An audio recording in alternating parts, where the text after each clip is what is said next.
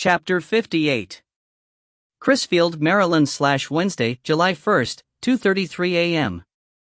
We touched down behind a volunteer fire station a mile from the plant. A second chopper stood nearby and the lot was crammed with all manner of official vehicles, most of them painted to look nondescript. But I've seen enough of them to tell. We piled out and hurried in through the station's back door. Gus Dietrich was already there, standing by two-wheeled racks of equipment. Each member of the team was issued a communicator that looked like a streamlined Bluetooth. By tapping the earpiece we could change channels. Channel 1 was secured for team communication, which would be monitored by Church and his command group in a van that was parked a half-mile away from the plant. Other channels were for full-team operations, should it become necessary to bring in the Special Ops, SWAT, and other specialists on standby. One channel was reserved as my private line to Church. The Saratoga hammer suits had arrived and we all tried them on. They fit like loose coveralls and were surprisingly comfortable and mobile. I did some kicks and punches in the air while wearing my suit, and even with the Kevlar vest and other limb padding it didn't slow me down much at all. Bunny's was a bit tighter and he looked like a stuffed sausage. We had our choice of weapons. I still didn't have a sound suppressor for my .45, so I kept the Beretta M9, and anyway it was lighter and already loaded with 9mm parabellum hollow points. When I looked up I saw Rudy watching me, his eyes showing doubt and concern. "Si vis pacem, parabellum," I quoted as I holstered the gun. He squinted as he worked out the translation, "If you seek peace, prepare for war." "Hoa," Top murmured from a few feet away. "That the trademark of the gun manufacturer?" Rudy asked. "No," I said as I checked the magazine and slapped it back into place. "The ammunition is 9mm parabellum." The name comes from a quote by the Roman writer Publius Flavius Vagetius Renatus. "At least formal education wasn't wasted on you," Rudy said. He cleared his throat. "Good luck to all of you. Come back safely." He backed away and sat on the rear bumper of one of the fire trucks, hands in his lap, fingers knotted together in a nervous tangle. He was sweating, but I doubt it had anything to do with the heat of this humid July night. I gave him a wink as I put extra magazines in a Velcro pouch around my waist. Each of my four guys had MP5s fitted with quick-release sound suppressors. I strapped a sturdy fighting knife to my calf, the Ranger combat knife, which is 10 3/4 inches from pommel to the tip of its black stainless steel blade and is nicely balanced for close fighting or throwing. Grace Cortland's chopper landed while my men were checking each other's equipment. She led Alpha Team in and they immediately began sorting out their hammer suits. She walked over to me. "Enjoying your first day with the DMS?" she said with a wicked grin. "Yeah. I find it very relaxing, Dot. Well, maybe tomorrow we can go find some bombs to defuse. It'd make a nice change." She grinned at me, but I could see ghosts behind her smiling eyes. St. Michael's was still as current for her as Delaware and Room 12 were for me. The mark was there in her eyes and I knew she could see it in mine. I found the mutual recognition weirdly comforting. "How's your team?" she asked. "Ready to do their jobs." "Yours?" "My team will be on deck throughout. You say the word and we'll come running." She paused. "I wish I was going in with you." "Thanks," I said. "When this is over I would like to get drunk. Care to join me?" She studied my face for a moment. "That sounds lovely. I'll buy the first round." She offered me her hand. "You're a good man, Joe. Church thought so all along, and he's seldom wrong. Sorry it took so long for me to catch up." I took her hand. "Water under the bridge." "Don't get killed," she said, trying to make a joke of it, but her eyes were a little glassy. She turned quickly away and headed over to where her team was loading their gear into the back of a fire truck. I looked around and saw Church about 50 yards away disclosing his cell phone. I signaled to him and went over. "Before we roll I want to set a few things in motion," I said. I want you to start building me a top-of-the-line forensics team. No second stringers and nobody I don't know personally.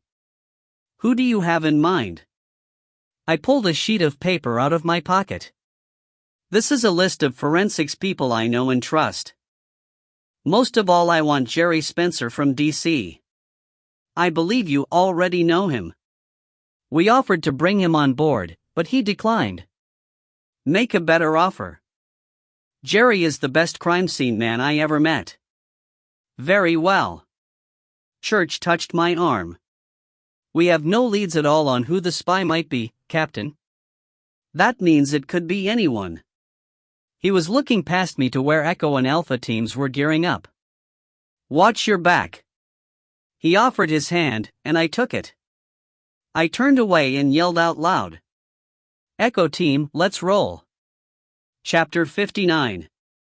Crisfield, Maryland / Wednesday, July 1st, 2:51 a.m. The 4th of July was still 3 days away, but there were already fireworks. Not a pretty starfield or fiery chrysanthemums in the night sky, this was a single bloom of intense orange-red that soared upward from the edge of a weather-worn set of wooden steps that led from the choppy waters of the Tangier Sound to the creosote planking of the dock at the Blue Point Crab and Seafood Processing Plant in Crisfield. The impact followed the roar of heavy marine engines as a blue cigarette boat fishtailed through the black water while an apparently drunk pilot struggled sloppily for control. The boat hit the dock at full throttle and exploded, the full fuel tanks rupturing from the impact and igniting from the laboring engine. There was a deep-throated roar like an angry dragon, and flames shot upward to paint the entire sound in shades of Halloween orange and fireplace red. It was too early in the morning for witnesses, but there were dozens of people sleeping aboard their anchored boats, and within a few minutes each of them was on a cell phone or ship-to-shore radio. Almost immediately the air was rent with the piercing screams of fire engines and ambulances tearing along the country roads. Simon Walford was on duty in his guard shack reading a David Morrell novel by lamplight and sipping coffee when the boat hit the dock. He spilled half a cup down the front of his uniform shirt and was sputtering in shock as he keyed the radio handset to try and call the incident into his supervisor, who did not answer the call. It had been 2 days since Walford had spoken to anyone in the plant, and 2 weeks since he had seen a single living soul. The cars were all still in the lot, though. It didn't make sense. He grabbed his walkie-talkie, ran out of his booth, and raced across the parking lot to the dock, but as soon as he saw the flames he knew there would be no hope of finding survivors. The heat from the blaze kept him well back. All he got was a glimpse of a blackened form hunched forward in the pilot's seat, his body wreathed in flames, his limbs as stiff and unmoving as a mannequin. Good God! Walford breathed. He called it into 911, but even before the call went through he could hear sirens in the distance. Had he been a little less shocked by what had happened, he might have been surprised at how incredibly fast the local volunteer fire department had been able to respond to the crisis, especially at that time of night. As it was, all he could think of was how helpless he felt. He tried his supervisor's number again, but still got the answering machine, so he left an urgent and almost incoherent message. Shocked and impotent, he trudged back to his station and unlocked the fence to allow the fire trucks to enter. Chapter 60. Crisfield, Maryland / Wednesday, July 1st, 2:54 a.m. We watched the boat explosion on Dietrich's laptop. Sweet, Skip murmured. We were parked on the side of the road 3/4 of a mile from the plant, lights off. Christ, complained Bunny, I'm boiling in this shit. Life's hard, ain't it? Said Top, who was sweating as much as the rest of us but didn't seem to care. I'm pretty sure that if Top Sims had an arrow stuck in his kidney he wouldn't let the pain show on his face. Some guys are like that. Okay, yelled Gus Dietrich, the 911 call just went through. Light her up, I told him, and the driver fired up the engine and punched on the lights and sirens. So far our hastily formed plan was going well. One of Church's staff engineers had rigged a remote piloting unit to the cigarette boat that had been confiscated when the task force took the warehouse, and they'd gotten 2 store mannequins from God only knows where and strapped them into the front seats. Dietrich worked the remote controls and made quite a show by zigzagging the boat through the anchored pleasure craft and generally causing a ruckus. If there were any witnesses, they would report a drunk driving like a lunatic. The cigarette was loaded to the gunnels with gas cans and small C4 charges which Dietrich radio detonated as soon as the boat struck the dock. It was way too big an explosion, more like something you see in movies, and it was damned impressive. Within minutes we were being frantically waved through the open gates by the security guard. Our driver angled left and headed toward the big red-painted emergency standpipe, and as we squealed to a halt everyone piled out. The second engine pulled closer to the dock and we had calls in for 3 more engines to join us. That would put a lot of men and women in identical coats and helmets running around. A few of them would even be actual firefighters.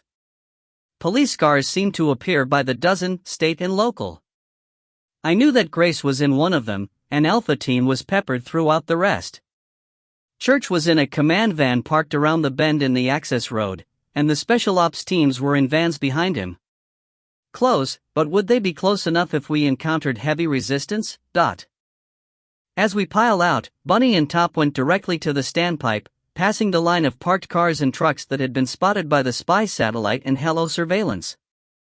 Skip and Ollie pulled a hose off the truck and began unlimbering it as they walked backward toward the pipe. "Camera on my 2 o'clock, I heard Bunny say in my earpiece. Slow rotation on a 90-degree swing. Copy that. I'm coming in. Give me some cover." They took their cue and began fitting a hose nozzle to the pipe. I closed on the group, watching the camera out of the corner of my eye. As soon as it swung toward the main part of the lot where all the activity was in full swing, I dashed forward and flattened against the wall in what I judged to be the dead spot beneath the box-style camera. When I ran to the wall, a firefighter moved from a point of concealment behind the door of the engine and hurried quickly over to take my place. We repeated this process 4 more times, and then Echo Team was all scrunched up against the wall and real firefighters were attaching the hose to the pipe. "Skip, eyes on the camera," I said. Bunny removed a sensor from his pocket and ran it over every square inch of the door and then showed me the readout. "Standard alarm contact switch," he said. "It'll go off when we open the door." "Perfect. Ollie, go to work." Ollie had volunteered to tackle the lock, which was a heavy industrial affair. He had to earn his pay, but in less than 2 minutes he had it unlocked. He kept the door closed, though, because the alarm would ring the second we opened it. If there was no one directly inside, then our carnival act was going to pay off. But if even one person was inside, then we were screwed as far as stealth went. "Okay," I said into the mic, "call the cops." The signal was relayed and a big-shouldered state trooper came loping over. I motioned to him to slow his walk so that the panning camera clearly caught him moving toward the door, and then as soon as it panned away I waved him in and he ran the last few yards. I turned and pounded my fist hard on the door for 3 seconds and then yanked open the door and we piled inside. Alarms began jangling loudly overhead. As soon as it closed, Ollie turned and re-engaged the lock, and the trooper took his cue and continued to beat on the door, shaking it in its frame. Immediately the 5 of us fanned out into a half-circle, guns out, but we needn't have bothered. The room in which we stood was big, dirty, and empty. And cold. Like the meatpacking plant had been, maybe 35, 40 degrees with damp air and black mold on the walls. The floor was old tile and had a big gutter down its middle, and to our left was a low stone wall beyond which were oversized showers. There was a row of heavy pegs on which were still hung a couple of old oilskin jackets.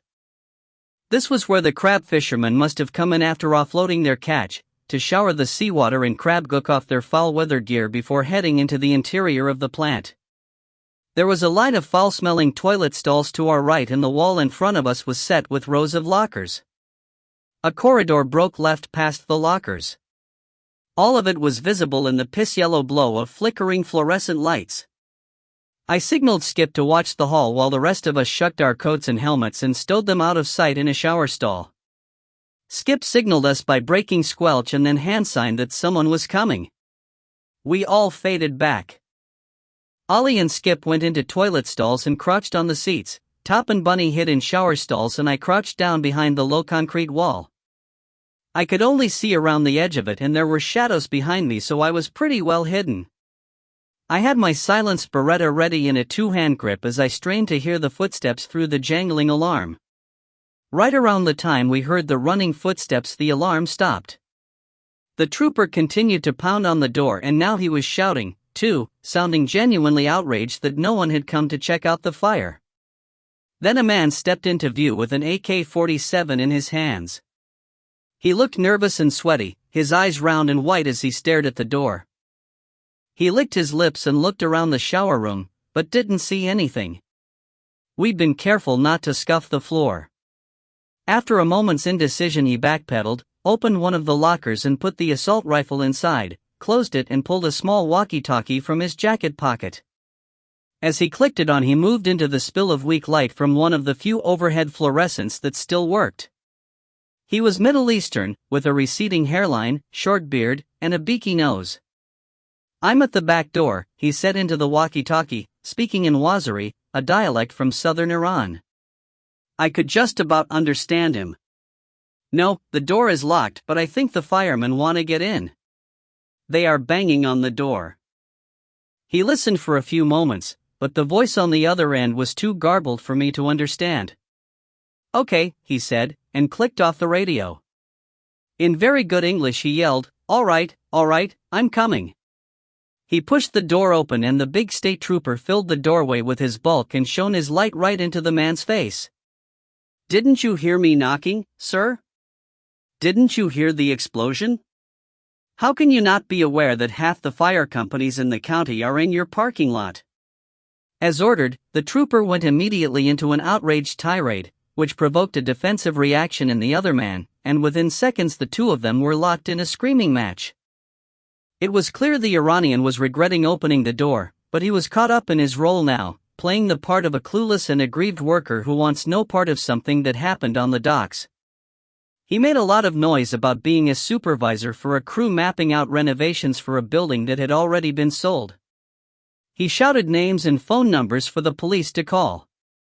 He also told the cop to get the damn light out of his face, and he had to repeat that 3 times before the trooper did. Both the Iranian and the trooper could yell like fishwives. I checked my watch.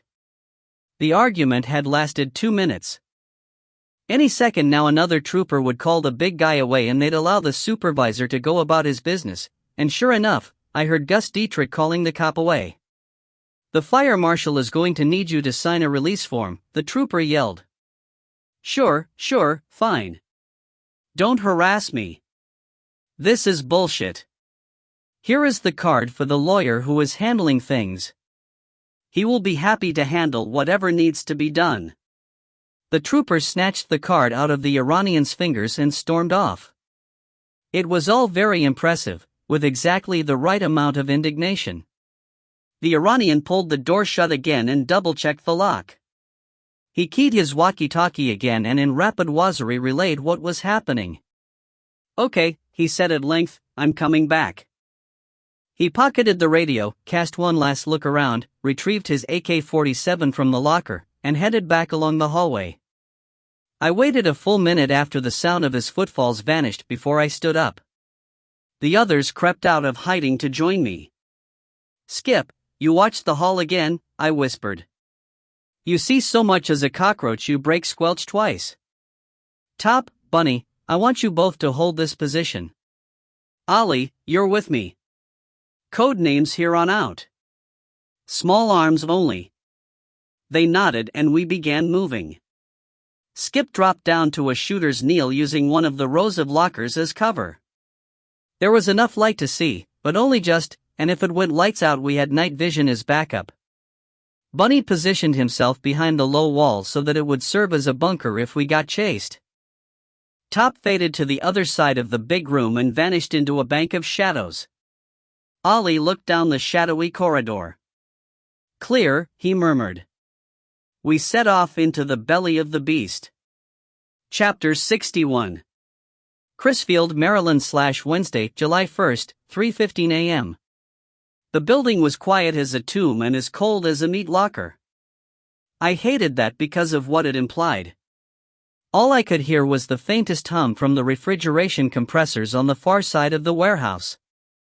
Our gum rubber shoes made no sound as Ollie and I crept along, hugging the wall, looking for security cameras, moving from shadow to shadow. I knew from the schematics that there was a central corridor that ran the length of the building. That much was in the original floor plans, but the hallway in front of us didn't look long enough to go the whole way. We had no plans that showed renovations made since the plant went into receivership. The corridor ran straight for maybe 300 feet and then vanished in shadows that looked solid enough to be a wall. There were heavy steel doors set about every 10 yards, and as we moved up to the first one we checked every inch of the floor, walls and ceiling for cameras and saw none. The first door we came to was set with a simple keycard lock. Nothing that would slow us up for very long if we were in a hurry. "Bug," I said, and Ollie fished in his pocket and removed 2 tiny devices. The first was the size of a postage stamp and painted a neutral gray. He handed it to me and I pulled off a clear plastic cover to expose the photosensitive chemicals, and then pressed it to the side of the metal door for 3 seconds. When I finished counting Mississippis, I pulled the strip off and saw that it was now the same color as the door. I turned it over and removed the tape from the other side, exposing a strong adhesive, and then pressed it to the door at about knee level, below where the eye would not naturally fall when opening a door. I examined the results and Ollie and I exchanged a raised eyebrows look. Unless you knew exactly where to look, the thing was invisible, blending in completely with the paint on the door. The little chameleon bugs were supposed to have incredible pickup and could relay info up to a quarter mile. "Nice," Ollie said as he handed me the second device, a silver disc the size of a nickel. I removed the adhesive backing and placed the device on the underside of the keycard box. The bug would do nothing until someone used a keycard to open the door, and then it would record the magnetic code and transmit it immediately to the DMS, where it would be processed through MindReader and the code signal would be sent back to us. We each carried master keycards that could be remote programmed by the DMS techs. Within 90 seconds of someone using a keycard here, we'd all have cards with the same code. Our master keycards could store up to 6 separate card codes. Church really had nice toys, but I hoped it worked as well as promised. I tapped my earpiece. "First one's in place." We moved down the hallway and repeated the process at each door. Counting both sides of the hall, there were 11 doors in all. Then the hallway ended at a T-juncture, with shorter corridors branching at right angles. "Split up?" Ollie suggested. I nodded. "Break squelch once if you find anything, twice if you need me to come running." "Roger that," he said and melted away. This part of the building was badly lit, with fluorescent lights hanging from their wires like debris caught in some gigantic spider web. The ceiling was cracked, water dripped from a damaged pipe somewhere in the walls. The floor was wet and the smell back here was awful. I edged forward carefully, debated switching to night vision, but the light was enough so that I could pick my way. My foot touched something and I looked down to see the bloated corpse of a dead rat lying there, its eyes and mouth open, tongue lolling. I stepped over it and moved forward until I reached the first door. It was closed in blocked by a row of dented trash cans filled with all kinds of junk, old coats, bent umbrellas, broken toys, newspapers, soiled diapers. Even with the cold, there were flies buzzing everywhere and the stench intensified. I held my breath while I placed the chameleon bug and keycard scanner and was grateful when I could move away. There was more trash in the hallway. Odd stuff. A deflated football lying on a brand new left sneaker. An open briefcase whose papers had spilled out and become soaked with rust-colored water. A smashed cell phone. 2 frisbees and a push-up bra. Half a dozen iPods. Dozens of letters, most of them junk mail and bills, still sealed and stamped. The broken body of a headless Barbie doll. An overturned shopping cart filled with aluminum cans. The sight of the junk scattered in the dark and rusty water gave me the creeps. Bad thoughts were forming in my head and the sane half of my brain was telling me to do an about-face and get the hell out of here. I moved along the hall to bug the last 3 doors before the hallway ended at another bend. With my pistol in both hands, I hugged the near wall and then quick looked around the corner, dodging my head in and back and then analyzing the flash image. What I saw sent an icy chill rippling down my spine. Oh man, I thought.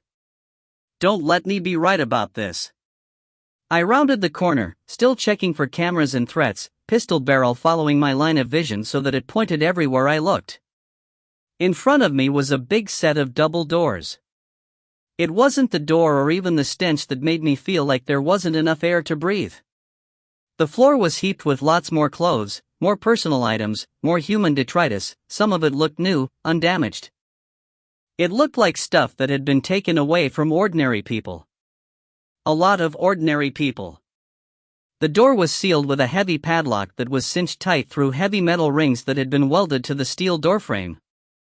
And the door, the surrounding walls, and the floor were all smeared with some viscous substance that had dried to a chocolatey brown color. I bent close and saw that hidden by the smeared goo were wires that trailed up the wall and disappeared into small holes that had been drilled through the concrete. I turned and followed the wires down the wall and along the hall for 5 feet to where they vanished behind a fire extinguisher that was mounted at chest height. Booby trap. Pretty well hidden, too. The question was whether the charge was inside the extinguisher or inside that locked room. Or both. Screw this. I backed carefully away, then stopped and looked at where the water lapped against the bottom of the door. The rust color was richer and redder by the door as if something inside were feeding pigment to the mix.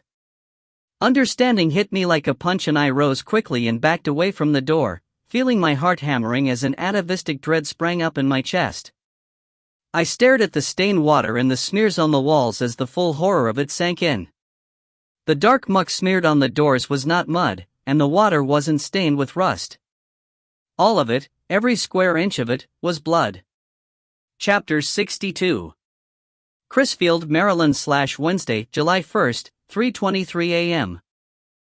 I took a step forward and leaned as close to the door as I could without touching it. Beyond was silence. And yet, it was a strange silence, like someone holding their breath on the other end of a phone line. You're sure they're there but you can hear anything. I didn't like this one damn bit and moved back to the bend in the hall. No sign of Ollie and no sounds from his direction. That silence didn't feel good either, but it wasn't the same as what I'd sensed or imagined from beyond that grisly door. I crouched down behind the trash cans and tapped my earpiece to open a secure channel to the DMS. Deacon, do you read? This is Cowboy, I said, using the code names we agreed upon before we saddled up. Rudy had suggested mine. Knowing the military sense of humor, it could have been a lot worse. I knew a guy back in the Rangers who got hung with the codename Cindy Lou Who. Reading Cowboy, this is Deacon. The headsets were so good it was like Church had snuck up behind me again and was whispering in my ear. I quickly reported what I'd found, including the locked door and the blood. Leave it for now. All video went black as soon as you entered the building. We're receiving 0 wireless intel. Audio signal is fluctuating but still operational. Assume jamming devices. What's your team status? Scarface is taking a walk down the hall. Joker is on surveillance, rest of team is at door knock. I decided to give my team the nicknames I'd mentally hung on them when I met them. Joker, Scarface, Sergeant Rock, and Green Giant. Note this. The ambient temperature whole building is just above freezing. Climate controlled. Confirm understood. Understood confirmed. There was a brief pause and I could guess we were both looking at that from the same angle. Church said, "It's your call, Cowboy. Come home, go for a walk, or throw a party." Roger that. I paused and considered my options. We'll continue to take a walk. All options open, however. Confirm Amazing is on station. Amazing, shorthand for Amazing Grace. That is affirmative. Cowboy out. I tapped the earpiece again to connect to the team channel. Scarface. What's your 20? There was no answer, not even a squelch click. Scarface, this is Cowboy. Do you copy? Nothing. Shit. I looked down the corridor but it was as empty as before. It told me nothing. Green Giant and Sergeant Rock on my 6, quick and quiet. Roger that, cowboy. I started moving as fast as caution would allow, retracing my steps down the hallway, happy to get away from that terrible door. At the T-junction I paused and looked to see Bunny's hulking form moving quickly toward me with Top Sims 2 steps behind him. Scarface went down there and doesn't answer, I said, and quickly filled them in on the locked and barred room and the detonation wires in the walls. Bunny frowned. Trap? Top Sims turned to him. If it looks like a duck and quacks like a duck. This is FUBAR, boss? Bunny asked, looking up and down the hall. That little drama at the front door could have been as much a fake-out on their part as ours. Probably was, I said, but until we know for sure we have to try and complete the mission as assigned. Gather intel and get out with a whole skin. I dig the whole skin part a lot, said Bunny. Hoa, Top agreed, then he gave me a hard look. Ollie going missing with no shots fired is a little strange, don't you think? A bit. We still don't know who the mole is, Captain, he pointed out. Roger that, First Sergeant, but I'm not going to hang a label on any of my men until I know for sure. Top kept his stare steady for maybe 10 whole seconds before he grudgingly said, Yes, sir. Not to piss in the punch bowl here, interrupted Bunny, but isn't this all a bit beside the point right now? Begging your pardons, I mean, y'all being senior to a lowly staff sergeant. Shove that where the sun don't shine, farm boy, Top said, but he was grinning. Bunny rubbed his eyes. Man, this is getting to be a long-ass day. I nodded in the direction of the corridor where Ollie had gone missing. Primary mission rules still apply. Watch and wait. No shooting except on my say-so, and even then watch your fire and check your targets. We went right at the T-bend and then left to follow the hall. We were 3/4 of the way down the hall when one of the side doors abruptly opened and a man in a white lab coat stepped out, head bent as he frowned over notes on a clipboard, 4 feet from Top. There was nowhere to hide, no time to run. The man looked up from his clipboard and his eyes snapped wide. His mouth opened and I could actually see his chest expand as he drew in a sharp breath in order to scream, but Top rose up lightning fast and kicked him hard in the solar plexus with the tip of his steel-reinforced left shoe.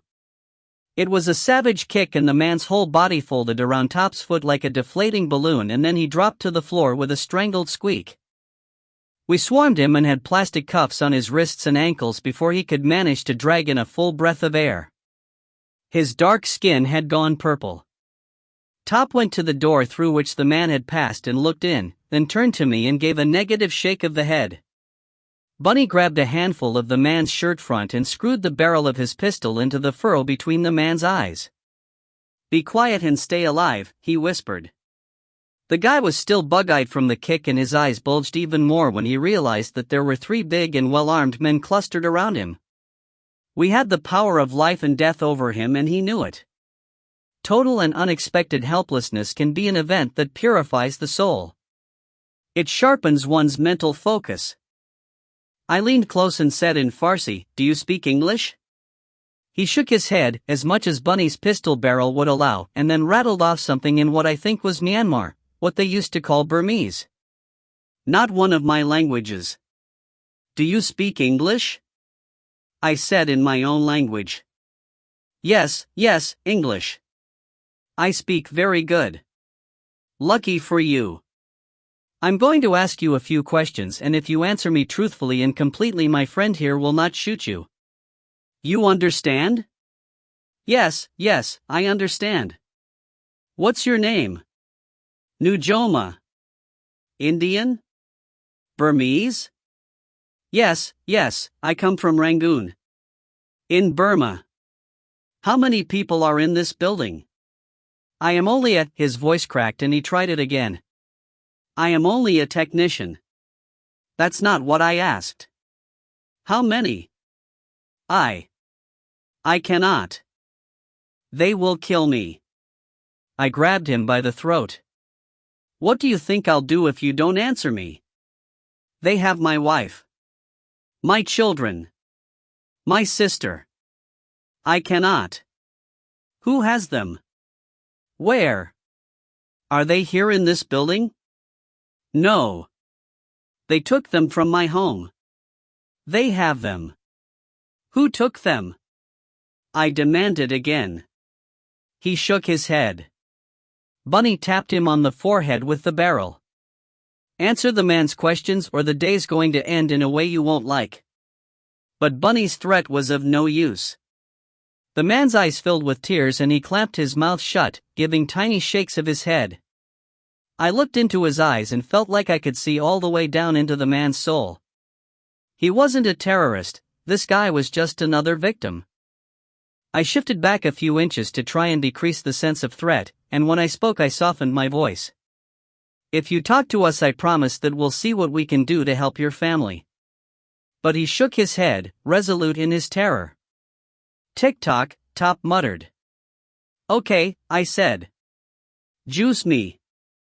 Top fished a hypodermic from his chest pocket, removed the plastic cap and passed it to me. The technician's eyes flared wider and tears spilled down his face.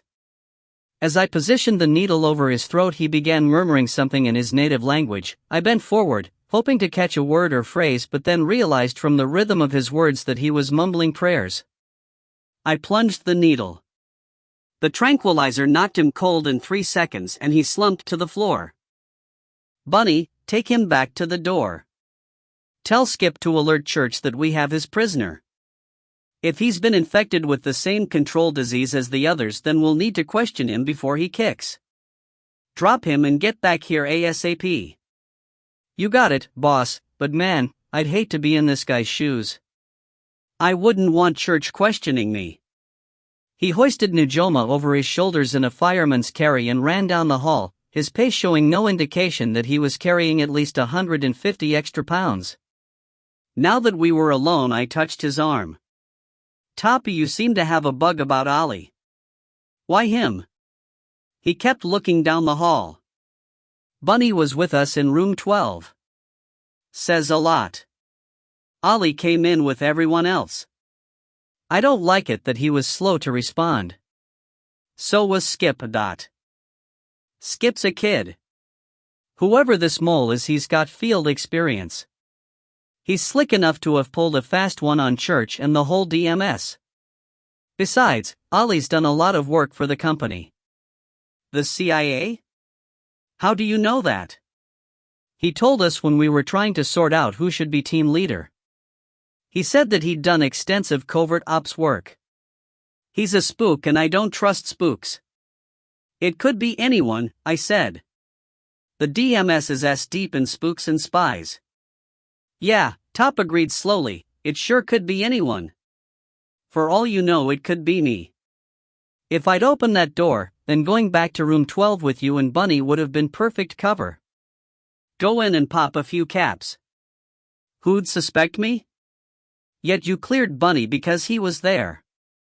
Double standard, Top. Maybe I'm trying to confuse you, Captain.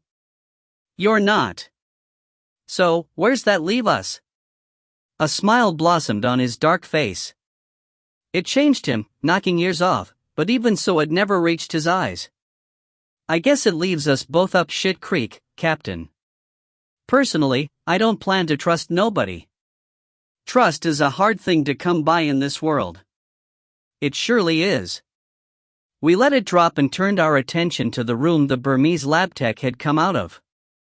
I snapped on the lights and we looked around at banks of computers. Big ones that whirred constantly.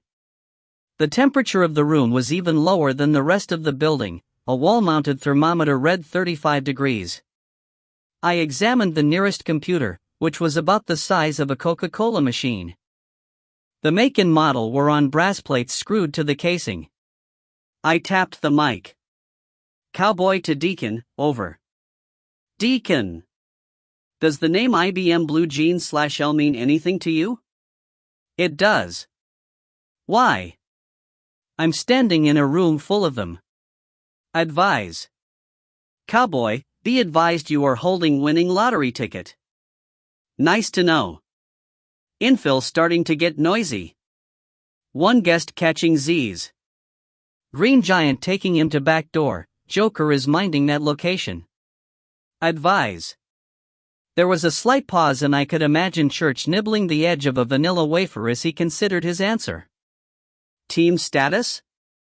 Scarface is MIA. Conducting search. My call is this: radio silence 10 minutes plus 1 second, then kick the doors. Cowboy out. The second I switched back to the team channel, Bunny's voice filled my ear. Cowboy, this is Green Giant. Be advised, Joker is MIA. I looked at Top, who was frowning. Repeat and verify, Green Giant. Verified, Joker is MIA. No time for code, boss. Our long guns are gone and the back door is sealed. Some kind of security shutter rolled down over it. We're in a box. Drop your cargo and get back here on the double. I snapped. Top and I rushed out into the hall, guns ready. That's 2 down, Top said. We turned to see Bunny running up the hall like an offensive tackle after a slow quarterback. He skidded to a stop. I left the prisoner at the door and called it in. No sign of Skip. I hit the button for the DMS channel. Cowboy to Deacon, request immediate hard infill. Kick the doors, repeat, kick the doors, dot.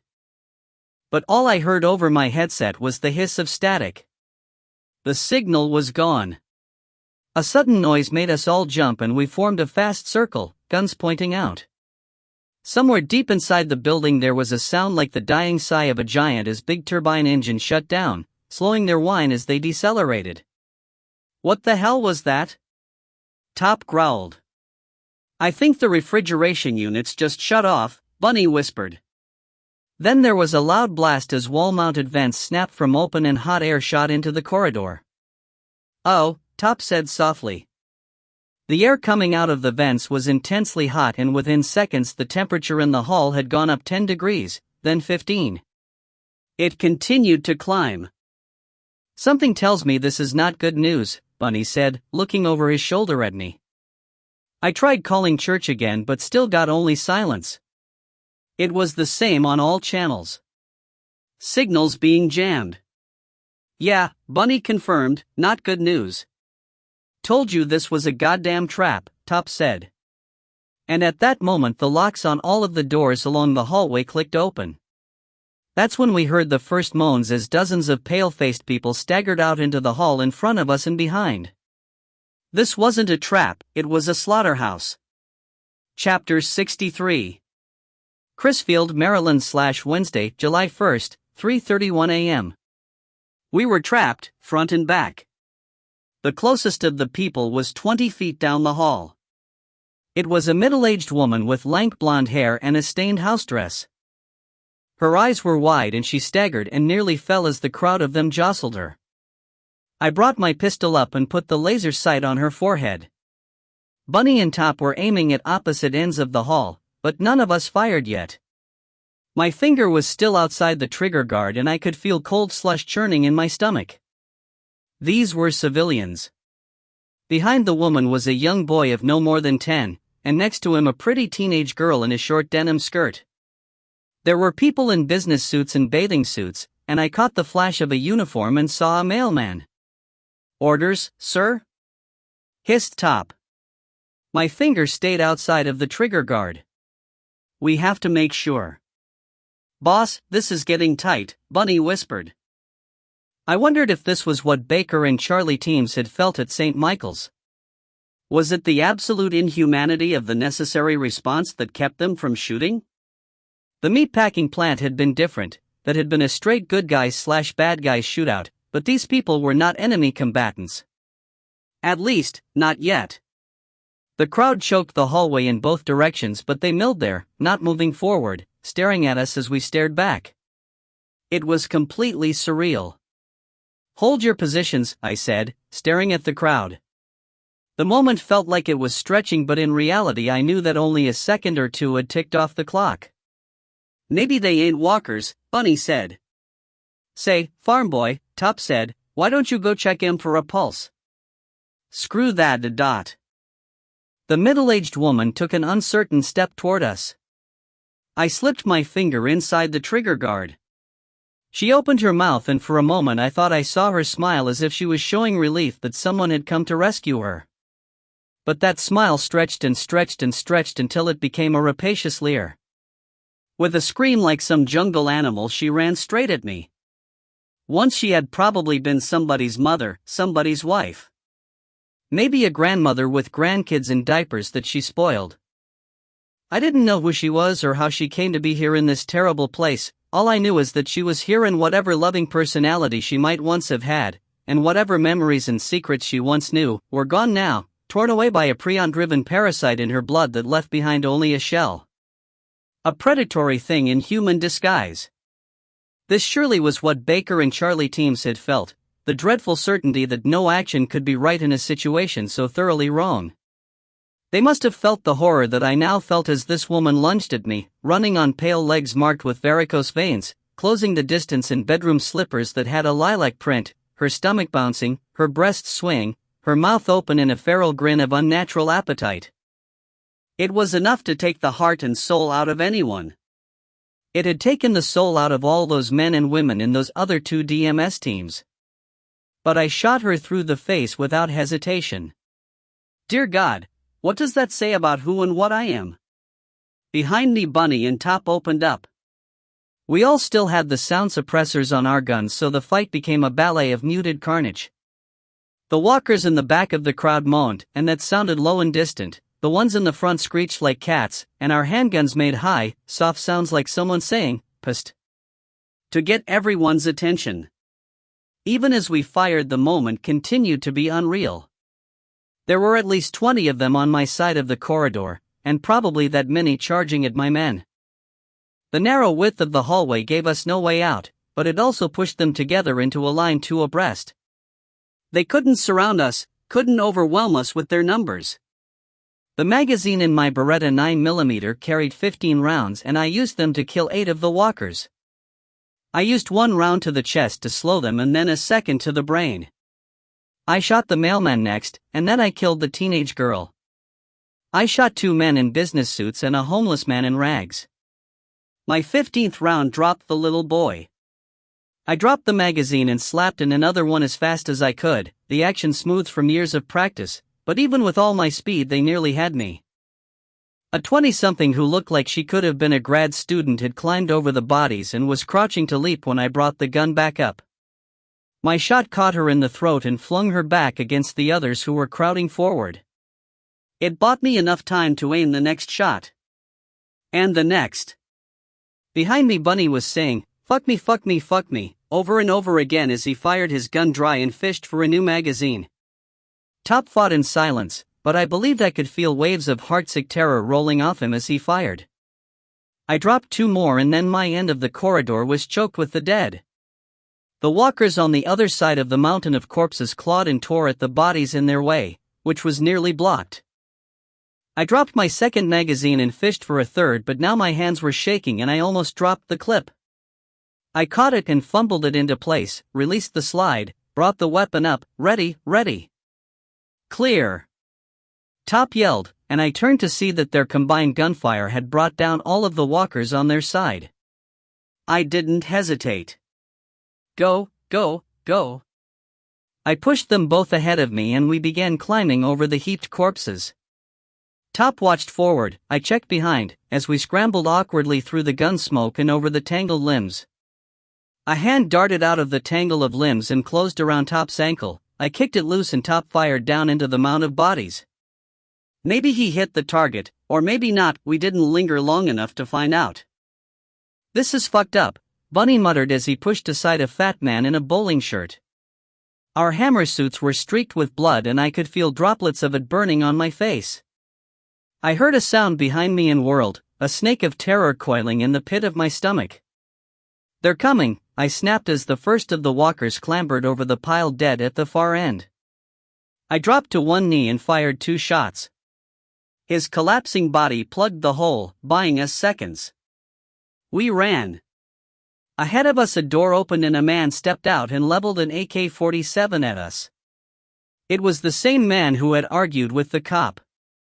Top put two into him before he could get off a shot. The hallway ended at another T-junction. The left-hand corridor ended in a brick wall. To our right a set of heavy steel doors stood ajar. A man was trying to pull it shut when Bunny leaped forward and grabbed him by the hair and shoulder and slammed him face forward into the wall. Bunny pounded 3 vicious uppercuts into his kidneys. The man groaned and sagged to his knees.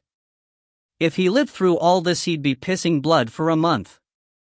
"Drag him inside," I ordered. Top guarded the hallway while Bunny then threw the dazed man like a sack of cornmeal into the next room.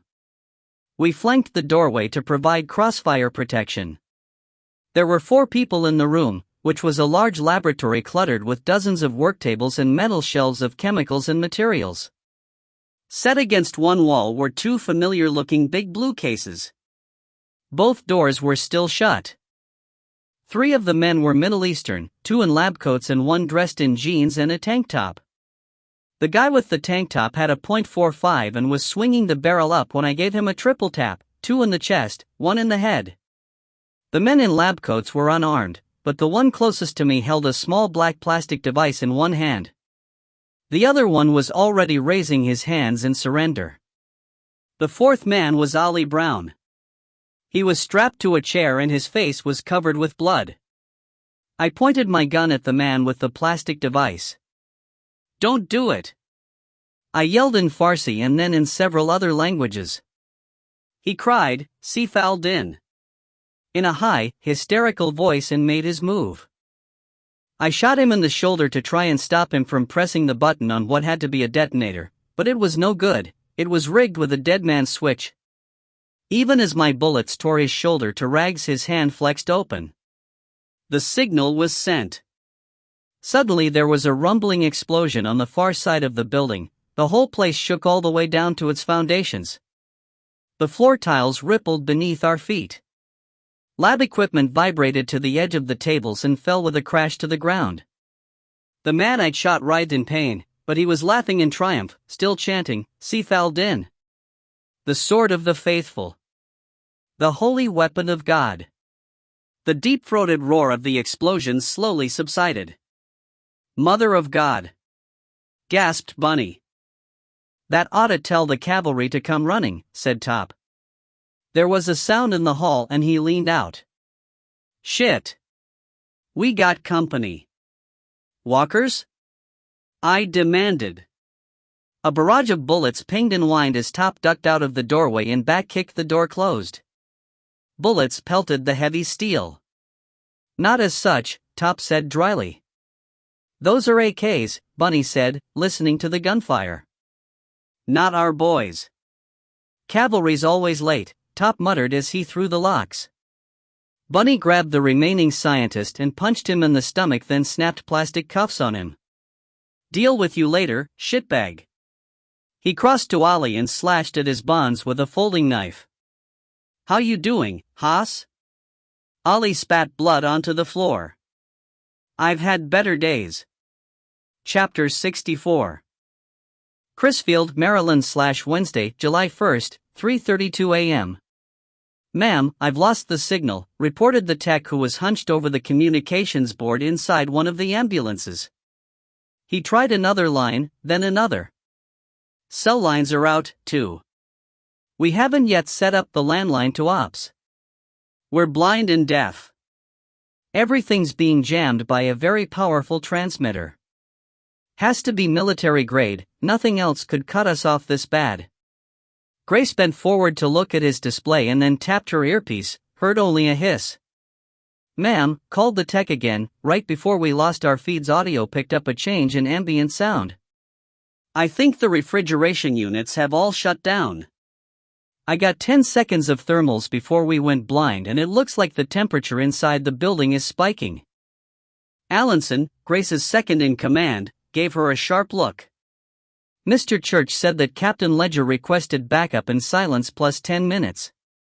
She turned to the tech. "Do we have that landline yet?" "Negative. ETA 5 minutes. Bugger that." To Allenson she said, "This whole thing is wrong, I think Echo Team is in trouble." Allenson grinned. Alpha team is locked and loaded, ma'am. Grace pointed to a technician sitting in front of a screen that showed nothing but white noise. You're a runner. Find Mr. Church, tell him we have a total communications blackout. Apprise him of the temperature change. We need a full team hit and we need it 5 minutes ago. Tell him the next sound he hears will be Alpha team kicking in the door. Move. The runner leaped out of the van and tore across the parking lot to the fake cable news van parked outside the gates. Grace Cortland snatched up her helmet. Let's go. By the time the team was assembled at the door, one of her men had a fast-packed charge beside the knob. Fire in the hole. He yelled and everyone fanned back as the doorknob blew apart. The door swung violently open, but beyond it was a flat gray wall. The agent pounded his fist on it. Steel plates. Going to take a hell of a big bang to get through that. Then a moment later there was a second and much heavier explosion, but this one was deep inside the building. It shattered the glass in the windows and sent a shiver through the walls, then subsided into a threatening silence. That was inside, Allenson said. Another sound rent the air as heavy steel shutters slammed into place over every window in the building. Grace let out a string of vile curses and hoped the church had the backup coming fast. Make me a hole, Corporal, she snarled, but the man was already sliding the pencil detonators into place. God, she prayed as they backed away from the explosives, don't let this be another St. Michael's. For one brief moment she closed her eyes and imagined Joe Ledger being dragged down by a sea of hungry white-faced ghouls. Please, God. The side of the building exploded. Chapter 65. Crisfield, Maryland / Wednesday, July 1st, 3:33 a.m. What happened? I asked Ollie. He shook his head like a dog shaking off fleas. I don't know. I was blindsided. Maybe tasered. I remember a whole lot of pain and then it all went black. Next thing I know I'm duct taped to a chair and some asshole is smacking me in the face and yelling in Arabic. Top gave him a quick once-over and found a wet burn mark on his neck just above the collar and the back of his shirt was soaked. Looks like you got hit with a liquid taser, boy. Damn. I didn't think those things worked that well. Little dabble do ya, Top said from where he knelt by the scientist I'd shot, applying compresses to the wounds. Bullets were still wanging off the door, but so far they didn't seem to be able to get in, and eventually they stopped firing. I don't know if Bunny, Ollie, or Top thought that was strange, but I sure as hell did. There was a keycard station outside. How come nobody was trying to use a keycard? I almost said something to the others, but decided to keep it to myself for the moment. As the saying goes, just because you're paranoid, doesn't mean you aren't being followed. There were too many things in this place that didn't add up. The troops should be arriving any second, I said. I looked up at the shuttered windows set high in the wall. Bet you a dime they'll come through those, so be smart when they enter. If they ask you to lay down your arms, you do it. Remember, the first thing they're going to be thinking is that we've been killed or infected. Let's not give anyone a reason to get trigger happy. I'm with you on that, boss, said Bunny. Hey, Ollie said as he got groggily to his feet, where's Skip? Bunny glanced at me. Unknown, I said. He went missing around the same time you did. Ollie looked like he was about to ask a question, but I turned away and looked down at the dying scientist. How's he doing, Top? This guy's circling the drain. You want to ask him a question, now would be the time. I squatted on my heels. You're dying, I said in Farsi. You have a chance to do some good, turn things around before you die. Tell me, what is Sifal Din? He sneered at me. The infidels will all drown in rivers of blood. Yeah, whatever. I want you to tell me about the Sword of the Faithful. He laughed. You've already seen its power. It will consume your entire country, he said, nodding with fierce joy, delighted at the thought. If this thing is a plague, friend, then it's going to consume your people, too.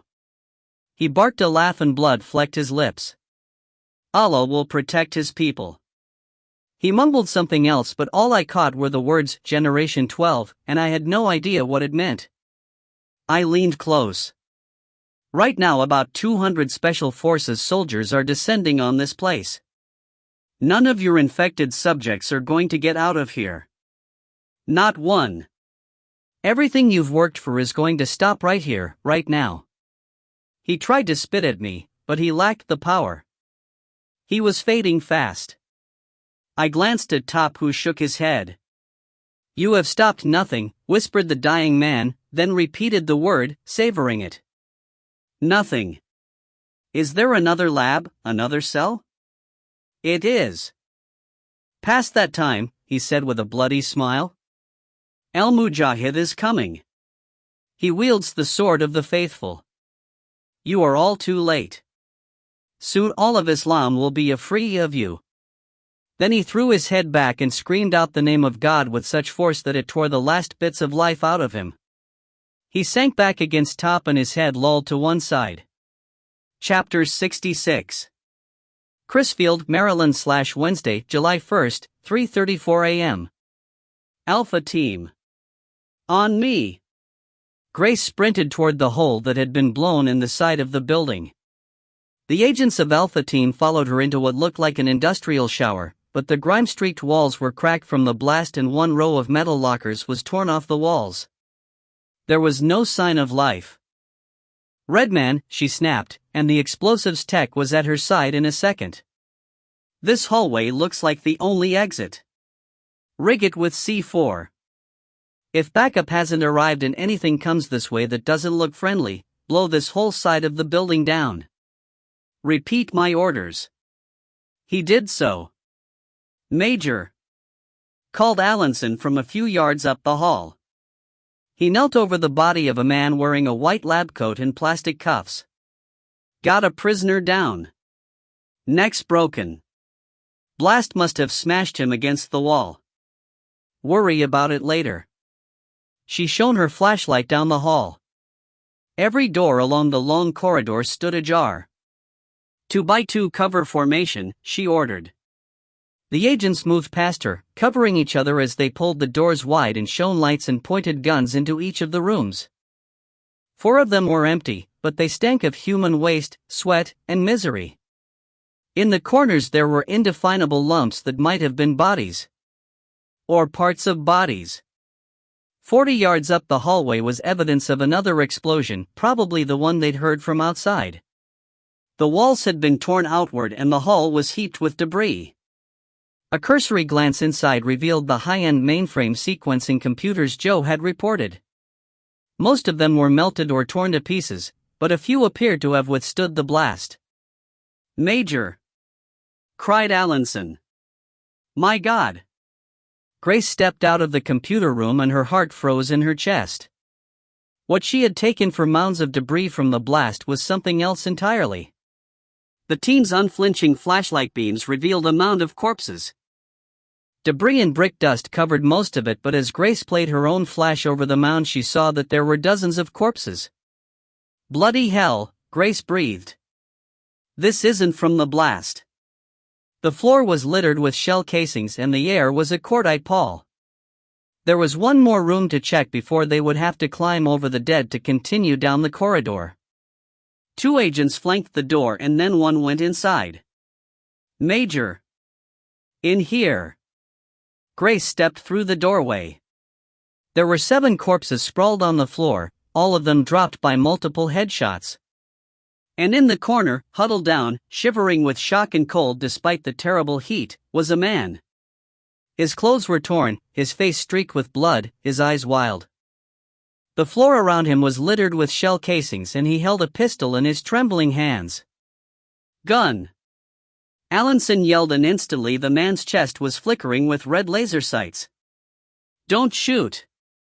He cried and quickly lowered his pistol. Please don't shoot! Grace Cortland shone her light in his face. It was Skip. Grace moved forward and took his gun away from him, passing it back to Allenson. Chief Tyler, are you injured? Tyler, have you been bitten? She snapped. No, he gasped, then shook his head. He looked at the blood on his clothes.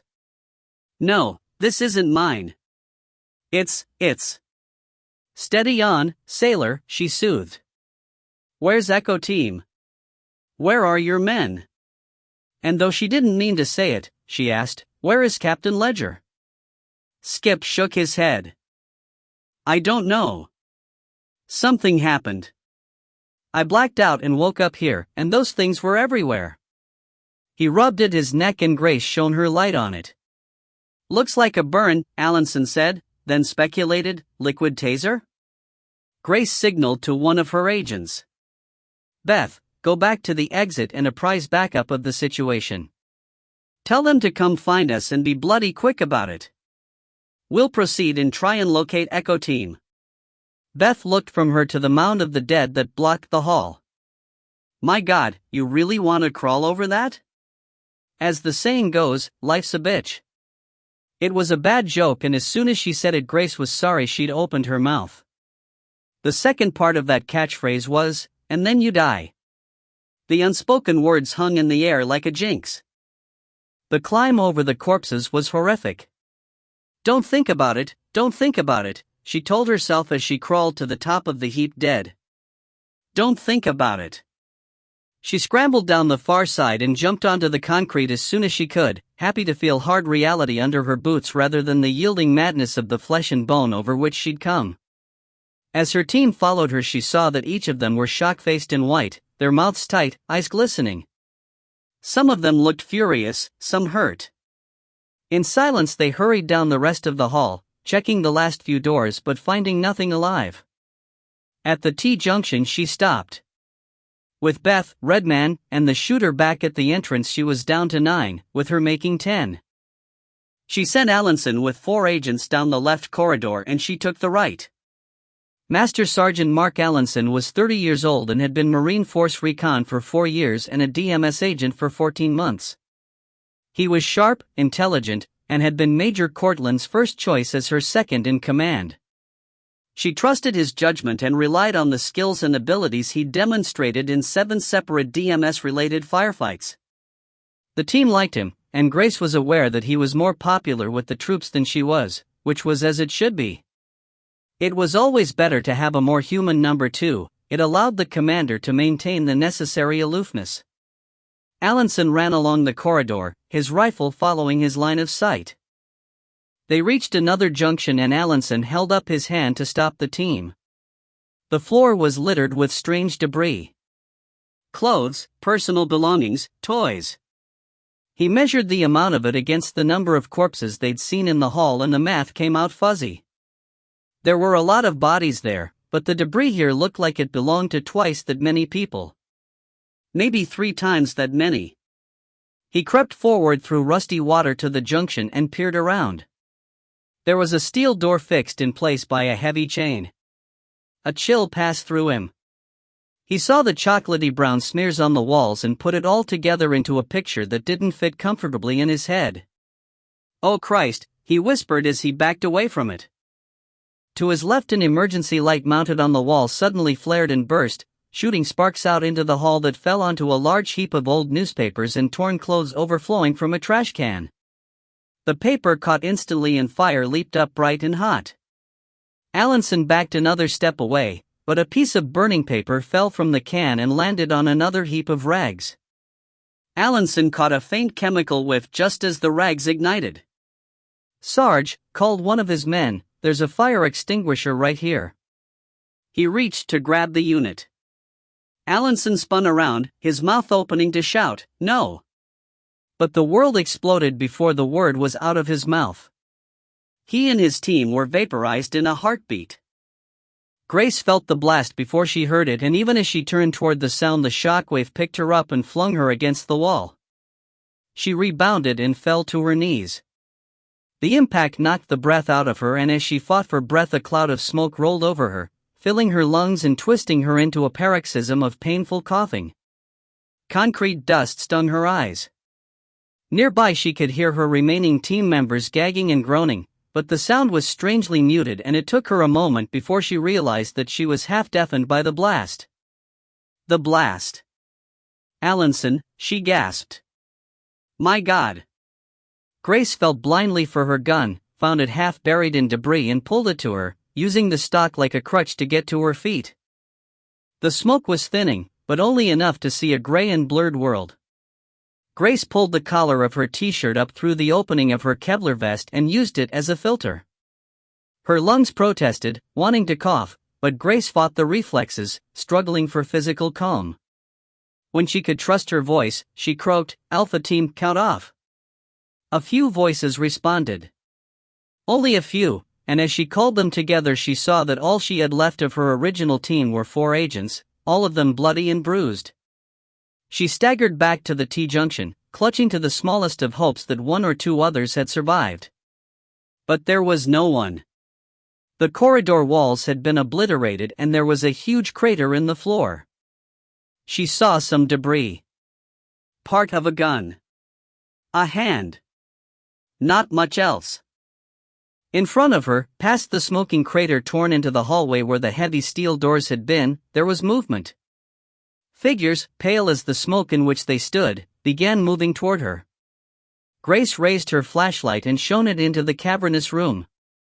She could see at least a dozen corpses, their bodies torn by the blast, but beyond them, filling the room nearly wall to wall, were walkers. Hundreds of them. Some of them, the ones nearest to the door, were torn apart, missing arms and chunks of flesh, the others farther back were still whole. All of them were staring at the gaping hole in the wall. They saw the light and followed the beam to its source, and their eyes locked on Grace. A mass of shambling dead things, all with black eyes and red mouths that gaped and worked as if practicing for a grisly feast, and as one they set up a dreadful howl of unnatural need and began moving toward her. No. God, no, someone breathed beside her. Jackson, her only remaining sergeant. Grace knew that to stand and fight was suicide.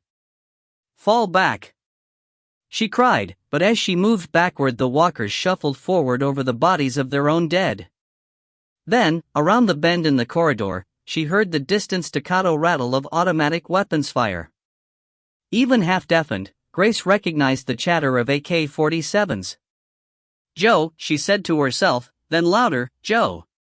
She whirled and pelted down the hallway in the direction of the gunfire. Jackson, Skip, and the remaining alphas followed. This, at least, was something they could fight, this was something they could understand. Chapter 67. Crisfield, Maryland/Wednesday, July 1st, 3:38 a.m. A second blast rocked the whole building, this one 10 times louder. Plaster and metal fittings fell from the ceilings and several lights flared white and then exploded in showers of smoky sparks. We all crouched, staring around, waiting for the next shoe to drop, but after a moment the rumbling stopped and the building settled into an eerie silence. The hell was that? Bunny grumbled. Top spat out some plaster dust. Still ain't the cavalry, farm boy. Wrong blast signature, dot. Outside the door the gunfire started up again, but there was no way they were going to shoot their way in. I wondered why they bothered. Then it hit me, a gunfire doesn't always have to be an attack, it could also be a lure.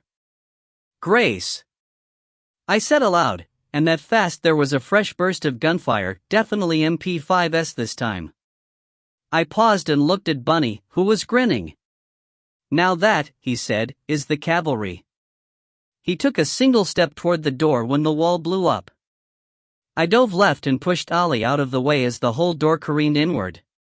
Top did a neat little sidestep to avoid a big chunk of twisted metal, but a piece of cinder block the size of a softball caught Bunny on the helmet and knocked him flat.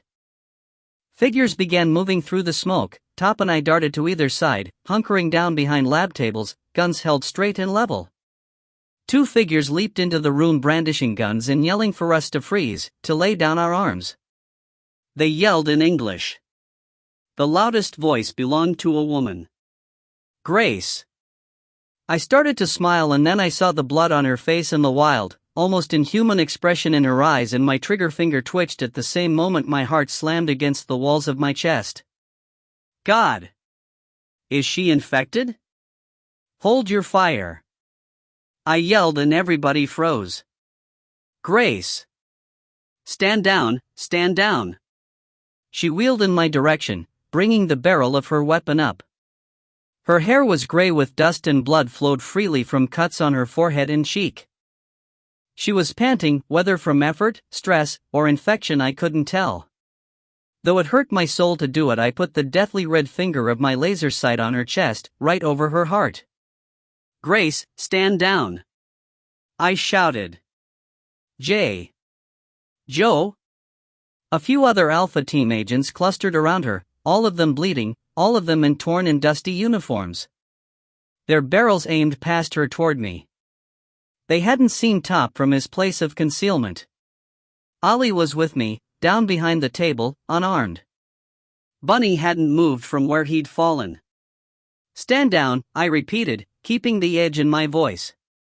I won't tell you again. Joe, are you hurt? The walkers. No one in here is infected, Grace. What about you? She took a breath, and then shook her head as she lowered her gun. To her team she said, stand down. Everyone slowly lowered their weapons except Top and me. He remained where he was, quiet and ready, while I got to my feet and walked toward her, my gun out, the red dot steady on her chest. Joe, she said with evident relief, I'm glad you're all right. I'm not looking to take a chance here, Grace. Tell me what happened. There was a team of hostiles holding this end of the hallway, trying to get in. I caught that she said was. Another figure moved through the dust, and as he stepped into the lab I was surprised to see who it was. I lowered my gun and held it down at my side. Skip? Where the hell have you been? Sorry, Captain. I got blindsided. The young man looked worse than Grace. His eyes were jumpy and darted back and forth, and his smile was both brief and tremulous. I gave him a nod and he stayed where he was, looking around uncertainly as if unsure to which team he belonged. I moved closer to Grace. Tell me what happened. She told me everything in a few terse sentences. The hurt in her face and voice was bottomless. We saw a group of hostiles trying to shoot their way in, she concluded. We took them out. All communications are jammed, so we couldn't download a keycard code, so I had Jackson blow the door. Behind me, Bunny swore. I turned to see that Top had helped the big young man to a sitting position. Bunny was groggily shaking his head, blood trickling down the left side of his face. Top removed Bunny's helmet and examined the bruise, then he turned and gave me a quick nod. Farm boy here took a blunt force hit to the head. He'll be okay. I ain't a farm boy, you shit kicker, Bunny complained. I'm from Orange County. Top patted his shoulder. Now that the cavalry's here, maybe we should saddle up and ride. The cavalry's still not here, Grace said softly. My team is. Gus Dietrich and the others should be breaching the wall any minute. I suddenly felt old and used up. Well, then we'll have to make our stand here and wait. No back doors, and I don't particularly want to go back down that corridor. Sod that, murmured Grace. Ollie stood by the table looking as much like an uninvited guest as did Skip. I avoided looking at either of them at the moment. Both of them had gone missing in ways as yet unexplained, both miraculously alive despite the terrorists and the walkers. I was going to have to sit down and have long talks with each of them. It would be better for everyone if they both had nice, clear, and believable stories. Over by the door, Jackson called out sharply. Major. Captain Ledger, we're about to have company. What have you got? I called. Jackson looked stricken. Walkers? Hundreds of them. Terrific, Top said sourly. I'm down to one magazine, Captain. They're here. We all turned to see the shambling mass of walkers round the bend in the hall outside and fill the doorway. Rank upon rank of them. There was no time to think, just to act. Make a barricade.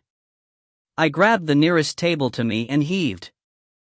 Grace caught the other end and we shoved it forward, the legs screeching on the concrete floor, the vibration sending delicate instruments crashing to the ground, and I hoped we weren't breaking anything that contained a virus or parasite. The hammer suits would protect us from skin contact, but none of us were wearing masks. Bunny was sick and dazed from his head injury, but he buelled his way through it. He grabbed the corner of one big table and with a grunt of effort heaved it over onto its side, then rammed it with a shoulder to drive it into the doorway. Top began tossing chairs over the table to create an obstacle course to slow the walkers down. Ollie rushed to help him. Skip looked around and grabbed another table and hauled on it without much effect. I took the other end and we pushed that against the others. Then the mass of walkers hit the barrier like a tidal surge. They were only as strong as ordinary humans, but there was so many of them that their sheer weight of numbers acted like a battering ram that drove the barricade backward nearly 3 feet. Jackson reached over the edge of the barricade and opened up into the massed bodies. A few went down, but most of his bullets tore through chests and limbs without doing much to stop them. "Pick your bleeding targets, Jackson," Grace snarled. "Shoot for the head."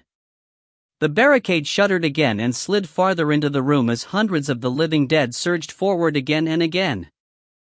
At the front of the mass, a few of the walkers collapsed, crushed by those behind them, and I could hear bones breaking. But it was weird, without screams or grunts, just low moans, even from those who were being trampled. "It's not going to hold," warned Ollie as he shoved another table against the barricade. "Nothing gets over that wall," yelled Grace as she leveled her gun and opened fire, dropping 2 walkers with headshots and tearing away the jaw of a third. I drew my gun and stepped up next to her and fired. Top and Bunny flanked us and then Skip and Jackson. Ollie and Skip took handguns from Alpha team members who had MP5s. Eventually all of us had formed a shooting line a few yards on our side of the barrier, shooting point blank at the walkers as they climbed up the sides of the tables and overturned chairs. The thunder of our combined gunfire was deafening as we fired. The walkers fell, but the surge never faltered. As the creatures in front died, the others climbed over them to try and get to us. The slide of my pistol locked back and I fumbled for my last magazine and slapped it in. 15 rounds. Last mag. I yelled. "I'm out," Top said a moment later. He spun out of the line to look for one of the AK-47s, found it and came back firing, the selector switch set to semi-auto. Grace was shooting slower than the rest of us, but she was making more kills. She aimed and fired, and with each shot a zombie toppled backward, its infernal life force snuffed out. I followed her lead and slowed my rate of fire. The walkers fell by the dozen. By the score. The dead were heaped so high that for a moment they blocked the door, but then the surge hit the other side of it and the mountain of corpses toppled into the room. We had to jump backward to keep from being buried by them, and that broke our line. The barricade was gone and now the walkers were climbing into the room over the heaped dead. "Remember the Spartans," Bunny mumbled as he backed up. "We ain't dead yet, farm boy," Top said. "I told you already that I'm not, fuck it." He shot 2 walkers who tried to rush him from his blind side. His gun clicked empty as the slide locked. "Shit. Who's got a mag?" Nobody answered him. Those of us with bullets kept firing. "Shit." He swore again, and threw his pistol so hard at a rushing ghoul that it knocked the creature onto its back. Buddy rushed over to a far wall and tore a fire axe out its metal clips. "Come on, you undead sonsabitches." They came. They swarmed at him and he laid into them with the axe, swinging it with such incredible force that arms and heads flew through the air. His backhand slash dropped 2 walkers with broken necks. One walker lunged at him and sank its teeth into the fabric of his hammer suit, and though Bunny broke its back with a chop of the axe, the creature's bite tore the whole front of the suit open. I fired my last shot and tossed the gun aside. Grace and her team still had ammunition and they reformed into a tighter line, firing constantly, but now their shots were killing only 1 and 2, and then 1 and 3 as their hands went numb from the recoil and their hearts froze in their chests. Even Grace was missing the kill nearly half the time. Out! Top called and fell back. He caught my eye and gave me a wicked grin. Be nice if this was like the movies. Nobody ever runs out of ammo in the goddamn movies. Ollie fired his last shot and dropped out of the line, too. Now what? He asked. I cast around for something to use as a weapon and spotted a set of shelves made from wire racks and chrome-plated pipes. I snatched it up and swung it with all my strength against a wall where it exploded into its component parts. I picked out a 6-foot-long upright and swung the bar with all the force I could muster from need and terror, and laid into the front rank of the walkers, crushing the head of one and breaking the neck of another. I heard a roaring sound and realized that it was my own voice, raised into an animal howl of rage as I swung and smashed and thrust at the living dead. I swung low to knock the legs out from under two of the creatures, and suddenly Top and Ollie were there, both of them with shorter pieces of chromed pipe in their hands. They crushed the heads of the walkers I'd knocked down, and that fast we had a rhythm. I knocked them down and they finished them off. I could hear Bunny's bull roar behind me, as loud as my own.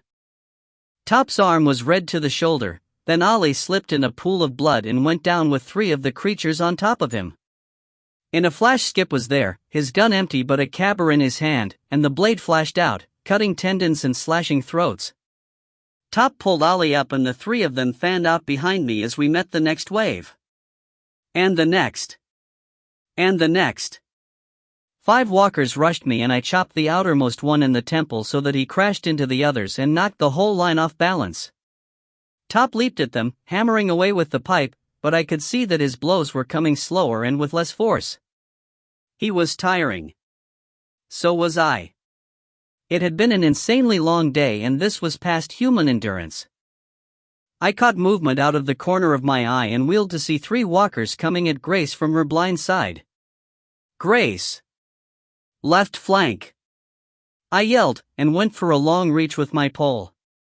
She saw my swing and ducked under it, allowing the bar to smash into the face of one of her attackers. She shot the other 2 and then she was empty. I pulled her away and pushed her behind me. Fall back! I shouted to the others. There were 6 tables at the back of the room. If nothing else, we could try a second barricade. Bunny, plow the road. Bunny leaped forward and cut down 2 ghouls with a swing that was so powerful that it cut one of them nearly in half. He hacked his way to us. I realized that both sides of the lab were lined with tall metal cabinets. They were freestanding, not bolted to the wall, and it gave me a spark of hope. Skip! Ollie! As they turned toward me, I grabbed the corner of one of the cabinets and pulled it as hard as I could. It toppled easily and fell with a deafening crash, crushing one of the walkers under its ponderous bulk. The others got the idea at once and immediately began overturning the cabinets so that within seconds we had created a steel corridor that limited how many of them could approach at once. Grace herded her team back, and Jackson had enough presence of mind to drag our prisoner with them. That showed optimism, I thought. Then something caught my attention and I turned to look at a steel cabinet mounted against one wall. It was chained shut and across it was stenciled ARMS in Farsi. Top. Arms locker on your 9 o'clock. He spun around and saw the cabinet and a big grin broke out on his face. He couldn't read Farsi but he got the picture and with a heave of his whole body he brought his bar down on the lock, shattering it. He pulled open the door and we saw 6 police-style .38 revolvers hung on pegs and a shelf of boxed cartridges. Top's smile faltered. Automatics and preloaded mags would have been a lot more comforting.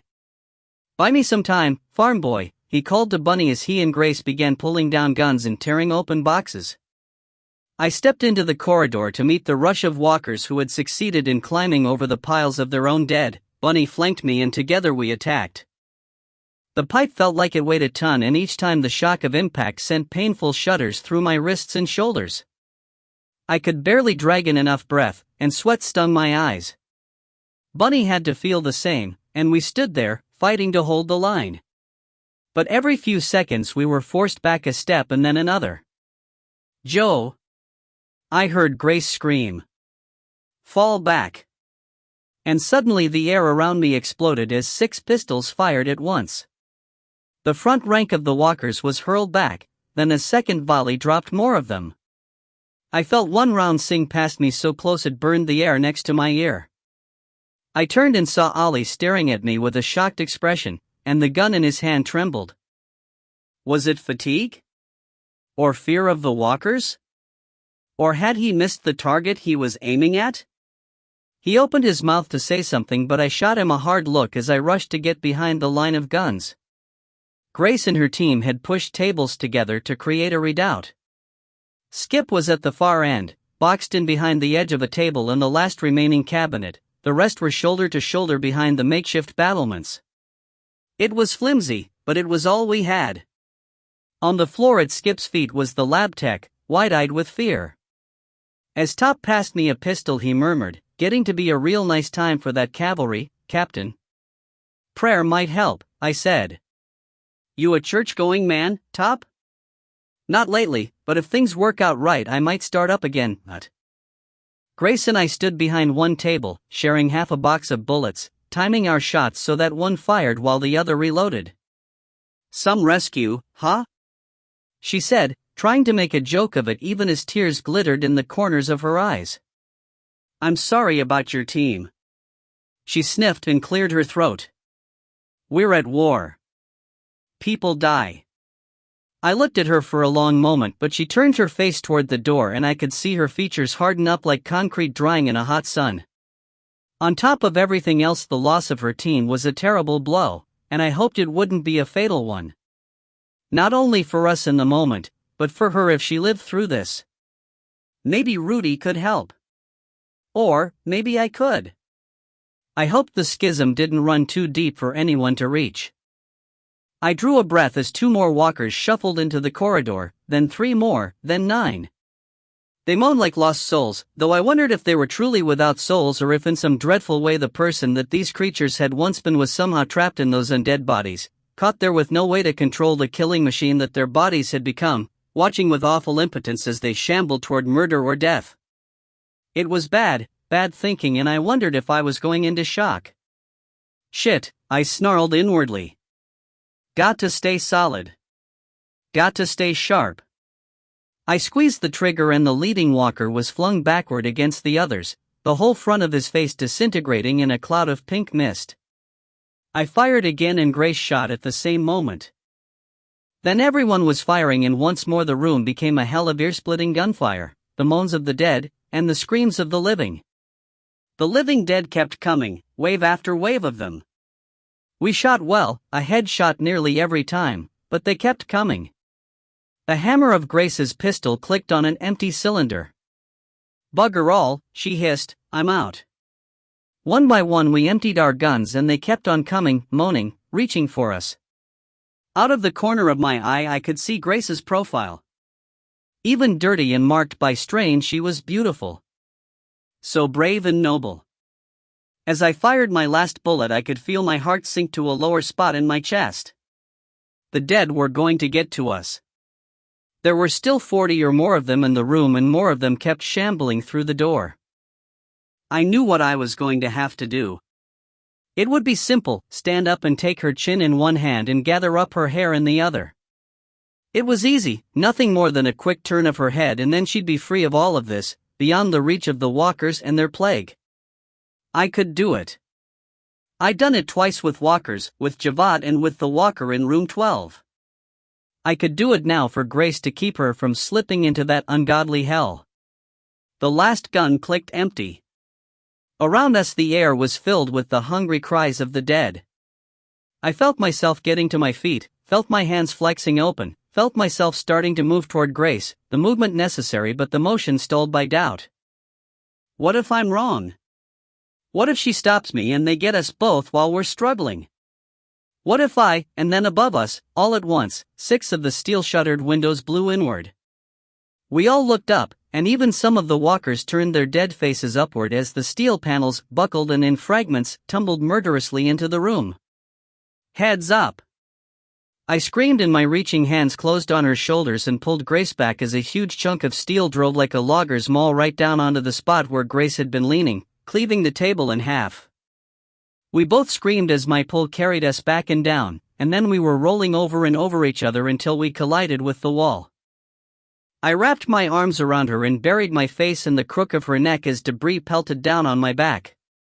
The others dove beneath the heavy lab tables or crowded into the corners as hundreds of pounds of jagged steel slammed into the ground. The front three ranks of the walkers were crushed and torn to rags, but the others, unable to feel shock or surprise, tottered forward with no change in their singleness of purpose. We had no cover except the shattered debris of our redoubt, but even as we raised our heads the air was rent by the heavy chatter of automatic gunfire. We scrambled farther back against the walls and covered our ears and eyes as a hail of bullets tore the crowd of walkers to pieces. Ricochets slapped the walls over our heads and dusted us with plaster. I caught Top's eye and he looked at me, looked up, rolled his eyes and shook his head. Despite the absolute insanity of the moment, he mouthed the words, "Hooray for the cavalry." Then he cracked up. With bullets whipping past us and death all around, I felt a hitch in my chest and thought with horror that I was about to cry, but I burst out laughing instead. Grace looked at us like we'd lost our minds. Bunny joined us and we howled like madmen. "Bloody Yanks," Grace said, and then was laughing, too, though tears coursed down her cheeks.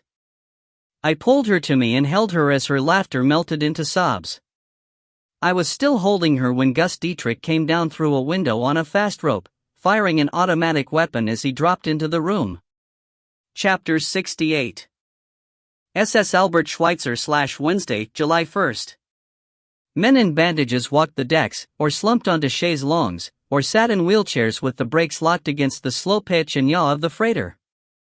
The SS Albert Schweitzer had been on semi-permanent loan to the International Red Cross for over 16 years now, and for more than half a decade it had assisted the British and American navies with the transport of wounded and convalescing service personnel from theaters of war to their homelands, or to nations where the right kind of medical treatment was available. Experimental surgery in Switzerland and Holland, reconstructive surgery in Brazil, microsurgery in Canada, thoracic and neurosurgery in the United States. Funding for the ship's staff and enormous operating costs were underwritten by 5 governments, but in real dollars and cents the government donations barely kept coal in the furnaces. The crew and staff salaries, the medical equipment, the drugs and surgical supplies, and even the food and drink were provided via generous grants from 3 different multinational corporations, Hamish Dunwoody of Scotland, Ingersoll Spungen Pharmaceuticals of Holland, and an America-based vaccine company called Synthetic Solutions. The companies shared no known connection, but all 3 were owned in part, and by several clever removes, by Gen 2000. And Gen 2000 was Sebastian Gault. The big man standing by the railing only knew that Gault was involved, though the level and scope of that involvement was unknown to him. Not that it mattered. To El Mujahid the only crucial information was that while aboard this ship he was believed to be Sonny Bertucci, a second-generation Italian-American from the tough streets around Coney Island in Brooklyn. In his wallet was a snapshot of Sonny and his wife, Gina, and their 2 young sons Vincent and Danny.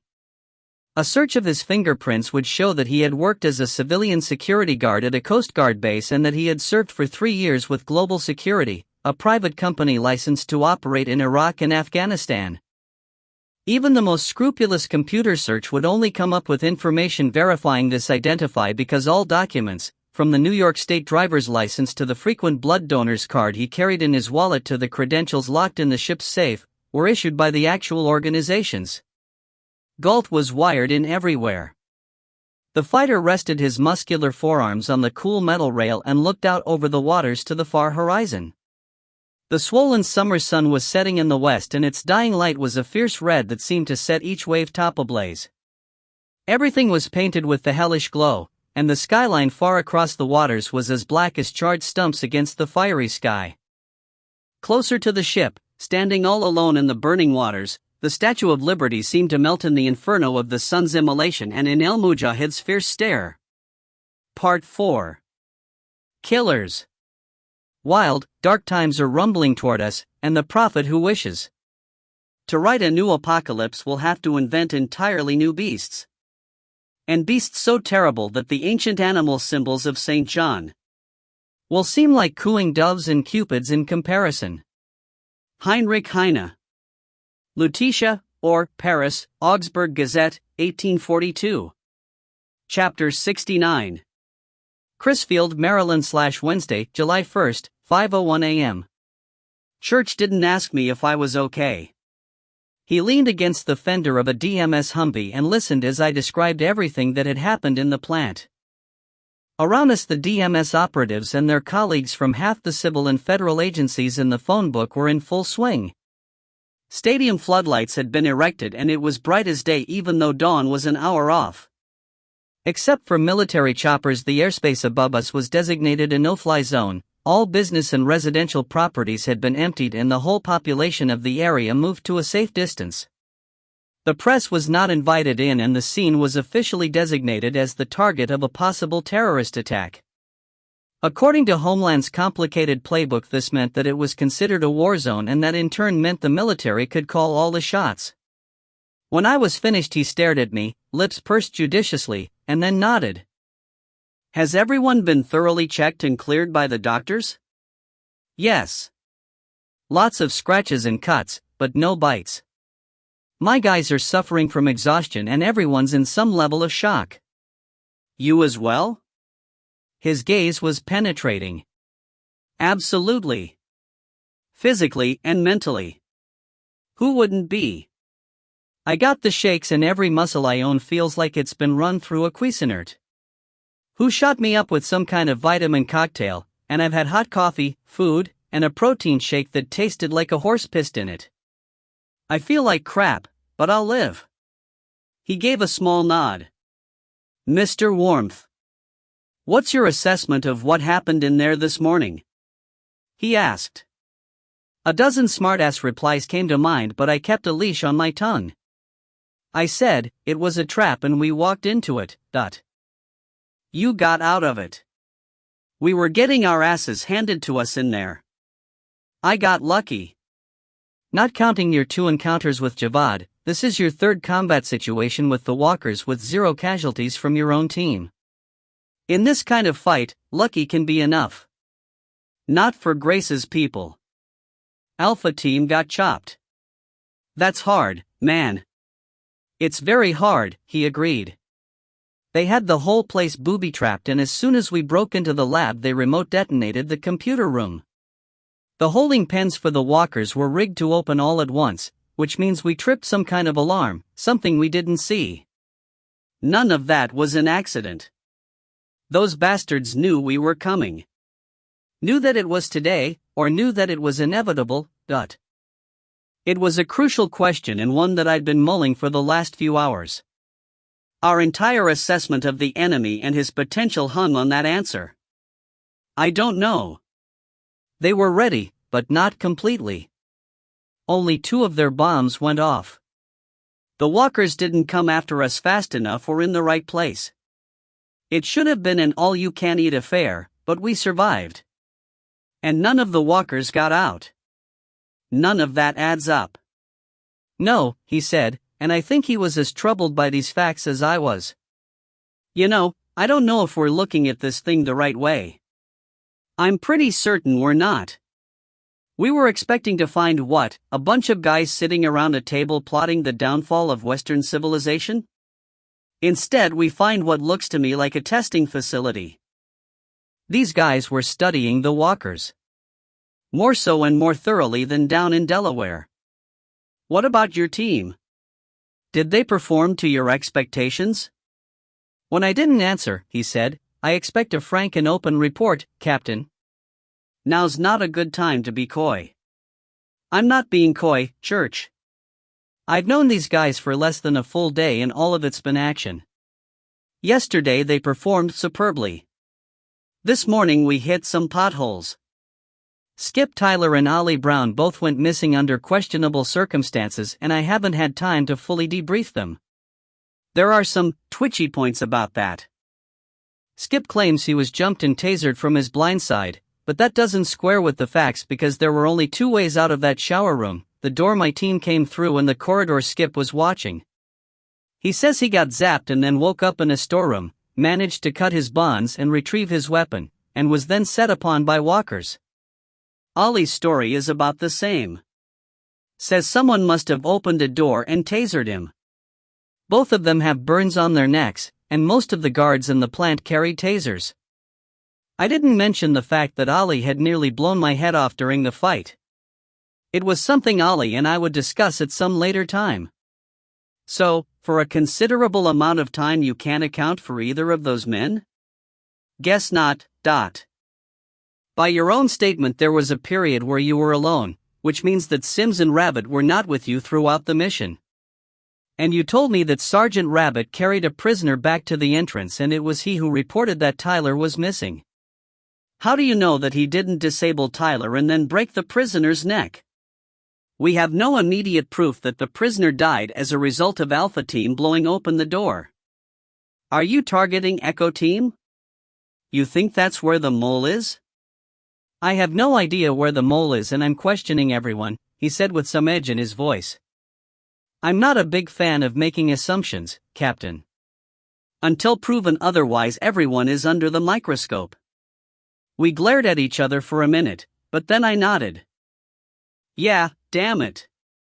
Church looked away to watch a truck drive by and when he turned back to me he was completely composed. Maybe you should broaden your search, I said. Instead of just going all Inquisition on everyone in the DMS, you might want to take a close look at whoever sent these people to you. Everyone you have was handpicked, right? Well, then, how sure are you about the people who picked them? Church gazed at me for a space and I thought I could hear relays clicking in his head. Thank you for that suggestion, Captain. It wouldn't surprise me if the mole was planted simply to bring the DMS down. It might not even be connected with the terrorists. After all, everyone in the intelligence community constantly jockeys for funding and there's probably some hard feelings from some quarters that we're getting their funding. And are we? Sure, but there's a war on and we're a little more frontline than most. Mind you, there is always some political espionage and backstabbing going on in the intelligence services. Always has been, and it's factored into daily life. The release of the walkers from Room 12 may have been a terrorist act or it may have been meant to disrupt the DMS and discredit me. Mass murder is a pretty extreme thing to do just to discredit someone. Are you that important? He shrugged. Well then, let me put it another way, are you that vulnerable? I didn't expect an answer to that, but he surprised me. Not as much as some people might think. He wouldn't elaborate on that rather enigmatic remark, however, nor did he return to the topic. His cell beeped and he opened it and listened for a moment and then hung up without comment. Doctor Who has finished prepping the prisoner for interrogation. As he turned to go, I blocked his way. Slow your roll 1 minute more. I failed in there, Church. The quiet infill turned into a full-out assault and people died. You hired me on to lead Echo Team and I led them right into a trap. He looked at me steadily through the nearly opaque lenses of his glasses. What do you want to hear? That I'm disappointed? That this was a badly led mission? That I want you to resign?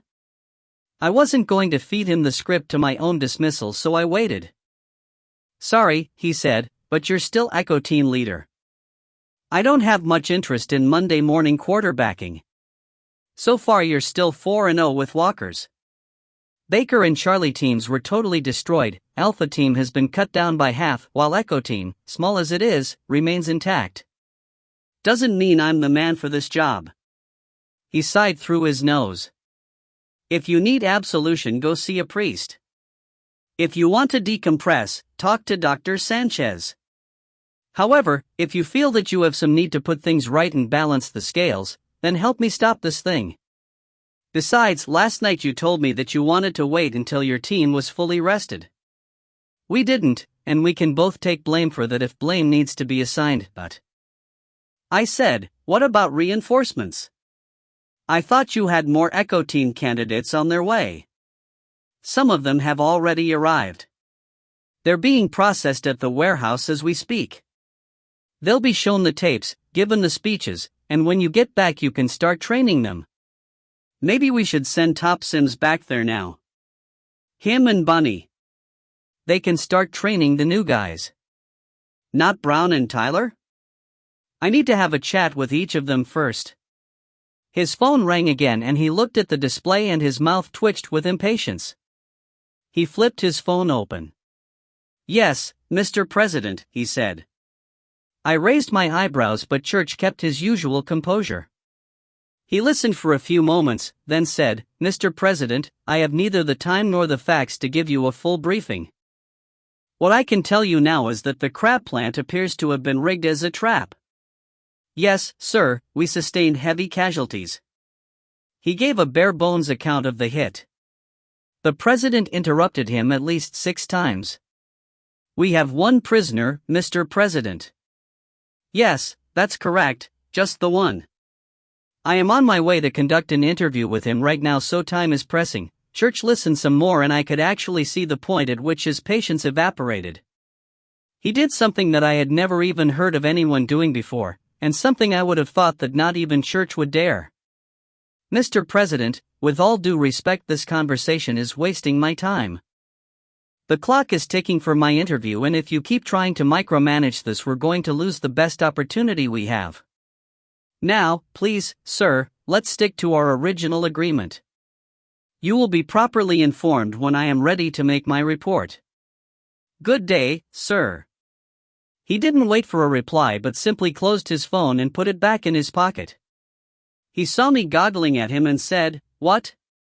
Church, you just bitch-slapped the President of the United States. He said nothing. Nobody does that. Nobody can do that. How the hell did you? Church made a dismissive gesture. We have an understanding. The DMS was built upon and continues to operate based on that understanding. Care to share what that understanding is?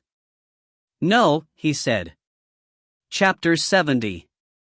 Crisfield, Maryland/Wednesday, July 1st, 5:22 a.m. Dr. Hu had the prisoner ready in a big white van that was kitted out with diagnostic equipment. The prisoner sat in what looked like a dentist's chair with his wrists and ankles secured by nylon bands. And 4 dripped clear liquid into his veins. Who didn't meet my eyes? He hadn't forgotten our little dust-up after the Room 12 incident. Neither had I. Church pulled over a stool and sat down. I stood by the door. The prisoner's eyes darted back and forth between Church and me, probably sorting out who was good cop and who was bad cop. What is your name? Church asked. The man hesitated, then shook his head.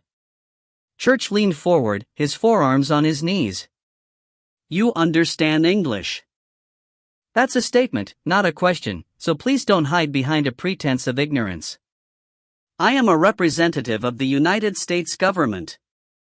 The other men in this room work for me. I know that you've been infected with a pathogen that will kill you unless you take regular doses of a control substance. You believe that if you stonewall me you'll die, that the disease in your system will shut you down before you can be made to talk. Under normal circumstances that might be true, especially if someone other than me was interrogating you. Listen closely now, Church said, and his voice was calm, conversational. You will tell me everything that I want to know. You will not die unless I allow you to. You will not keep silent. You will not be rescued, Dot. The man was sweating badly and his eyes were no longer darting over to me. The entirety of his mental and physical focus was locked on Mr. Church. We know about the control disease. We know its nature. The 4 contains the control formula. Very clever to hide them inside ordinary aspirin, but not really clever enough, as you can see. Death will not save you from this conversation. Death will not save you from me. Tell me that you understand. Muscles bunched in the man's jaws as he fought to keep his mouth clamped shut. One of your comrades told us that his family was being held hostage, that they would be killed if he spoke to us. Is this how they are controlling you? Church gave him nearly 30 seconds, not blinking once, and then the man gave us a single spasmodic nod. Thank you. I have covert operations teams in every country in the Middle East and Asia. With one phone call I will send a team to find your family. I can order that team to rescue them. Or I can order that team to torture them to death. I can order them to capture your family, wife, children, parents, cousins, nephews, and nieces to the 4th generation. If I order that, then your entire family, perhaps your entire village, will cease to exist. Whether they remain in prison, or are tortured, or are released with false identities and money in a new country, is entirely up to you. The man spat out a single word. The Iranian word for dog. The word you're looking for, said Mr. Church, is monster. He said it in flawless Iranian. The word hit the man like a punch and he recoiled from it. Let us understand each other. I know that you are a subordinate, a scientist, or a laboratory technician. Your loyalty has been obtained through fear for your own life and the lives of those you love. A monster did that. Someone like me. That person was willing to kill innocent people you love, in order to create and release a weapon that will kill millions. Imagine what I would be willing to do to you, and to your family, to protect everyone that I love. The man started to open his mouth, to say something else, but whether it was a curse or a confession was unclear because he found another splinter of resolve and bit down on it. His eyes and mouth tightened again. Church leaned back and considered the prisoner for 2 minutes. That's a long time to endure a stare from anyone, let alone from a man with the personal intensity of Mr. Church. The man squirmed and sweated. I do not believe that you are a military man, Church said. Military men are trained to be hard, to be tough, to resist torture. I can see from your face, from the softness of your hands, that you are not going to be able to resist torture. We have chemicals. We have appliances. We can be so very crude, and in the end everyone talks. Everyone. Even I could not endure some of the techniques that could be used, and I am not soft. This man here, and for the first time he indicated me with a slight gesture, is a battle-trained soldier. You saw him in combat today, you saw him kill many people. He is a soldier, a leader of men, a hardened killer. Even he could not endure if the torturer were truly committed. I cannot. The man said in a voice so hoarse it sounded like there were jagged rocks in his throat. Yes, you can. You will. No one can outlast what we have. Our science is too good. I have studied torture, I understand its magic. The only thing you can do is to talk to us now, to work with us, to help us fight this thing. My children. Look at me, Church said with soft intensity. See me. If you give me information right now, I will dispatch my teams to find and protect them. If you don't, then I will still get the information out of you, but I will make sure that everyone who has ever heard your name will be hunted down and exterminated, so no memory of you or your family will be left upon the earth. I felt a chill dance along my lower spine and I wanted to get the hell away from this man. If Church was only messing with this guy's head, he was doing almost too good a job of it. It was messing with my head, too. The prisoner opened his mouth again, closed it, opened it again, and finally said, "You have to promise that my children will be safe. When they are safe and in American hands, then I will." Church's face was ice and his look stopped the man mid-sentence. You misunderstand me, my friend. I will send teams once I have information from you. Every second you waste is a second longer that your masters have to realize that you are in captivity, and that means that your children are a second closer to death. You are wasting the seconds of their lives. Is that what you want? Do you want to kill your own children? No. In Allah's name, no. Then talk to me. Save them. Be a hero to them and to the world. Save everyone by talking to me now. He paused for a moment, and then reinforced it. Now. The man closed his eyes and tears broke from beneath the closed lids. He bowed his head and shook it for several moments. My name is Aldine, he said, and a sob convulsed in his chest. I will tell you everything I know. Please do not let my children die. Chapter 71. Crisfield, Maryland/Wednesday, July 1st, 6:47 a.m. When I stepped out of the interrogation van, I felt dirty. I understood the need for what Church had done, but it still made me feel like a piece of shit. Church had called himself a monster, and I think he meant it. Joe. I heard my name and turned to see Rudy hurrying across the parking lot. He grabbed my hand and shook it, then stepped back to study my face. Dios mío. Major Cortland told me what happened. I don't have words for it, Joe. How are you? I've been better, I admitted, but before I could explain, Gus Dietrich came over at a fast walk. Captain Ledger, he said, I have most of the forensics experts you wanted. The others are all en route and should be here by noon. Jerry Spencer is already on site. Okay, Sergeant, I want everyone cleared out of the building. Tell Jerry that I'll be in there in a few minutes to do the walkthrough with him. Dietrich smiled. Detective Spencer seems to be pretty mad at you for bringing him into this, especially this early in the morning. He'll get over it.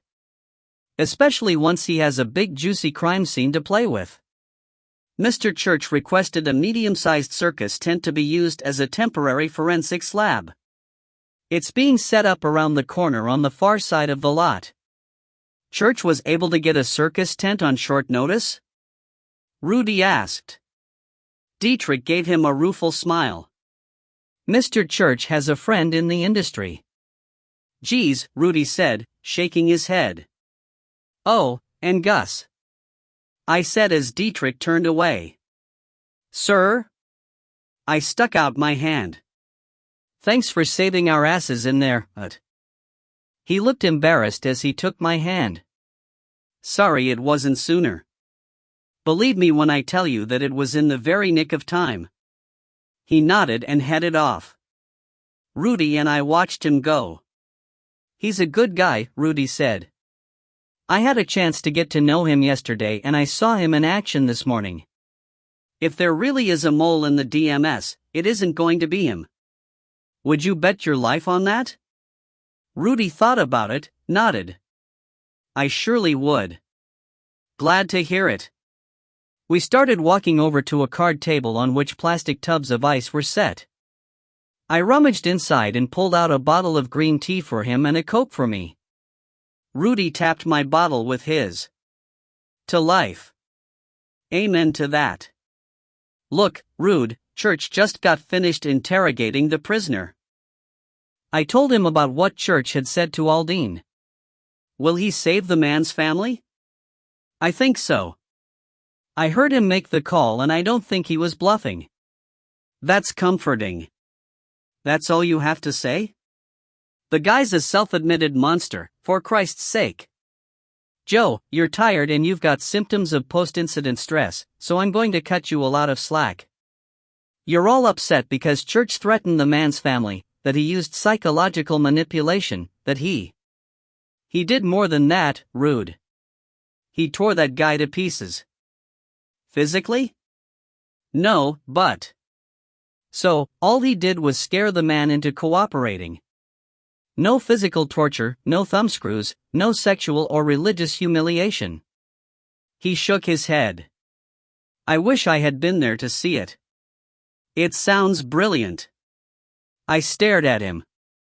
Christ. Don't tell me you approve of this? Approve? Maybe. Admire, certainly. But turn it around, cowboy, and tell me how you would have extracted that same information. Could you have gotten the man to speak without resorting to physical torture? No, what you're upset about is that you don't know whether he was bluffing about the threats to the man's family. You soldiers and cops talk very tough. Over the last 24 hours I've heard a lot of kill 'em all and let God sort 'em out stuff, lots of we're heartbreakers and widowmakers trash talk. To a large degree it might even be true, but a fair amount of this stuff is team cheers to get the players ready. Down on the real level you're each human and there's no way you can truly separate yourselves from the realities of war. You might have had to hurt Aldine physically in order to get him to talk, you might even have had to do permanent physical damage to him. Doing that would be hurtful to you, but it's a battlefield thing, ultimately not much different than a sword thrust or a kick to the cajones. What you're reacting to here is that Church inflicted damage on a completely different level. He hurt the man psychically, emotionally. Tough as you are, I'm not sure you can do that, and you are very sure that you can't. And yet, Church did not so much as slap this man across the face. Okay, I get the relativity of it, oh wise Yoda, I griped, but that still doesn't cover all of it. But I know, Rudy said, nodding, you're afraid that Church might have been serious when he threatened that man's children. I stared into the open mouth of my Coke bottle. Yeah, I said. He called himself a monster.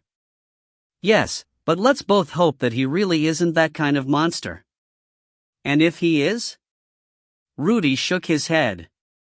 I've said it before, cowboy. It must be terrible to be him. Chapter 72. Crisfield, Maryland/Wednesday, July 1st, 6:50 a.m. Rudy went back into one of the trailers to conduct some post-event sessions with the remnants of Alpha Team. I spotted Grace standing at the aid station and headed over. Her eyes were red-rimmed, but for now her tears were done. Maybe she'd cried herself dry, the magazine empty. I hoped Rudy would take some time for her soon. As I approached, she looked up, and in the space of a few seconds several emotions crossed her face.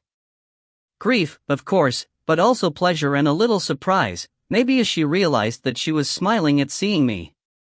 Just as I was smiling to see her, and the sight of her was sending a warm and tingly wave through my stomach. The realization gave me a little jab of surprise, too. I felt it down deep. Understand, I've always held office romances in some degree of contempt, regarding the lovers as perpetrators of bad judgment, but as I became aware of feelings for Grace, however new and unformed they were, I couldn't work up the slightest flicker of self-contempt. The angel on my right shoulder was getting his ass handed to him by the devil on my left. How are you? I asked. Or is that the single stupidest question ever asked since Nero asked his friends if they'd like to hear a little music? I'll get by, she answered, handing me a cardboard cup of coffee. I'm not going to let myself think too much about my team. She sniffed and tried to smile. I plan to have a complete breakdown when this is all over. If you want company for that, let me know. She gave me a penetrating look and nodded. I may take you up on that. She changed tack. Your friend Detective Spencer's been asking for you. Or, to be precise, he's been asking where the effing hell you are and what do you think you're playing at having him dragged out by a goon squad while he's on medical leave. Words to that effect. He's not the mildest of men. Jerry's okay. Good cop. You must know that we interviewed him. She paused. That's why Mr. Church and I were at the hospital. At St. Michael's. We'd had our eye on Spencer since he first joined the task force, and after he was shot we followed his ambulance to the hospital and borrowed him once he was free of the ER doctors. She shuddered.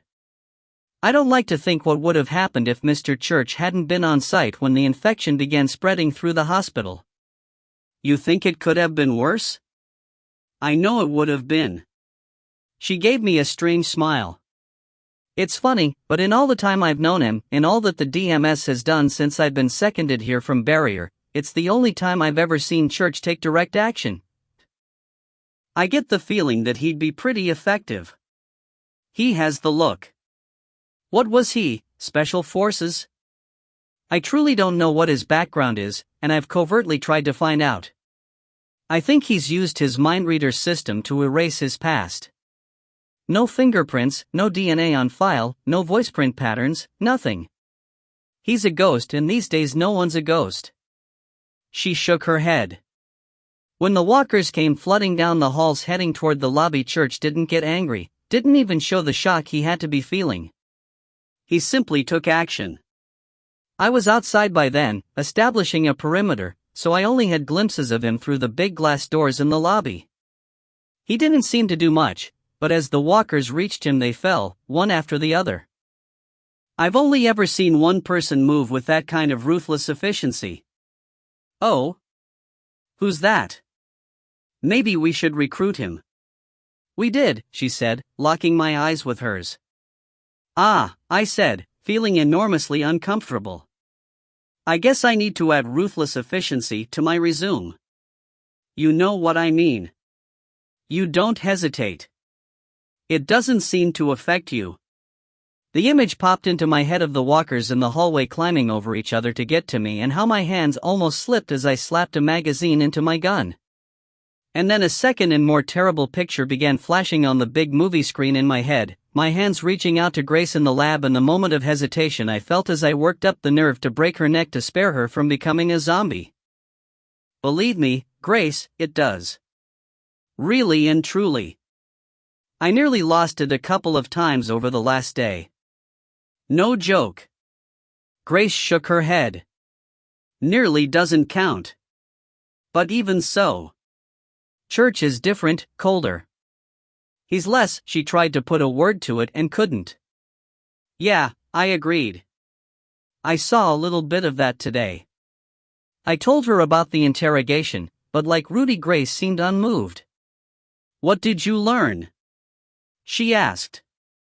Not a lot, though Church is still working on him.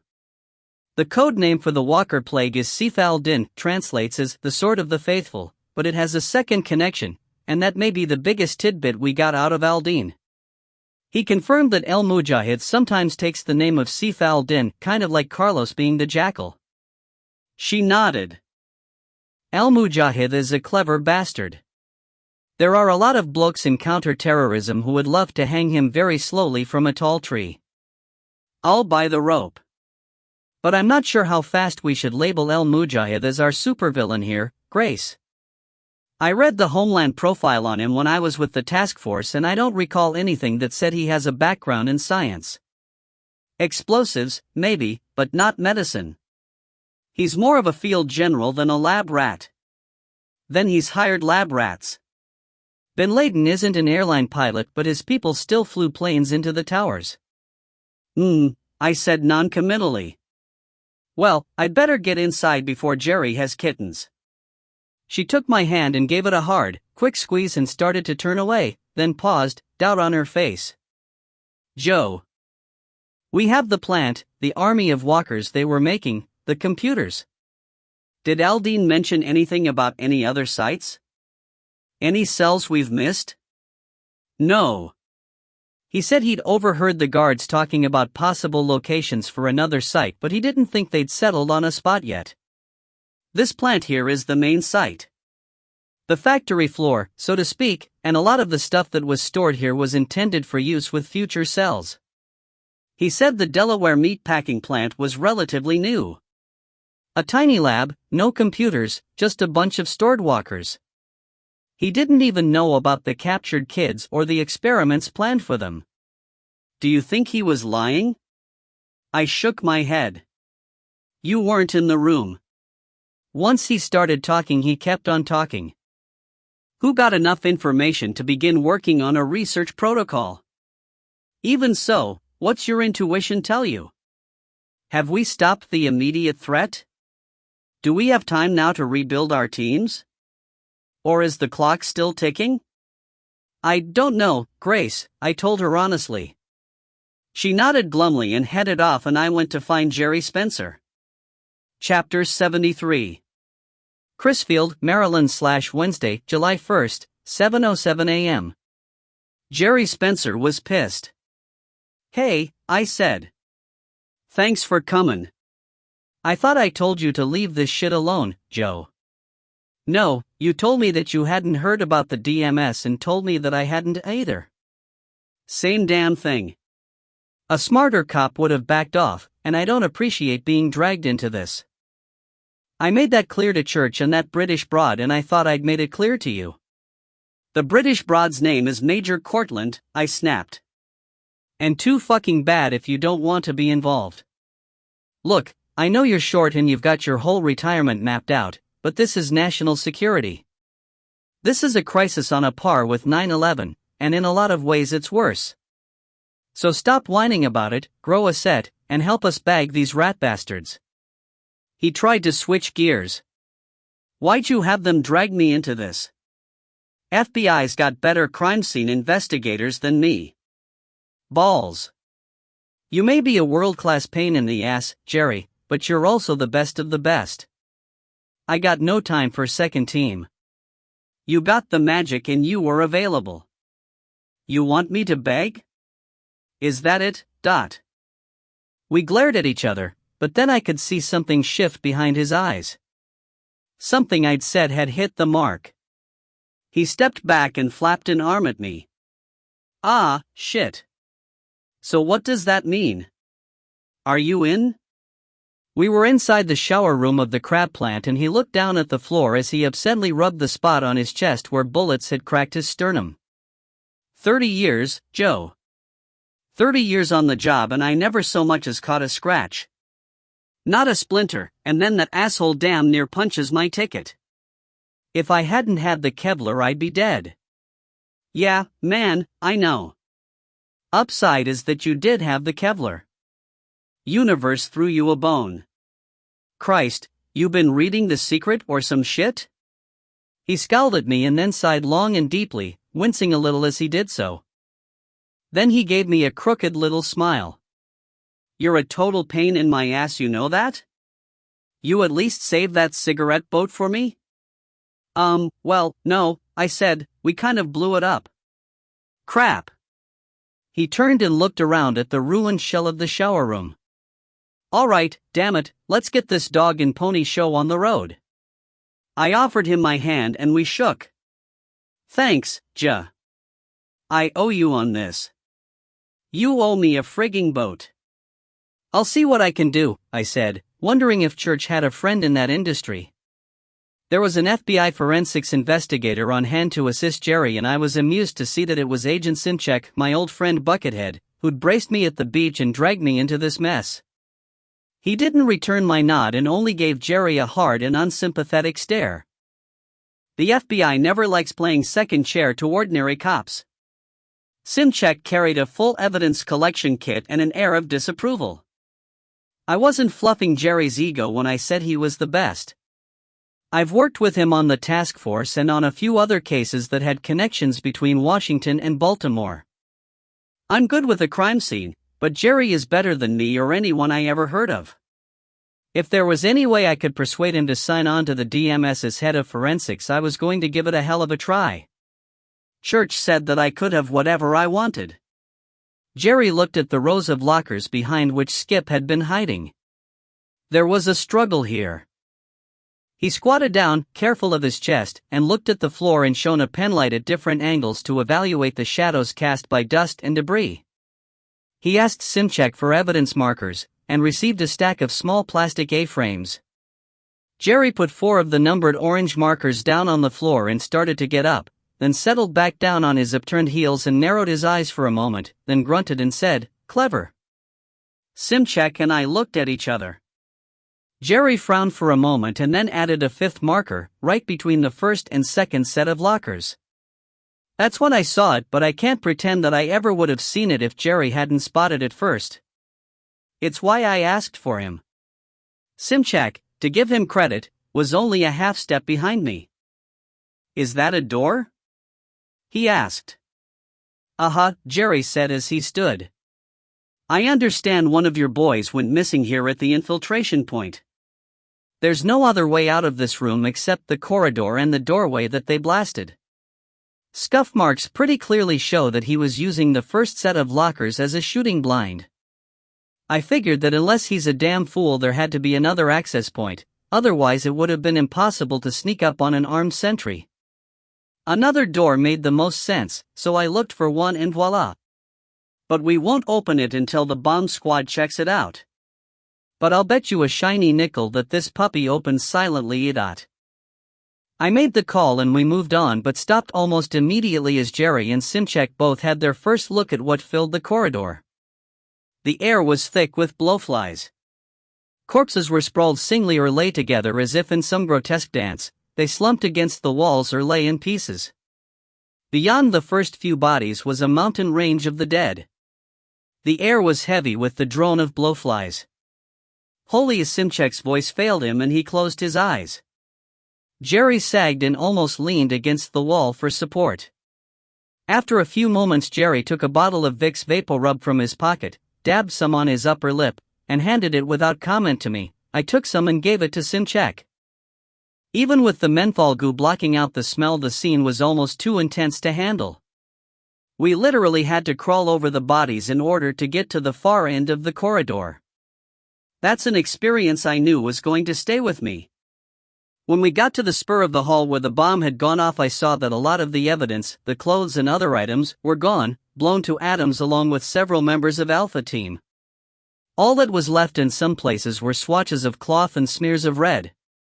Jerry stood for a long time and looked at the clothing that remained, whistling a soundless song. Simchek leaned close to me and whispered, "He run out of ideas?" Without turning to us, Jerry said, "You want to tell an Italian mother how to make gravy?" Simchek frowned at me. "What, Dot?" "He means shut the fuck up," I interpreted, and Simchek lapsed into a wounded silence. Jerry went back to walking the scene, but he didn't say a word. His mood had downshifted, and perhaps the scope of this thing had finally sunk all the way in. Finally he said, "This is going to take a while, Joe, let me work it alone, okay?" "Sure, Joe," I said, and left him to it. Chapter 74. Crisfield, Maryland / Wednesday, July 1st, 11:54 a.m. I sat down across a folding table from Ollie Brown, and for 2 whole minutes I looked at him and said nothing. He met my stare the whole time. I was looking for him to sweat, to squirm, to look away. He didn't. We were in a small room in the back of a travel trailer belonging to the DMS. His face was gray with exhaustion and there were dark smudges under his eyes. "You're giving me the look, Captain," he said at last. "What look?" "The one that says that you have a problem with me." "Is that what I'm saying? You want me to admit that I screwed up?" "Okay. I screwed up. There, I said it. I waited." He sighed. "I let myself get blindsided. If you're expecting me to make excuses or try and worm my way out of it, then forget it. If you want to bounce me off the team, then go right ahead. You think that's what this is all about? Isn't it?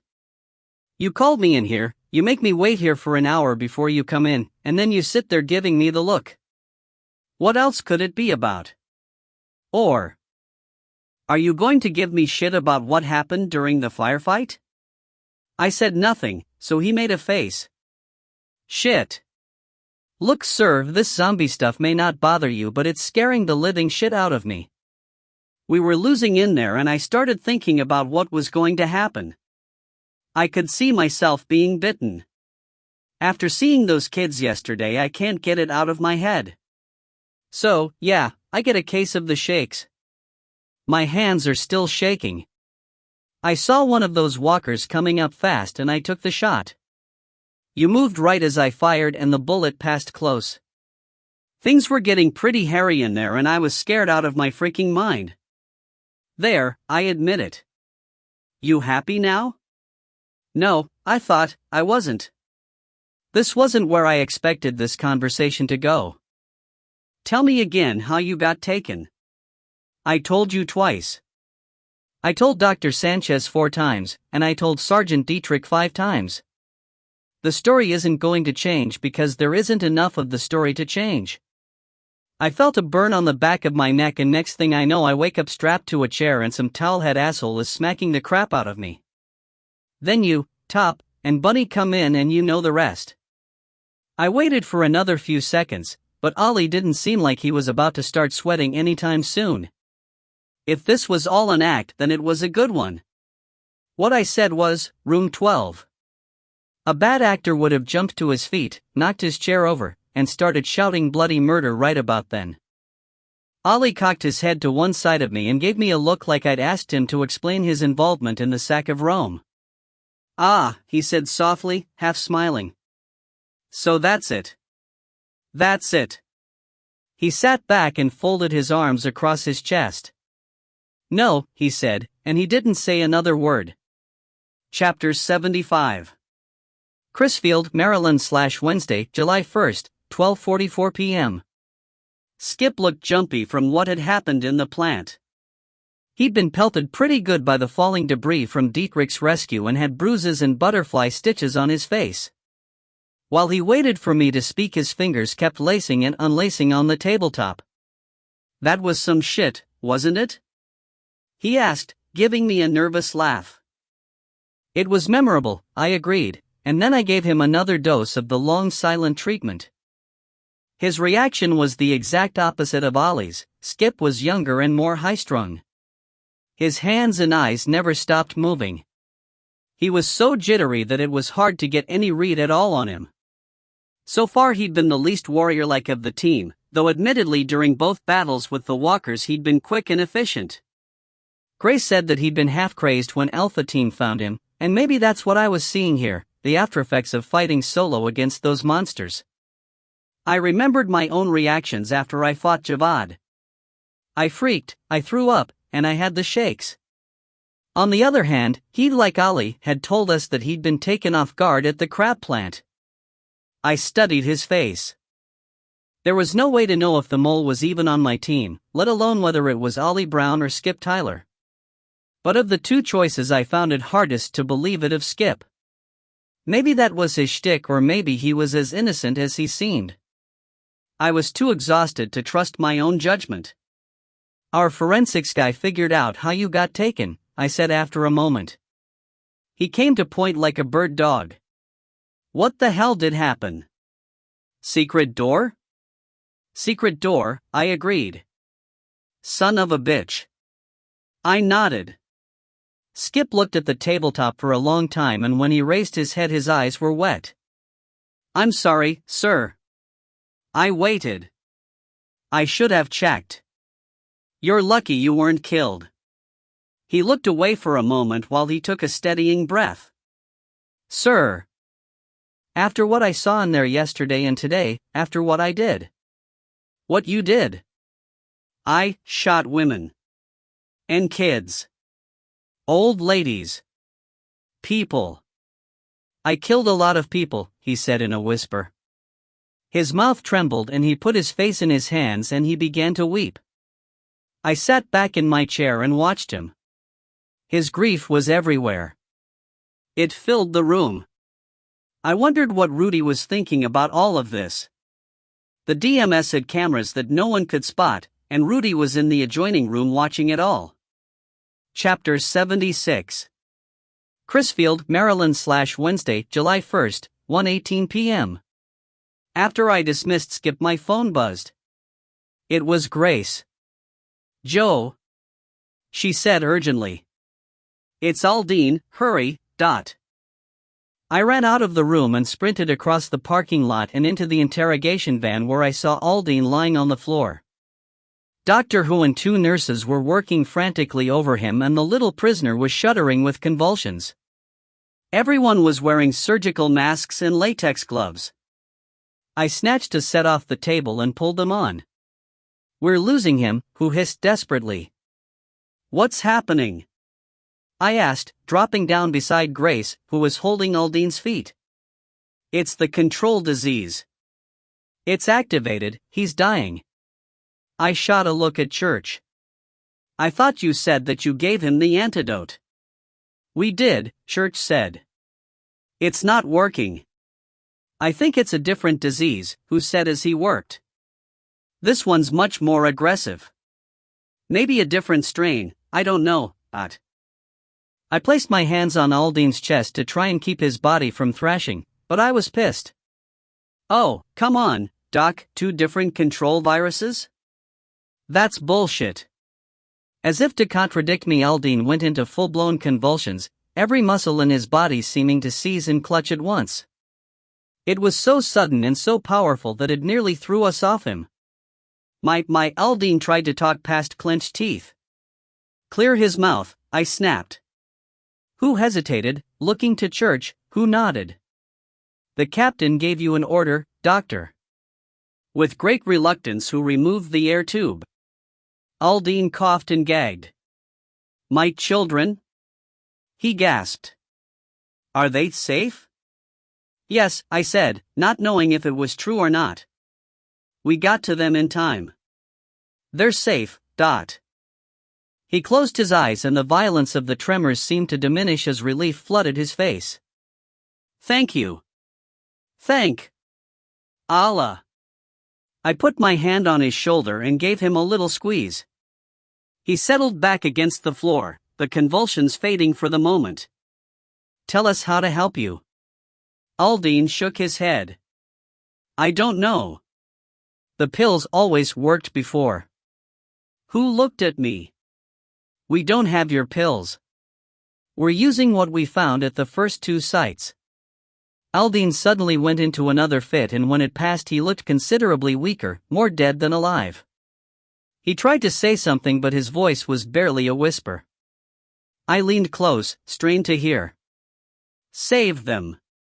Your children are safe, I assured him, but he shook his head. No. Save them. Save all of them. There is still time. Save them. Who? Who do you want us to save? He couldn't form the word. Blood seeped from his nose. He closed his eyes and a tear of watery blood fell from his left eye. When he opened his eyes, one pupil was massive, a clear sign of a cerebral hemorrhage. He was fighting to hold on with everything he had, and I felt myself admiring him for the ferocity of his struggle and, truth be told, for the lengths he had been willing to go to protect his children, but this was a fight he couldn't win. He knew it, too. We all did. He forced his mouth to shape the words slowly. Lester. Lester? I said. He nodded. Lester who? Aldine tried to answer, failed, shook his head. He turned and spat blood onto the floor. Aldine. Who is this Lester?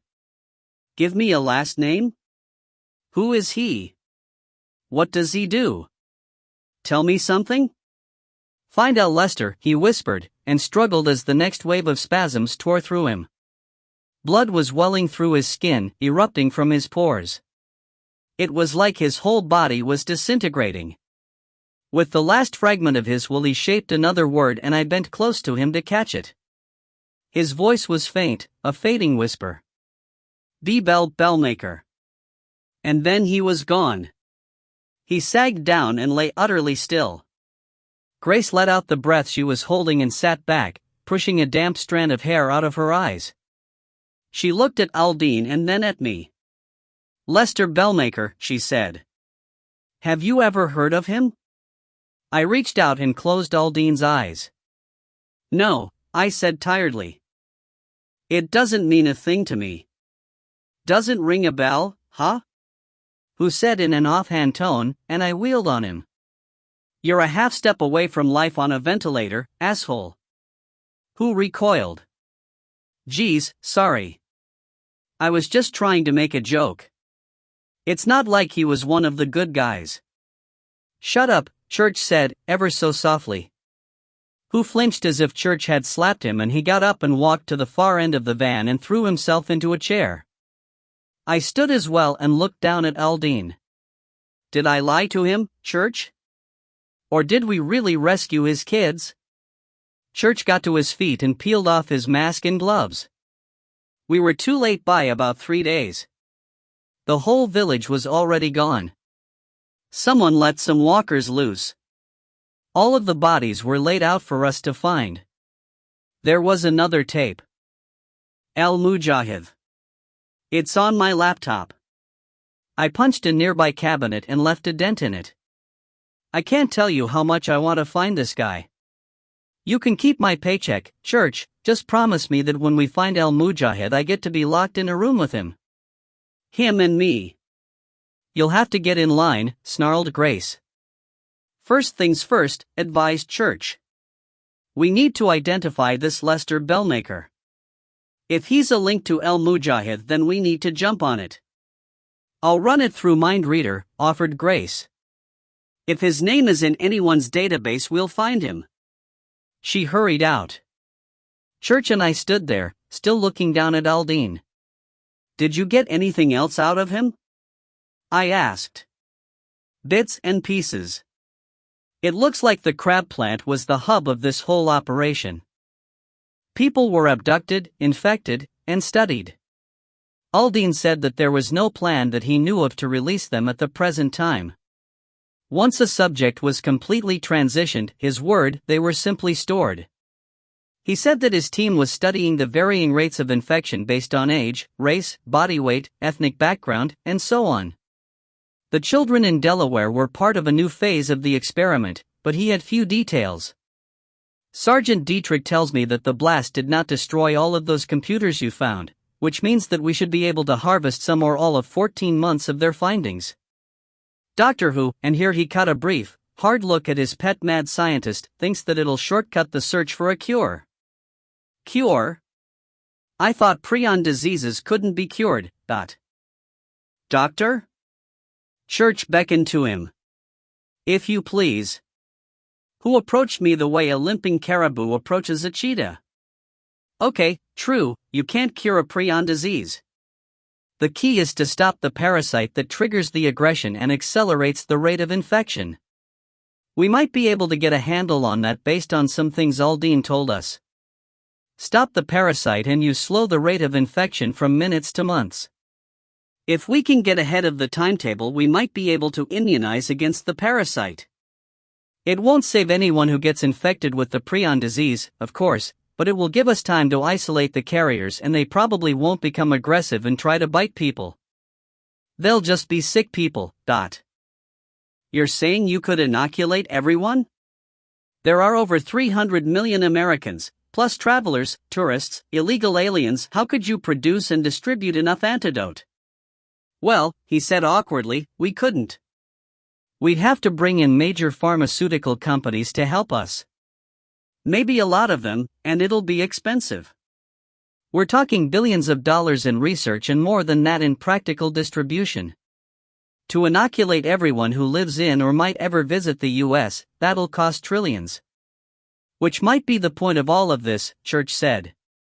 A crisis of this magnitude could easily shift the economic focus of the United States away from war and into preventive medicine.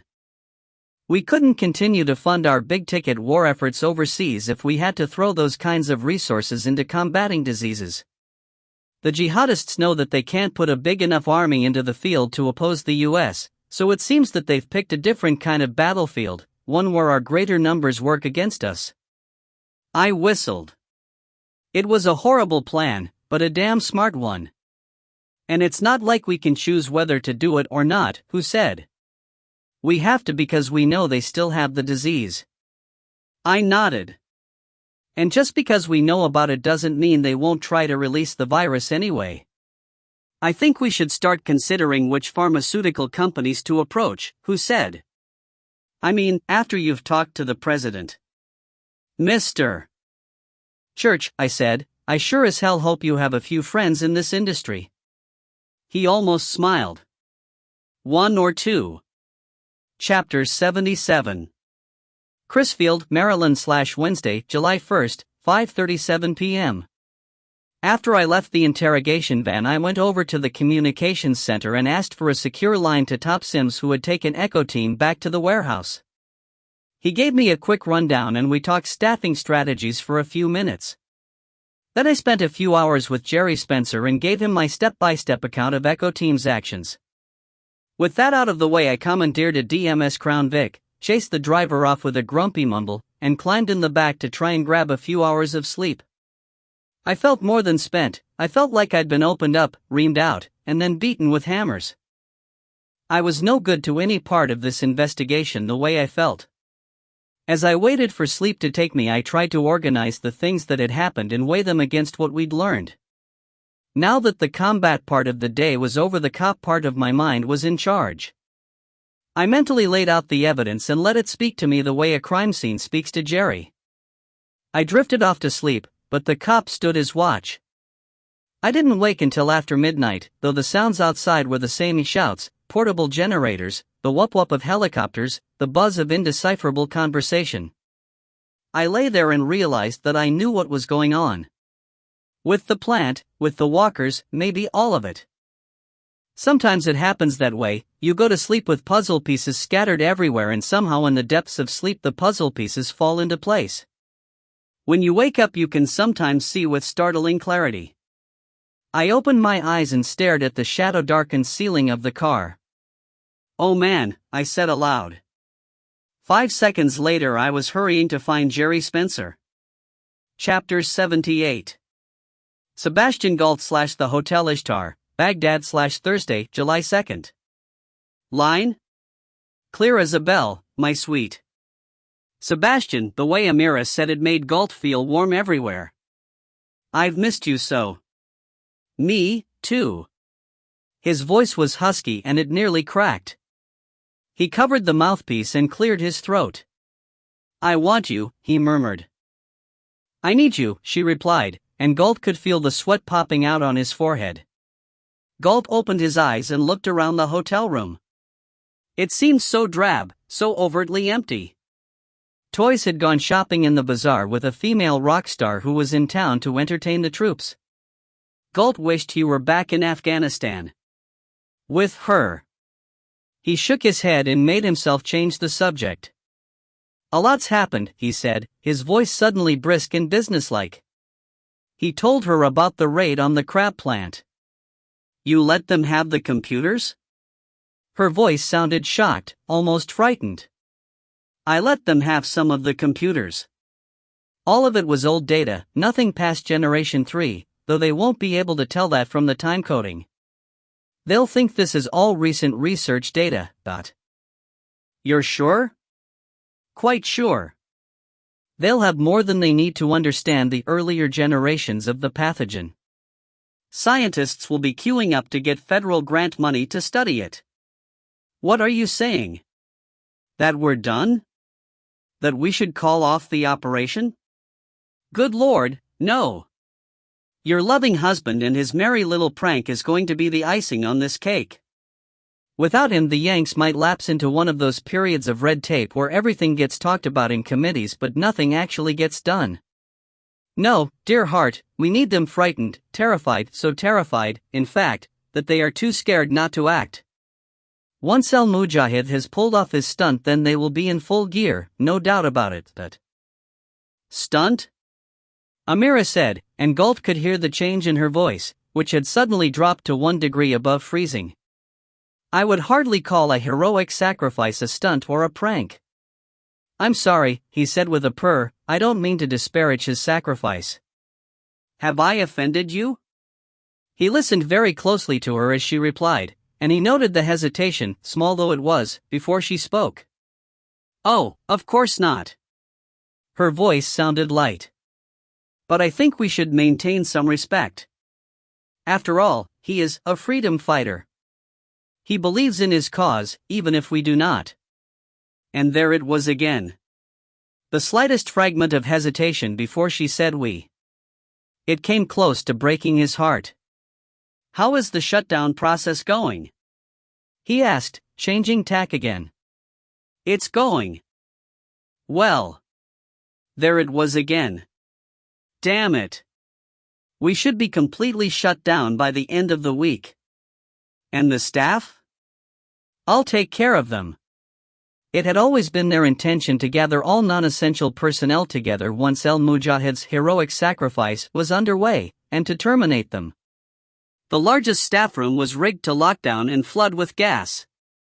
Only certain key people would be spared, and those few would form the nucleus of a new team that would start an entirely new line of research. All records of the Cethal-Din pathogen and the years of lab work that had gone into its creation would be dumped to coated disks and then stored in one of Galt's most secure locations. Everything else would be deleted or destroyed, all computer memory wiped. That was Amira's current task, and she'd promised to do it, but there was something in her voice that troubled Galt. "I'm glad you're taking care of things, my love. Do you want me to come and help you clean up the last details?" "No," she said quickly. "I have everything under control. You have more important things to do." "Yes, I suppose I have." He paused and said, softly, "I love you, Amira." There was a final pause, and then she murmured, "I love you too." After the line went dead, Galt stood for a long while looking out the window at the plaza below. The erotic elation he'd felt when he had first heard her voice was completely gone. No, that was wrong, there was just enough of it left to make his heart hurt. "Amira," he whispered to the night. Grief was like a heavy stone around his neck. Galt was too practiced a deceiver to be deceived. Amira, though clever, was far less skilled at guile. What was it the Americans were so fond of saying? Never bullshit a bullshitter. Her pauses had been too long and in all the wrong places, some of the inflections were brittle. He wondered if she was aware of it, and doubted it. She was sure of her sexual control over him, Galt was certain of that, just as he was certain she was lying to him. About her lab and her staff. That could be a real problem, and he knew that he would need to take a look, that he would need to go back to Afghanistan even though it was a poor security risk with so many things in motion. And she was certainly lying about El Mujahid. Her comment about his sacrifice was telling, and the things it implied broke his heart. He went and built himself a gin and tonic, but as he tumbled ice into the glass he saw that his hands were shaking. God damn her! He roared and abruptly hurled the glass across the room with such savage force that it shattered into thousands of silvery fragments that fell glistening to the carpet. He sagged back against the wet bar. "Damn you," he said again, and now his eyes burned with tears. What should he infer from this and from the other hints he'd picked up over the last few weeks? Did Amira really have feelings for her brute of a husband? Was that even possible? After all of the sex, after all of the constant betrayal and the plotting behind the fighter's back, could she have fallen back in love with El Mujahid? Galt reached for another glass and mixed another drink, swallowed half of it down a dry throat, and poured more gin into it without adding any extra tonic. Then something occurred to him that made his heart go still in his chest. He could hear his pulse throbbing in his ears as the new thought blossomed from a seed of suspicion into a fully realized belief. The gin in his stomach turned to sickness as he realized that all of the pieces of this puzzle did actually fit together, but that the picture they made was one that he had never expected or foreseen. What if Amira had never stopped loving El Mujahid? What if this whole thing, from the very beginning before their clandestine meeting in Tikrit, what if everything she had done for him and with him and to him had been part of an older scheme, one that was not of his design? What if this had been something Amira and El Mujahid had cooked up themselves, something they'd twisted so subtly that he thought he had recruited them? What if they'd suckered him into financing their scheme instead of the other way around? Toys had once suggested this as a possibility, but Galt had dismissed it with a laugh. But now, what if it was all true?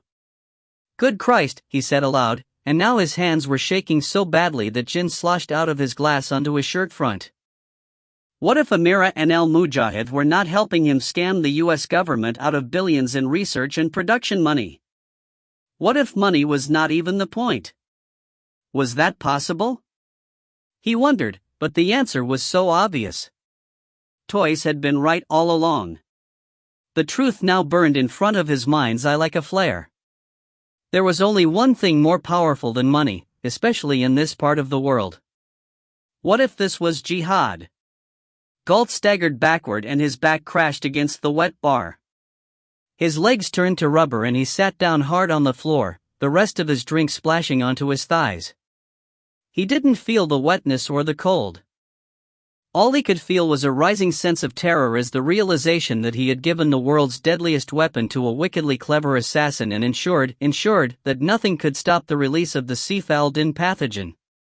El Mujahid was not carrying the weaker strain of the disease with him, Galt was certain of that now. The fighter was taking with him Amira's newest strain, Generation 7. The unstoppable one. The one that infected too quickly for any kind of response. The fighter would release it and the plague would sweep the Western Hemisphere. Did Amira think that its spread could be held back by oceans? Or, in her religious madness, did she no longer care? But he crawled across the floor to the table and grabbed his cell phone, hit speed dial and waited through 4 interminable rings before Toys answered with a musical, "Hello." "Get back here," Galt said in a hoarse whisper. "What's wrong?" Toys said sharply, his voice low and urgent. It's the Galt began, then a sob broke in his chest. My God, Toys. I think I've killed us all. The phone fell from his hands as the black reality of apocalypse bloomed like a mushroom cloud. Chapter 79. Crisfield, Maryland /Thursday, July 2nd, 3:13 p.m. I spent half the day with Jerry. Once I'd explained my theories, we set about comparing them with what he'd deduced from his forensic walkthroughs. We were both on the same page. I told Jerry to round up all the forensics experts that had arrived while I'd been sleeping, and I went off to find Church. Outside, I ran into Rudy. He accompanied me to the computer van, where Church and Grace were using MindReader to search for Lester Bellmaker. Jerry Spencer's ready to give a preliminary forensics report, I said. I think we should set that up sooner than later. You have something? Grace asked, searching my face. Maybe, but I want you both to hear the forensics first and then we can play what if. Church made a call to set up the meeting. Grace told us that MindReader had come up with 2 Lester Bellmakers in North America and 6 more in the UK, but so far none of them appeared to have even the slightest connection to terrorists, diseases, or Baltimore. The closest hit had been a Richard Lester Bellmaker who served a tour in the Air Force from 1984 to 1987 and was discharged honorably. That was it. The guy managed a Chuck E. Cheese outside of Akron, Ohio, and no matter how deep Grace searched into his background, the guy didn't ring a single damn bell. We're getting nowhere, she said. And slowly, Church agreed. Could Aldine have been lying to us? Grace asked, cutting a look at Rudy. You watch the interrogation videos, and you read the telemetry feeds. What's your assessment? Rudy shrugged. From what I could see, that man was desperate to tell the truth. That much was in his voice. He was trying to make a dying declaration, and he wanted to go out with as clear a conscience as possible. So, he was telling the truth? Grace asked. Rudy pursed his lips. It's probably fair to say that he was telling the truth as he knew it, but we can't discount the possibility that he may have been regurgitating disinformation fed to him by the guards. Too right, Grace agreed. Which means we could be wasting time and resources on a wild goose chase. So what do we do now? Rudy asked. Keep looking, Church said. Chapter 80. Sebastian Galt / the Hotel Ishtar, Baghdad / July 2nd. The door to Galt's hotel room banged open and Toys came rushing in with a pistol in his hand. All effect was gone, and in its place was a reptilian coldness as he swept the gun across the room. Seeing Galt on the floor, Toys kicked the door shut behind him and rushed to his employer's side. Are you hurt? He asked quickly, searching for signs of blood or damage. No, Galt gasped. No, he disintegrated into tears. Toys studied him with narrowed eyes. He lowered the hammer on his gun and slid it into the shoulder holster he wore under his jacket. Then he caught Galt under the armpits and with surprising strength hauled him to his feet and walked him to a chair. Galt sat there, face in hands, sobbing. Toys locked the door and verified that the electronic bug detectors were still operating. Then he dragged an ottoman over and sat down in front of Galt. Sebastian, Toys said softly. Tell me what happened. Galt slowly raised a tear-streaked face to him. His eyes had a look of hopeless panic. Whatever it is, we can deal with it, Toys assured him. Uncertainly and with stuttering words, Galt told him about the call to Amira and of the dreadful realization that had bloomed in his mind. Toys's face underwent a process of change from deep concern to disbelief and then to fury. That fucking bitch. Amira. Galt's voice disintegrated into tears again.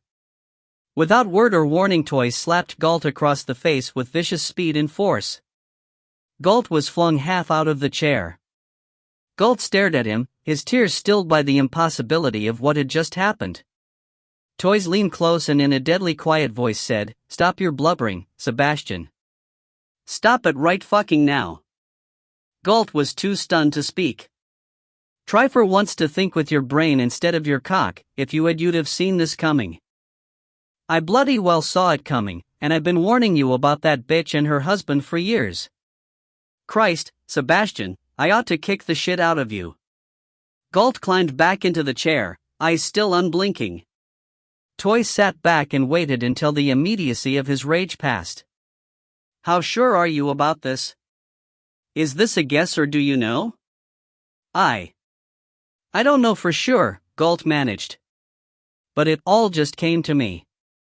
In a flash. Came to you in a flash. Toy sneered.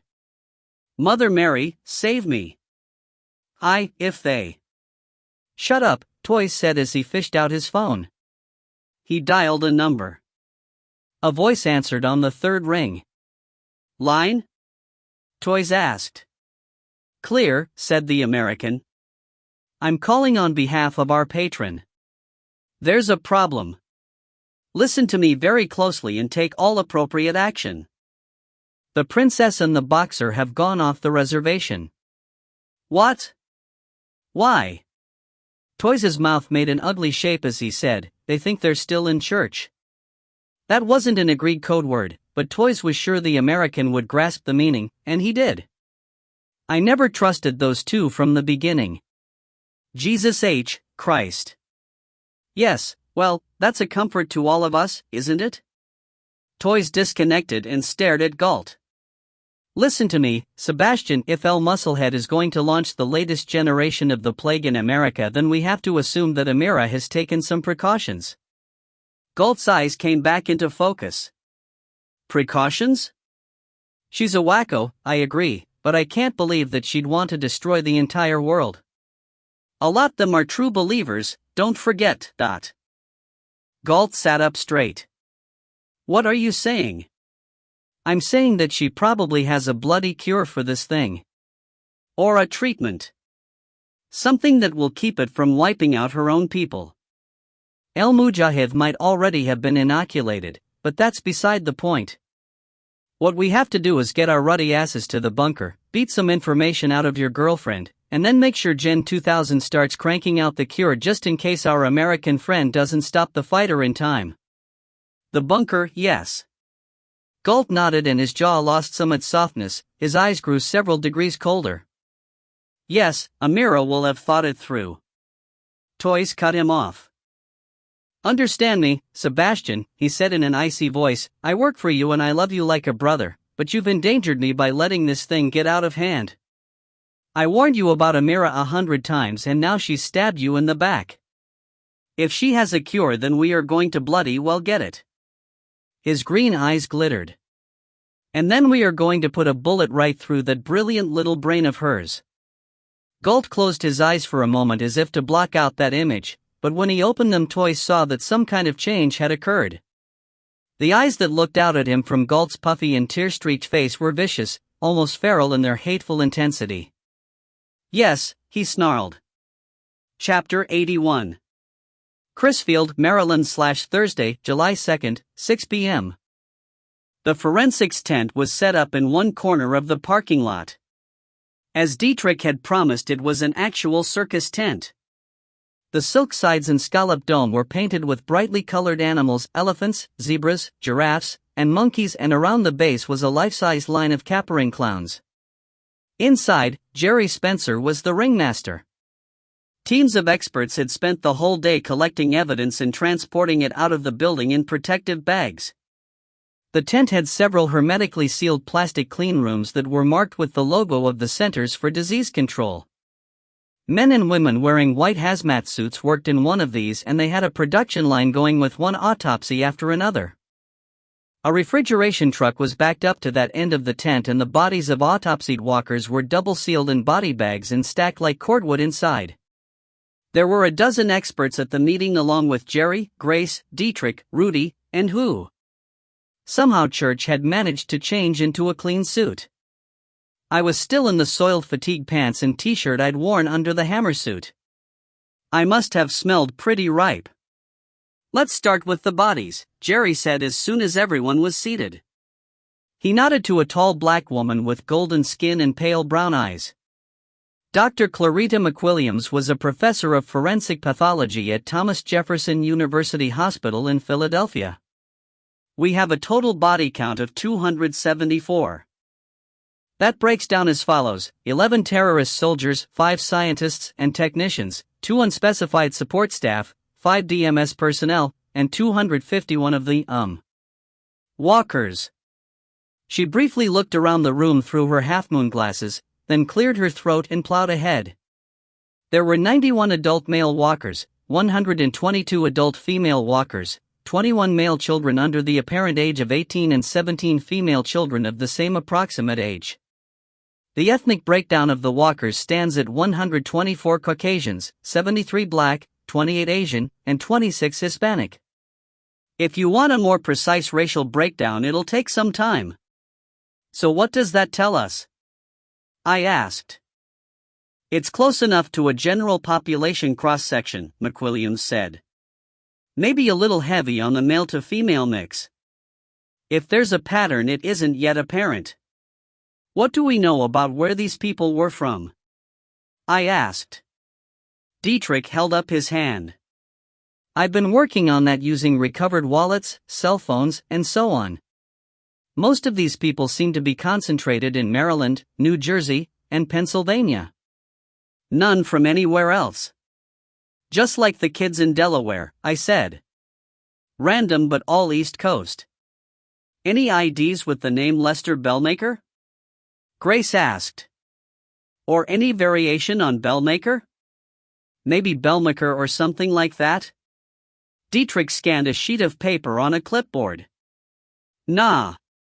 Closest we have there is a Jennifer Bellamy. No Lesters. It's a dead end, Church said quietly. We have to consider that the name is an alias. Aldine seemed to think it was important to give it to us, I said. He used his last breath.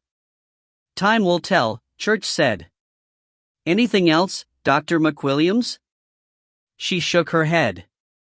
Medically speaking, we haven't yet found anything that goes outside of what Doctor Who has already shared regarding these walkers. One item of interest is that less than half of the victims I've seen displayed any visible bite marks. Most have injection marks, and presumably that's how the pathogen was introduced. Grace asked, of the ones with the bite marks, have you determined if any of them were bitten post-mortem? No. There's no evidence that these walkers preyed on each other. That suggests that they are attracted only to living flesh. She looked ill as she said it. Like in the movies, who said, but she ignored him. I turned to Jerry.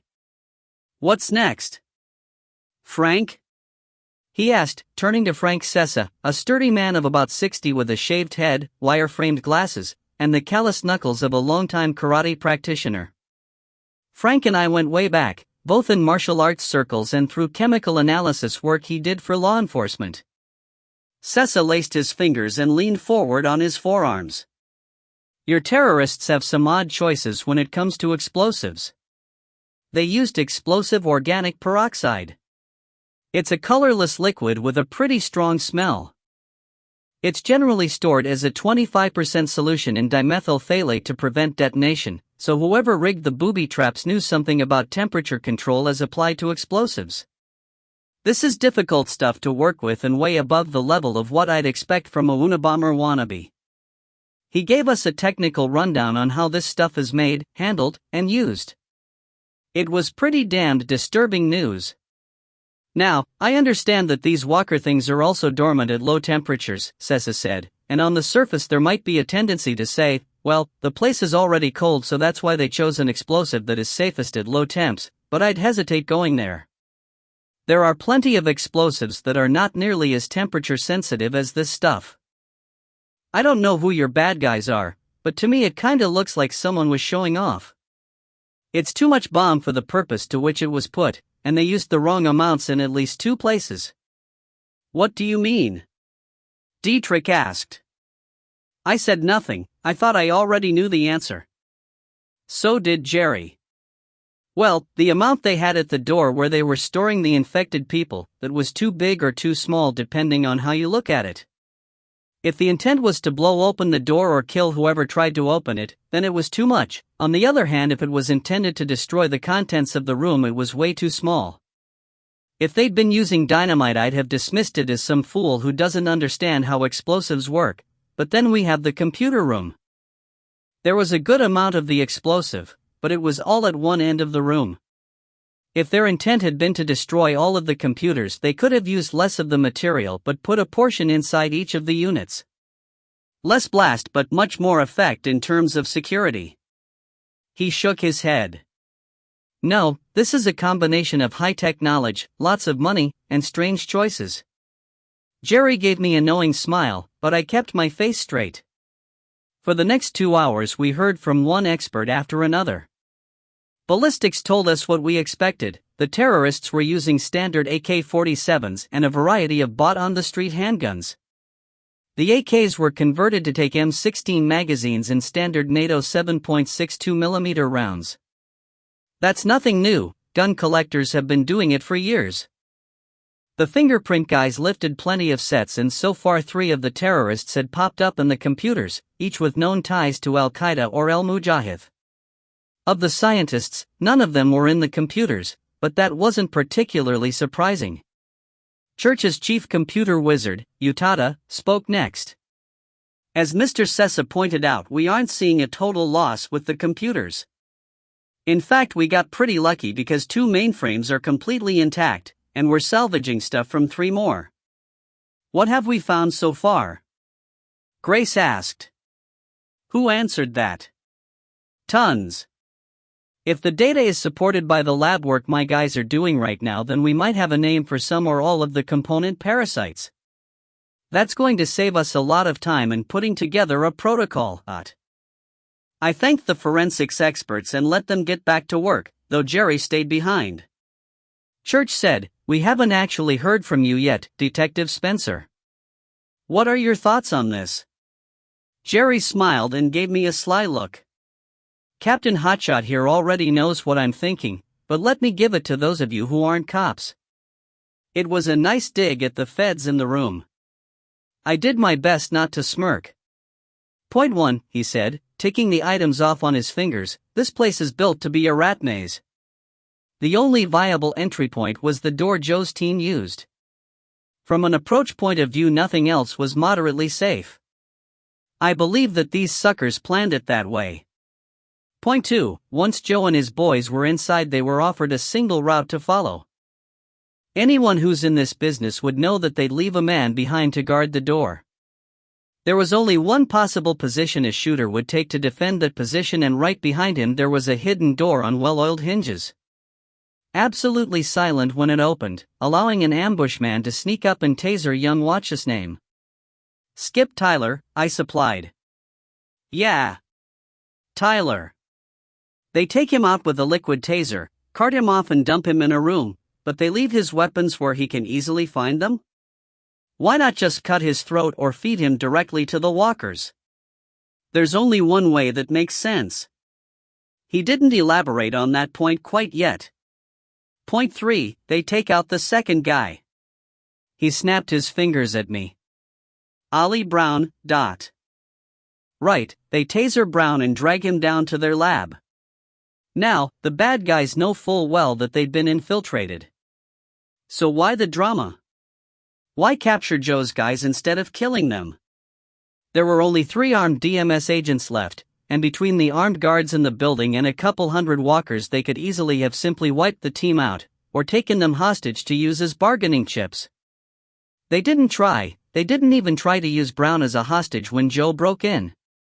They didn't try to flee. No, it doesn't add up. This whole thing should have been a massacre or a standoff, and it was neither. It came pretty bloody close, muttered Grace. Don't get me wrong, Major, Jerry said. I'm not saying they were interested in the well-being of your teams. It probably would have worked out equally well for these guys if you'd all died in there. Charming, Grace said. My point is that this was not a matter of them fighting back. Nothing that I've seen supports that. Tell me I'm wrong, Joe. You know you're right, Jerry, I told him. The others around the table were staring at us, and there was a mixture of expressions. Church's face, as usual, told me nothing, but Grace was nodding, putting the pieces together herself. Rudy had one eyebrow raised the way he did when he was looking in at his own thoughts. Dietrich looked a little puzzled and kept looking to Church as if for instructions. Who looked skeptical. Why would they do that? Who asked? Because they wanted us to find what we found, I said. Who shook his head. No. No way. That doesn't make sense. Yes, it does, murmured Church. We all looked at him, but he nodded to me. You have the floor. All of this is a setup, I said.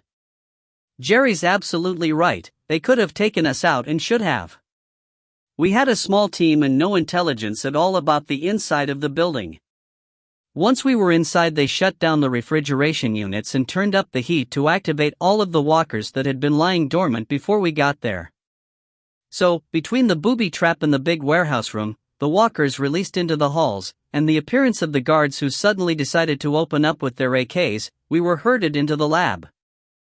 They set explosives in the computer room, but not enough to destroy all of their research, and none of the armed guards in the hall tried to use a keycard to enter the lab.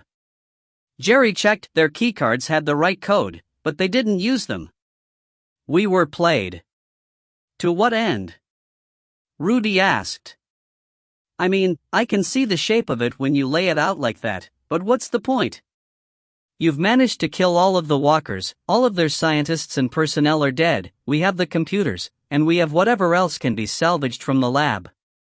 The way you're describing it, the terrorists have handed us the solution to the threat. When I didn't answer, he added, why would they do something like that? Chapter 82. El Mujahid Pier 12 Brooklyn, New York. The freighter Albert Schweitzer docked at Pier 12 in the shadow of the Queen Elizabeth II and was met by a parking lot filled with ambulances, paratransit vehicles, limousines, and cabs. The ambulatory wounded were escorted down the boarding ramp by nurses and orderlies, the more serious cases wheeled in chairs or on gurneys. Sonny Bertucci walked down under his own steam, though he used a cane and looked frail. He was met by two agents from Global Security. They led him to a white van with the name of a private ambulance company stenciled on the doors. The agents got into the back with Bertucci and the driver shut the door, climbed into the cab, and drove out of the parking lot, and within half an hour they were on the New Jersey Turnpike heading south. At the Thomas Edison rest stop, the van pulled around behind a row of parked semis and stopped next to a black Ford Explorer with Pennsylvania plates. Both drivers got out and shook hands, and together they walked around to the back of the white van. The van driver knocked 3 times, waited, and knocked once more before opening the door. Your ride is. That was as far as he got. The driver of the Explorer pressed a silenced .22 against the back of his head and fired 2 quick shots. The van driver collapsed just as the doors opened. Sonny Bertucci reached out and caught him, and together he and the Explorer's driver hauled the corpse into the van, laying it next to the 2 bodies of the Global Security agents. Both of them had their throats cut, and the big man held the hook of his cane in his left hand. The hook ended in a 6-inch wickedly sharp stiletto that had fit into the shaft of the cane, the seam hidden by a decorative metal band. Bertucci tossed the weapon into the back, and together he and the driver of the Explorer closed and locked the van's doors. When they were done, they embraced warmly, slapping each other on the back. It is so good to see you, beamed the driver. El Mujahid grinned despite the pain of his healing wounds. Ahmed, it is very good to see a friend in this place. He paused and jerked his chin toward the van. Galt knows? So it seems, said Ahmed. I received a call about 15 minutes ago saying that you were to be terminated. I assume one of them, the driver said, jerking his head toward the closed van, got a similar call. Yes. It came in while we were driving. I couldn't hear what was said, but I could tell from his eyes that he'd gotten a kill order. Thank you for taking care of things. My pleasure. Come, let us go, we cannot risk being here if Galt has other agents coming. Once they were both seated inside the Explorer and pulling back into the flow of traffic, Ahmed asked, "What is the news from home? How is my sister?" Al-Mujahid smiled. "Amira sends her love. I miss her." The fighter patted the man on the shoulder. "Soon we will all be together, in this world or in paradise." "Praise Allah," said Ahmed as he accelerated to 70 and headed south. Chapter 83. Sebastian Galt / over Afghani airspace / Thursday, July 2nd. "It's a real honor to have Mr. Galt make this visit," said Nan Yadreen, the Red Cross liaison for Afghanistan. "And a bit of a surprise. If we'd had more notice we would have prepared a better reception." Toyce forced a smile. "Not necessary, Doctor. This is just a visit, not an inspection." The helicopter's roar made conversation difficult, for which he was grateful. The preening doctor had to shout to be heard. Galt sat across from him, pretending to be asleep, but Toyce knew better. The doctor nodded. "I understand. And I suppose advertising it in advance is bad for security." "Indeed." "Good thinking, sir," said the doctor. "Too bloody right, it's good thinking," Toyce mused darkly. Last thing they needed was Amira knowing that they were on the way. The only people expecting their arrival in Afghanistan was a crack team of mercenaries from Global Security led by one of Toyce's favorite people, the ruthless South African, Captain Zeller. Toyce had called to make arrangements, explaining what they intended. Zeller didn't bat an eye when Toyce told him that this was going to be a wet operation. Wet works were their specialty and they loved the bonuses he'd promised for their pay packets. The chopper flew on toward the Red Cross Field Hospital. Galt had pulled himself together on the drive to the heliport, but Toyce was cautious. Nothing was ever certain in matters of the heart. He was glad that he didn't have one. Chapter 84. Crisfield, Maryland / Thursday, July 2nd, 8:30 p.m. "Here's the problem," I said. "In one way or another over the last couple of days I've said that I've found it hard to buy the scenario that we've been fed, that this is a group of terrorists who have the smarts, the funding, and the technology to create several new diseases, to pioneer new fields of science in order to manipulate and weaponize those diseases, to locate and hold hostage the families of key scientists, and to manage those scientists through the use of not one but two controlled diseases. And all of it off the radar of all of the world's top intelligence networks?" "When you put it that way," Dietrich said, shifting uncomfortably. "From the beginning I was bothered by the control disease because it's way too sophisticated. Who here thinks that a bunch of terrorists really thought that up? Show of hands." When no one raised a hand, Dietrich said, "But we know that this is the case." Instead of answering I said, "The next thing to consider is the crab plant itself. As Jerry pointed out, it was a trap from the beginning, no doubt about it. The staff inside, to all intents and purposes, were suicide fighters. Either they knew they weren't getting out of there alive, or they were duped into thinking that they were playing a stronger hand than they were." "I doubt the scientists were in on it," Grace said.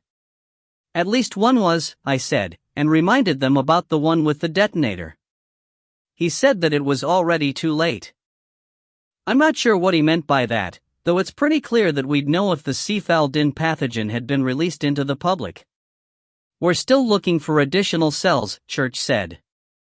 "This is clearly not over, and directly after this meeting I'll make a conference call to the CDC and the White House." Good.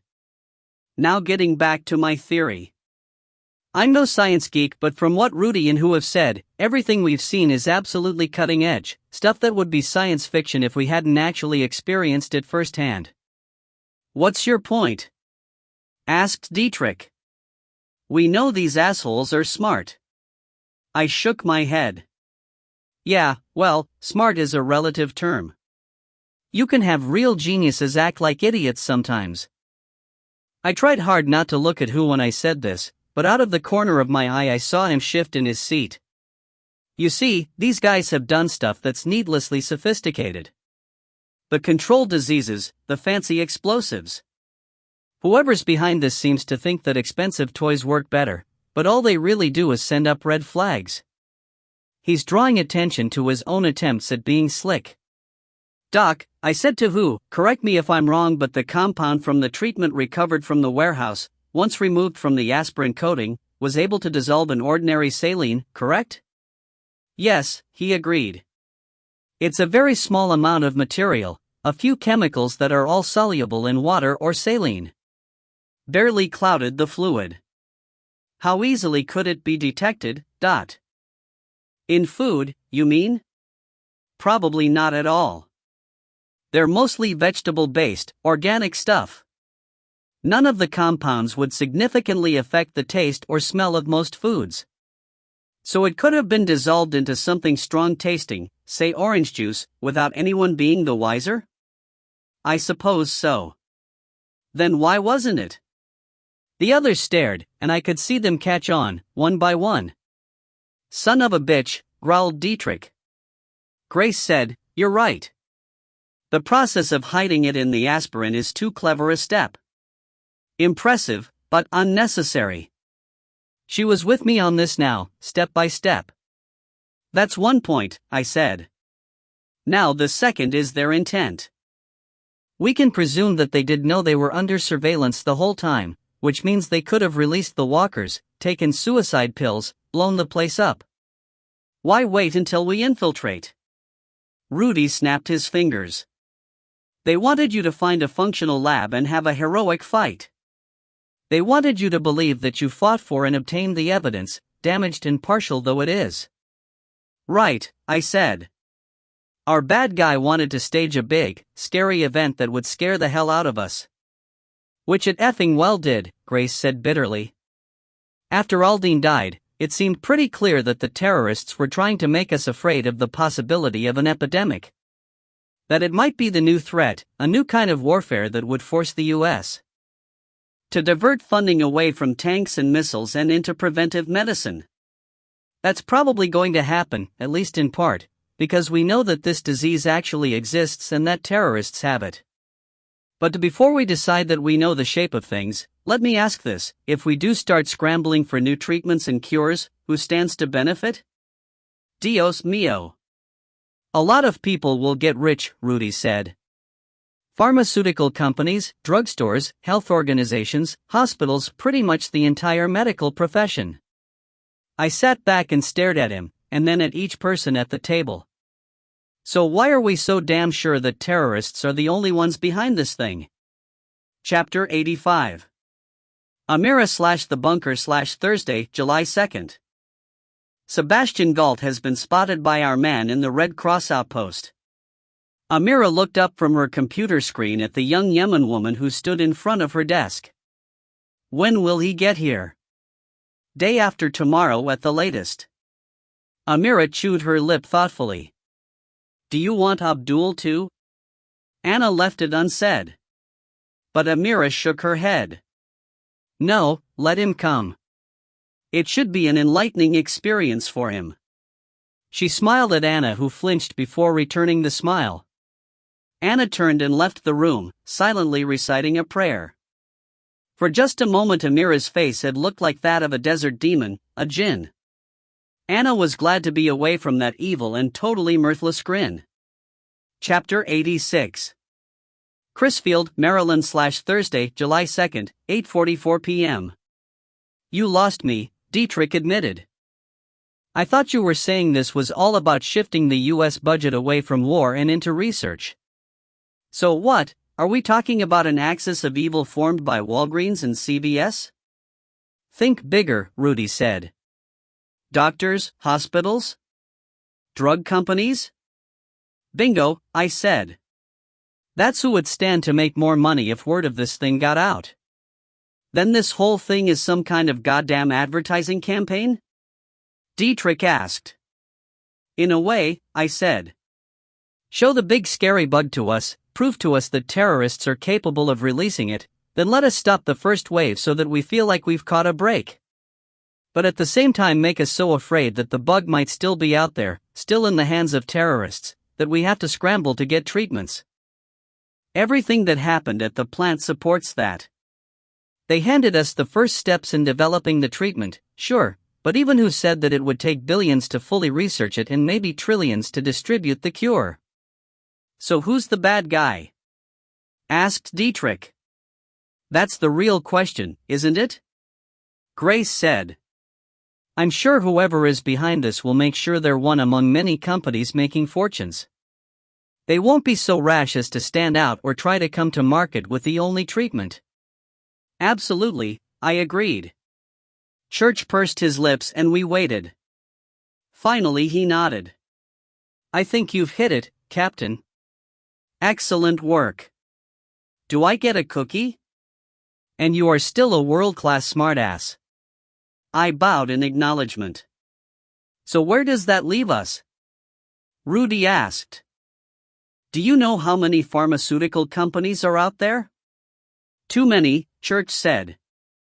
But not all of them could have funded something like this. We need to find one company with pockets deep enough to hide the kind of expenditure required for the research and development of this kind of disease. Or diseases, I corrected. Or a group of them who have pooled their resources. Surely there must be some way to narrow that list even further, Rudy argued. Not all pharmaceutical companies deal with disease pathogens. Not all of them deal with preventive medicine. Will that matter? Dietrich asked. Sure, Rudy replied. If they aren't prepared to do the research or mass-produce the treatments, then they wouldn't be in on the first wave of cash. The big money wave. Their factories wouldn't be configured for it. But even discounting those, we're still looking at a lot of companies. It's likely to be a great deal more complicated than that, Grace said, because a lot of the big companies are multinational, with divisions peppered liberally all around the world. I doubt any of them would be so daft as to orchestrate this inside the borders of any of the superpowers. The governmental regulations on materials and money would be too risky. I'll bet these bloody bastards have an R&D facility in some third world country. How would we know where to start looking? Mindreader, said Church. Though we're going to have to make a lot of guesses as to what the search arguments are going to be, and this whole thing is still speculation, so we are likely to trip over some of our own assumptions. This presents its own complication, however. No matter who we ultimately discover as the culprit behind this, we still have to bring this to the president and then ask for help from the pharmaceutical companies to prepare in case the disease is ever released, whether that happens deliberately or, more likely, by accident. Oh man, Dietrich said, that means that we're probably going to be making our bad guy pretty damned rich. Right up to the moment we put a bullet in his brain, Grace said. She wasn't joking and no one took it as such. In the meantime, I said, we still have to bear in mind the possibility that actual terrorists are involved in this. My guess is that our phantom pharmaceutical company has been funding terrorists to encourage their cooperation. It makes sense, Church said. The terrorists get to benefit from the shift of resources in the superpowers, which gives them a real victory in the eyes of the world. They know that taking hostages didn't work. Hijacking planes and crashing them into buildings didn't work. Blowing up subways didn't work. They may have done a lot of damage, but in the global scheme of things their batting average is low. Now with this they get to rack one up in the win category. Dietrich chewed on that. So, there's something like hired guns for the drug company behind all this. Something like that, I said, but one thing we know about terrorists is that they don't give up easily, and they are seldom satisfied with a subtle victory. They're not great team players, they resent being someone else's flunkies, and they suck at sticking to the rules.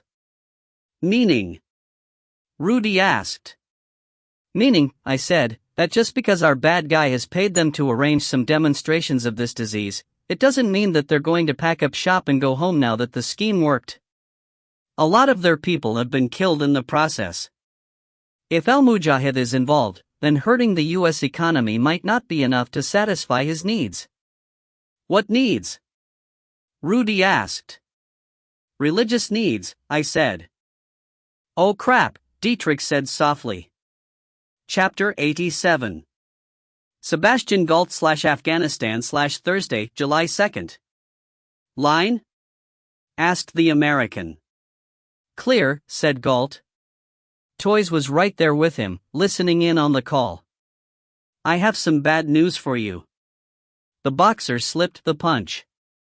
Galt heard Toys hiss quietly. How? Galt asked. He KO'd the other players. I think he had a corner man. Police found the vehicle at a rest stop on the Jersey Turnpike. No trace of the boxer.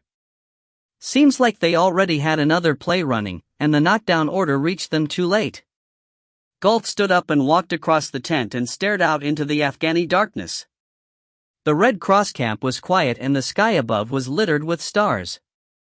What about the chocolate box? Galt asked, then abruptly swore in frustration. For Christ's sake, let's skip the sodding code. Tell me what happened. After a long pause, the American said, the trigger device has already been picked up. Someone identifying herself as the wife of Sonny Bertucci picked it up an hour ago. The woman fit the description of the woman that's been sleeping with Ahmed Mahoud, El Mujahid's brother-in-law. Then they're already 2 steps ahead of us, Galt said.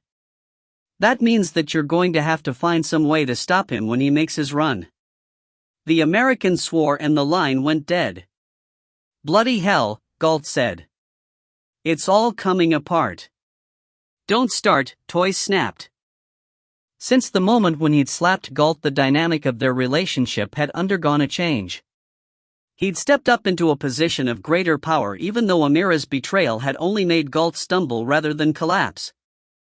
They had not drifted back into their old pattern, and maybe never would.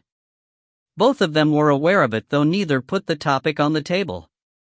Now we have to be very careful, Sebastian.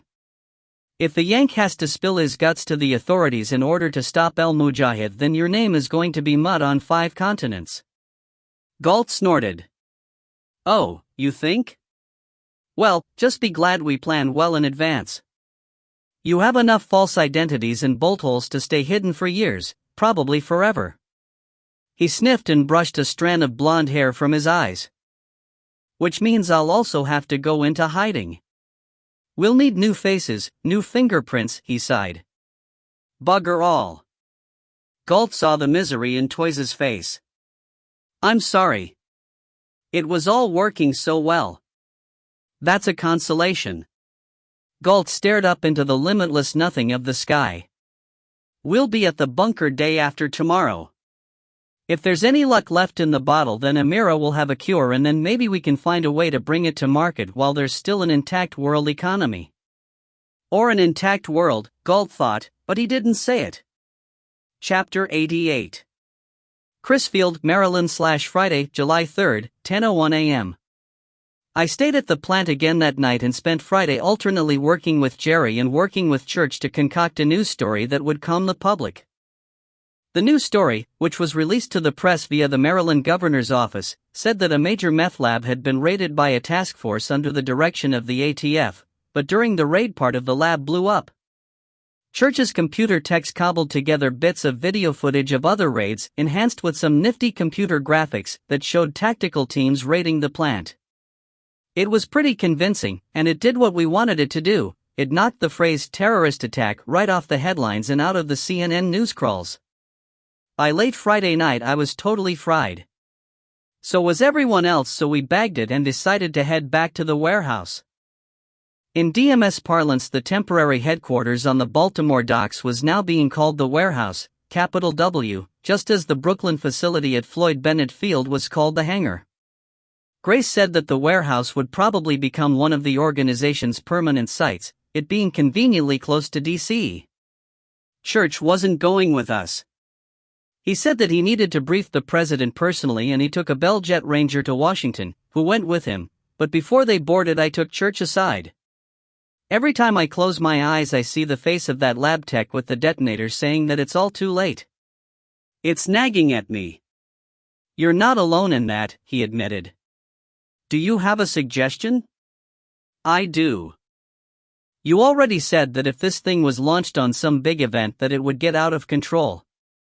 Tomorrow's the 4th of July and there's no bigger event that I know of than the rededication of the Liberty Bell. He nodded. I've already alerted their security teams to be on ultra-high alert. I was supposed to be on that detail, I said, and I think I ought to follow through on that. But I want to make it a field trip. I want to take Echo Team to Philly and let them put their eyes to work. Give them some field work that doesn't involve zombies. Maybe take Grace and Gus, too. When I said Grace's name, there was the faintest flicker of amusement in his face, but it was gone in an instant. Maybe I imagined it. Is this a hunch? He asked. Not really. Maybe half a hunch. It's just that if I were going to launch this thing, that's where I'd do it. Church leaned his shoulder against the chopper and considered the point. The First Lady will be there. Perhaps I should request that she be removed from the event. That's your call. I could be wrong about this. There are a lot of big celebrations tomorrow, all over the country, and maybe these guys are too smart to pick the one where about every third person in the crowd is carrying a federal badge. No, I can't see disrupting the event on a half a hunch, but I think you should reinforce your warning to all commands to stay extra frosty. He nodded. I'll do that, and I'll be with the president in a couple of hours and he can punctuate the request. But I'll have some National Guard units on standby just in case. Fair enough. We shook hands and he climbed into the chopper. The rest of us climbed into the Seahawks and we rose into the night sky, flying across Maryland with 2 Apaches giving close air support. For some strange reason, going back to the warehouse felt like going home. Chapter 89. Baltimore, Maryland / Saturday, July 4th, 1:12 a.m. Back at the warehouse we each went our separate ways. Echo Team was already sacked out for the night, but Top had left me reams of notes on the new recruits. I put that aside for later and headed off to get clean. In the shower I let the hot water blast me for a long time. I do some of my best thinking in the shower, and as I washed, rinsed, and repeated I wondered about who Lester Bellmaker might be, and despite furious lathering I came up with nothing. It was already into the early hours of July 4th. I figured we'd head out early and get to Philadelphia in time to add a little security muscle to the event. And if nothing happened, at least they have great hot dogs, soft pretzels, and beer in that town.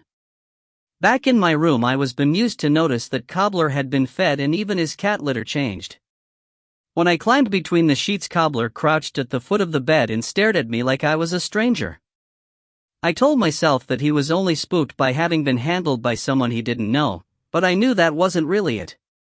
It was me. Rudy was right, I'd been changed, too. Cobbler could see it in my eyes and he kept his distance. After 5 minutes of trying to coax him nearer, I gave up and turned out the light. I could feel him watching me with his wise cat eyes. I finally fell asleep around 1 or so, but within minutes a tap at the door woke me. It was tentative. I lay in the dark and listened, uncertain whether it was real or part of some complicated dream. Then it came again. Firmer this time. I switched on the bedside light and padded to the door in sleeping shorts and a t-shirt. There was no peephole or intercom, so I unlatched it and peered cautiously through the crack. I guess I expected Rudy, or Church. Maybe Top Sims or Sergeant Dietrich. I never expected Grace Cortland. Chapter 90. Baltimore, Maryland / Saturday, July 4th, 1:17 a.m. She wore makeshift pajamas, blue hospital scrubs, and a black tank top. Her hair was untidy, there were fatigue smudges under her eyes.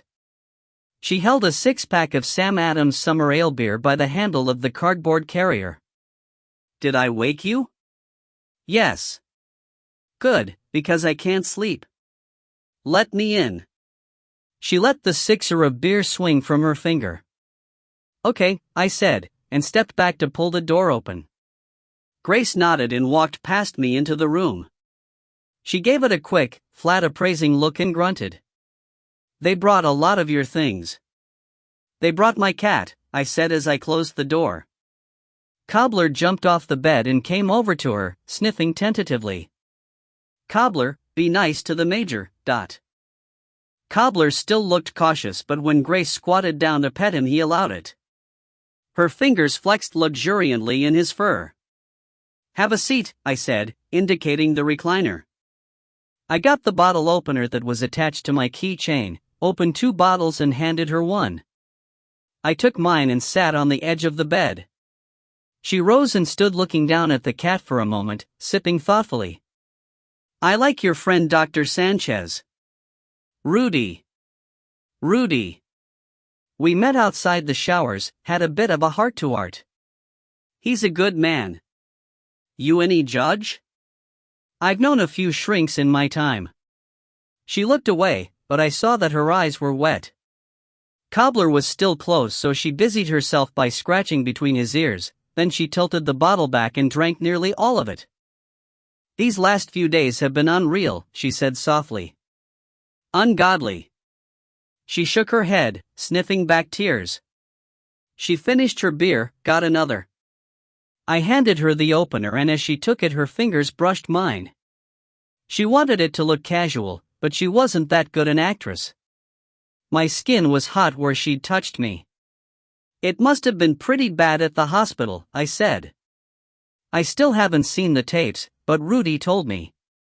Worse even than the crab plant, from what he said." Back in her chair she looked at the beer bottle as if interested in something on the label. When she spoke her voice was almost a whisper. "When we realized something about what was going on, when we saw that we were losing control of the situation at St. Michael's. She stopped, shook her head, tried again. "When we realized what we had to do, it was the worst thing in my life. It was worse than the tear gathered in the corner of her eye." "Have some beer," I suggested softly. She drank and then raised her head and looked at me with her red-rimmed eyes. "Joe, when I was 18 I got pregnant by a boy during my first year at university. We were just kids, you know? He freaked and buggered off, but then he came back when I was in my 3rd trimester. We got married. A civil ceremony. We weren't ever really in love, but he stayed with me until the baby was born. Brian Michael. But he was born with a hole in his heart." The room was utterly silent. They tried everything. They did 4 surgeries, but the heart hadn't formed correctly. Brian lived for 3 months. There was never really a chance he'd make it, they told me. After the last surgery I sat with my baby day and night. I lost so much weight I was like a ghost. 87 pounds. They wanted to admit me. I started to say something, but she shook me off. Then one afternoon the doctor told me that there was no brain activity, that for all intents and purposes my baby was dead. They asked me if I would consent to having the respirator disconnected. What could I say? I screamed, I yelled at them, I argued with them. I prayed. 4 days. The tears broke and cut silvery lines down her face. They looked like scars. When I finally agreed, it was so horrible. I kissed my baby and held his little hand while they stopped the machines. I put my face down to listen to his heartbeat, hoping that it would go on beating, but all I heard was one heartbeat. Just one. He died that quickly. One beat and then a dreadful silence. I felt him die, Joe. It was so awful, so terrible that I knew that I could never feel anything worse. She drank most of the second bottle. It ruined me. My husband had left again after the second surgery. I guess to him Brian was already gone. My parents were long gone. I had no one else in my life. I continued to get sicker and I wound up in a psychiatric medical center for nearly 3 months. Are you shocked? She looked at me defiantly, but something in my expression must have reassured her. She nodded. In the hospital I had a counselor and she suggested that I look for something that would give me structure. I had no family left and she knew a recruiter. She wrote me a letter of recommendation and 2 weeks after discharge from hospital I was in the army. It became my life. From there I went to the SAS. I saw combat in a dozen places. I saw death. I caused death. None of it touched me. I believed that whatever had made me a person, a human being, was gone, buried in a little coffin with a tiny body. Both of us dead, killed by imperfect hearts. She wiped at the tears, then stared with subdued surprise at the wetness on her fingers. I hardly ever cry anymore. Except sometimes at night when I wake up from a dream of holding Brian's hand and hearing his last heartbeat. I haven't cried in years, Joe. Not in years. My mouth was dry and I drank some beer to be able to breathe. Grace said, when Al-Qaeda attacked the World Trade Center I didn't cry. I just got angry. When the bombs went off in the London subways, I tightened up my resolve. Grace Cortland, Major SAS, combat veteran, professional hard ass. She took a big breath, blew out her cheeks. And then St. Michael's. God. We went in there hard and fast, so tough and practiced. You never got a chance to see the DMS at its best, but everyone in Baker and Charlie teams were absolutely first rate. Top-of-the-line combat veterans, not a virgin among them. What is it you Yanks say? Heartbreakers and life-takers? State-of-the-art equipment, cutting-edge tactics, nothing left to chance. And you know what happened? We were slaughtered. Grown men and women torn apart. Civilians killing armed military with their fingers and teeth. Children taking shot after shot to the chest, falling down and then getting right up again, their bodies torn open, and still they kept running at our men, tearing and biting them. Eating them. God, I whispered. God wasn't there that day, she hissed in as bitter a voice as I've ever heard. I'm not a religious person, Joe. Faith isn't something I'm good at, not since I buried Brian, but if there was ever a splinter of belief or hope left in me it ended that day. It was consumed by what happened. Grace, you do know that you and church had no other choice, that. Is that supposed to make me feel better? Do you really think that makes any difference to me? I know we didn't have another choice, that's why we made the choice we did. We were losing, Joe. Losing. Suddenly, all the training, all the power that we thought we had was gone. It failed us. Just as medicine and prayer failed Brian. All we could do was disconnect another switch, turn off more lives because there was nothing else left for us. Tears fell steadily but she didn't bother to wipe them away. She gave me a twisted smile. The thing is, that was even worse than turning off my baby's life support. Worse, do you understand? And afterward, do you know what I felt the most? Guilt. Not for having to kill all of those people. No, I feel guilty because that was the worst moment of my life. It probably always will be. So I feel like I've somehow betrayed or maybe abandoned my baby because now this event is bigger and worse even than that. I feel like I've lost Brian again. Forever this time. It hurts so damn. Her voice suddenly disintegrated into terrible sobs and she dropped the bottle and covered her face with both hands. I was up and across the room before her bottle rolled to a stop. I took her by the arms and gathered her to me, pulling her off the chair, wrapping her up against my chest. The sound of her sobs cut through my flesh and into my heart. I held her close, this angry woman, this bitter soldier, and I kissed her hair and held her as close and as tight and as safe as I could. She wept for a long time. I walked her to the bed and we lay down together, her face buried against me, her tears soaking through my t-shirt, her body fever hot. Maybe I said something, some nonsense words, but I don't remember. Her body bucked and spasmed with the tears until slowly, the immediacy of the storm began to pass. Her arms were wrapped around me, her fingers knotted in my shirt. The knots of tension eased by very slow degrees. We lay like that for a long time, and then I could feel the change in her as her tension changed from the totality of grief to the awkwardness of awareness. We were as physically close as lovers, but there had been nothing even remotely sexual about her tears or my holding her, not even in our lying down together. Not at first. But now there was a new tension as we both became enormously aware of all the points of contact, of thighs intertwined, of groins pushed forward, of her breasts against my chest, of hot exhalations, and of animal heat and natural musk. There was a moment when we should have rolled apart, made a few awkward jokes, and retreated to separate corners of the universe. But that moment passed. After a minute or two she said, very softly, "I didn't come here for this."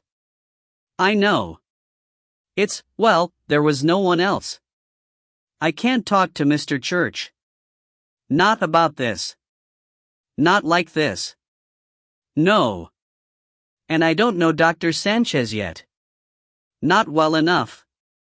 You don't know me, either." "Yes," she said quietly, her forehead tucked under my chin. "I do. I know about Helen. I know about your mom. You've lost so much. As much as I have." I nodded, she could feel it. "Will you make love to me?" she asked. I leaned back and looked down at her. "Not now," I said. When I saw the hurt on her face I smiled and shook my head. "You've chugged 2 beers, you're grieving, exhausted, and in shock. I'd have to be the world's biggest jackass to try and take advantage of that kind of vulnerability." Grace looked at me for a long time.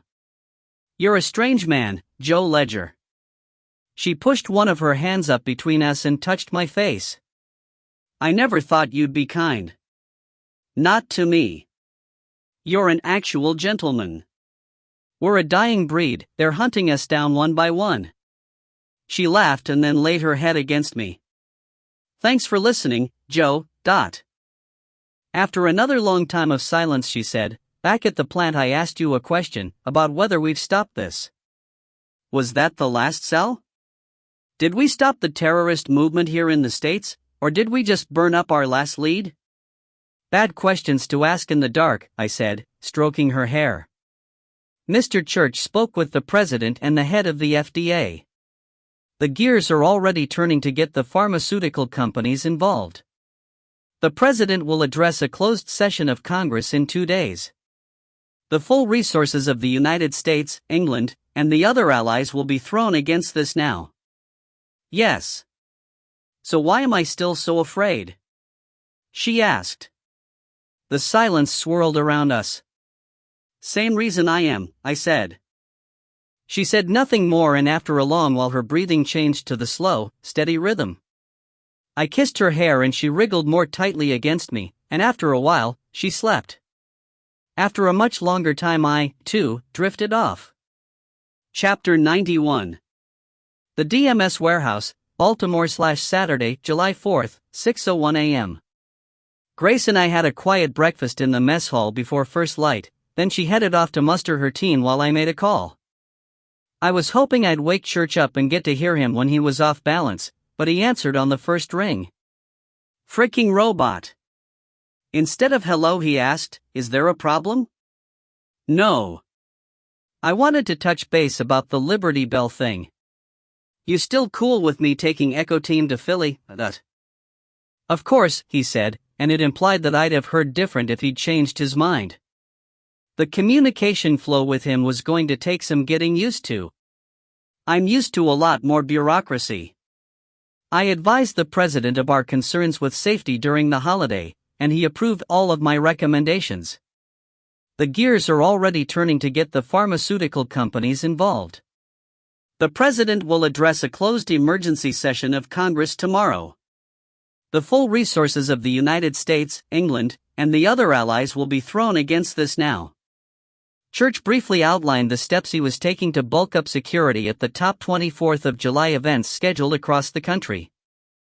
It meant mobilizing tens of thousands of additional police and military, and though that had to be a red tape nightmare, Church seemed confident that it would all be handled. I guess having a rubber stamp from the commander-in-chief lit a lot of fires under the right asses. Points for Church. My question, I said when he'd finished, is what our actual status is going to be down there in Philly. I mean, we can't exactly flash DMS badges, can we? We don't have badges, he said. I also discussed this with the president and obtained authorization for Echo Team to roll as a special detachment of the Secret Service. How familiar are you with their protocols? I can fake it.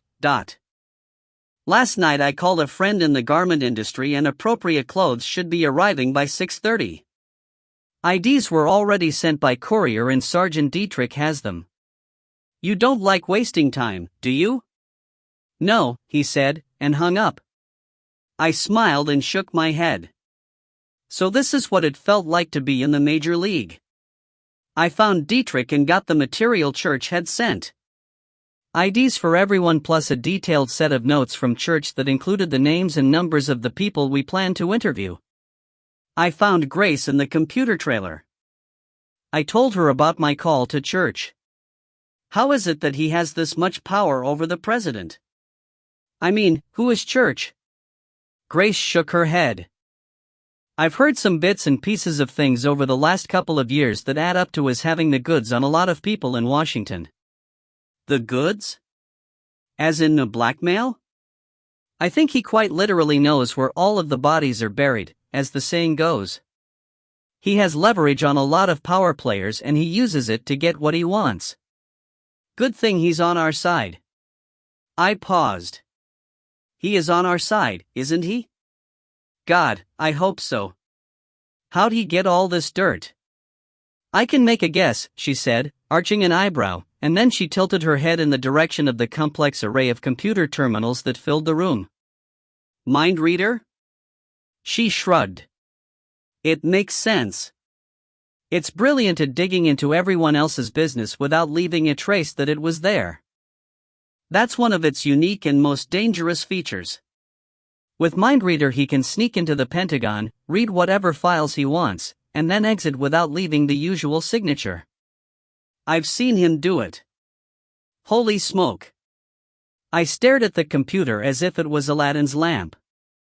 You ever heard the expression, if that were to fall into the wrong hands it'd be curtains for the free world? Well, that pretty much applies here. Too right it does.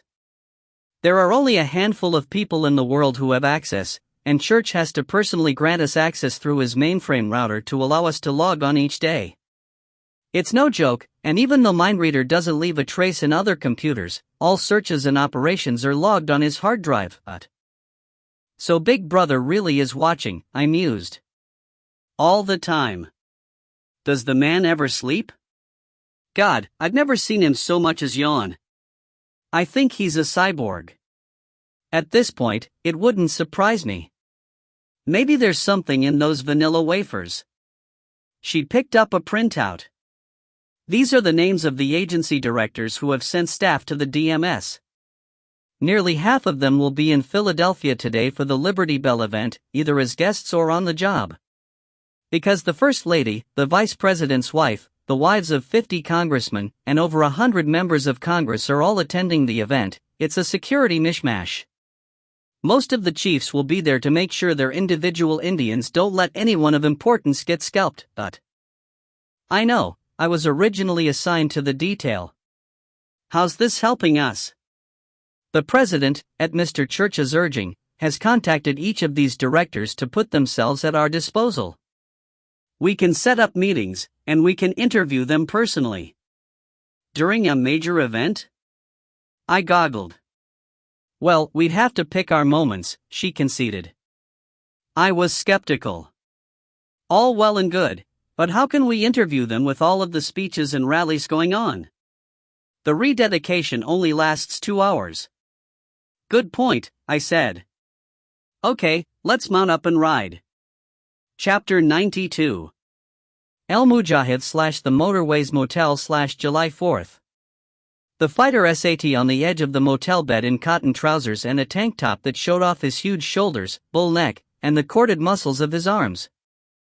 He had removed his bandage to let his guests inspect his face, and the slash mark was a livid red line surrounded by green and purple bruises.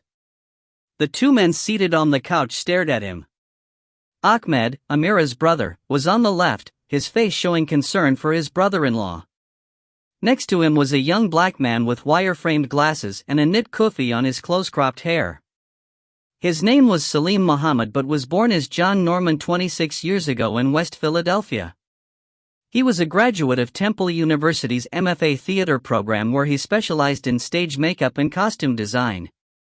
For 2 years after graduation he worked on and off Broadway, but 18 months ago he met an African-American mullah who introduced him first to the teachings of Muhammad and, later, to the more radical teachings of al-Mujahid. Salim had been totally captivated and over the months moved smoothly from a study of the Quran to a more specialized study of fundamentalist politics. Years of repressed anger bubbled up and came to a boil when he saw the tapes of al-Mujahid's diatribes on Western interference in Middle East culture and religion. Unlike many of his fellow converts to the faith, Salim was thoroughly primed to accept the belief that extreme measures were sometimes necessary in order to protect the followers of the one true God. Salim looked like an artist, which he certainly was, but in his chest beat the heart of a soldier of the faith. Sitting there on the couch, he looked very young to al-Mujahid, but the fighter could see familiar fires burning in Salim's eyes. It pleased him.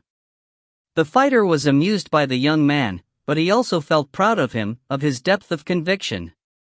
For nearly an hour they had discussed scriptures and had all prayed together.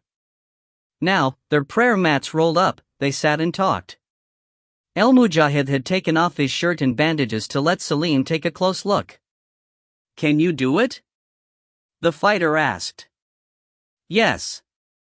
What you want is easy. I mean, there's nothing to it." Salim looked at Ahmed. "I thought you said you wanted me to do something difficult." Ahmed shook his head. "I said I wanted you to do something important." "It needs to hide everything," said al-Mujahid, "the cut, the bruising." Salim smiled earnestly. "Give me an hour and I can guarantee you that no one will recognize you or see that injury. I have everything I need at my apartment." "That's excellent." They agreed on a time for Salim to return and the young man left, looking a little starstruck at having been in the presence of al-Mujahid. One of Ahmed's agents tailed him surreptitiously, though both he and al-Mujahid were convinced of Salim's dedication to the cause. When he was gone, the fighter pulled on a shirt and buttoned it up.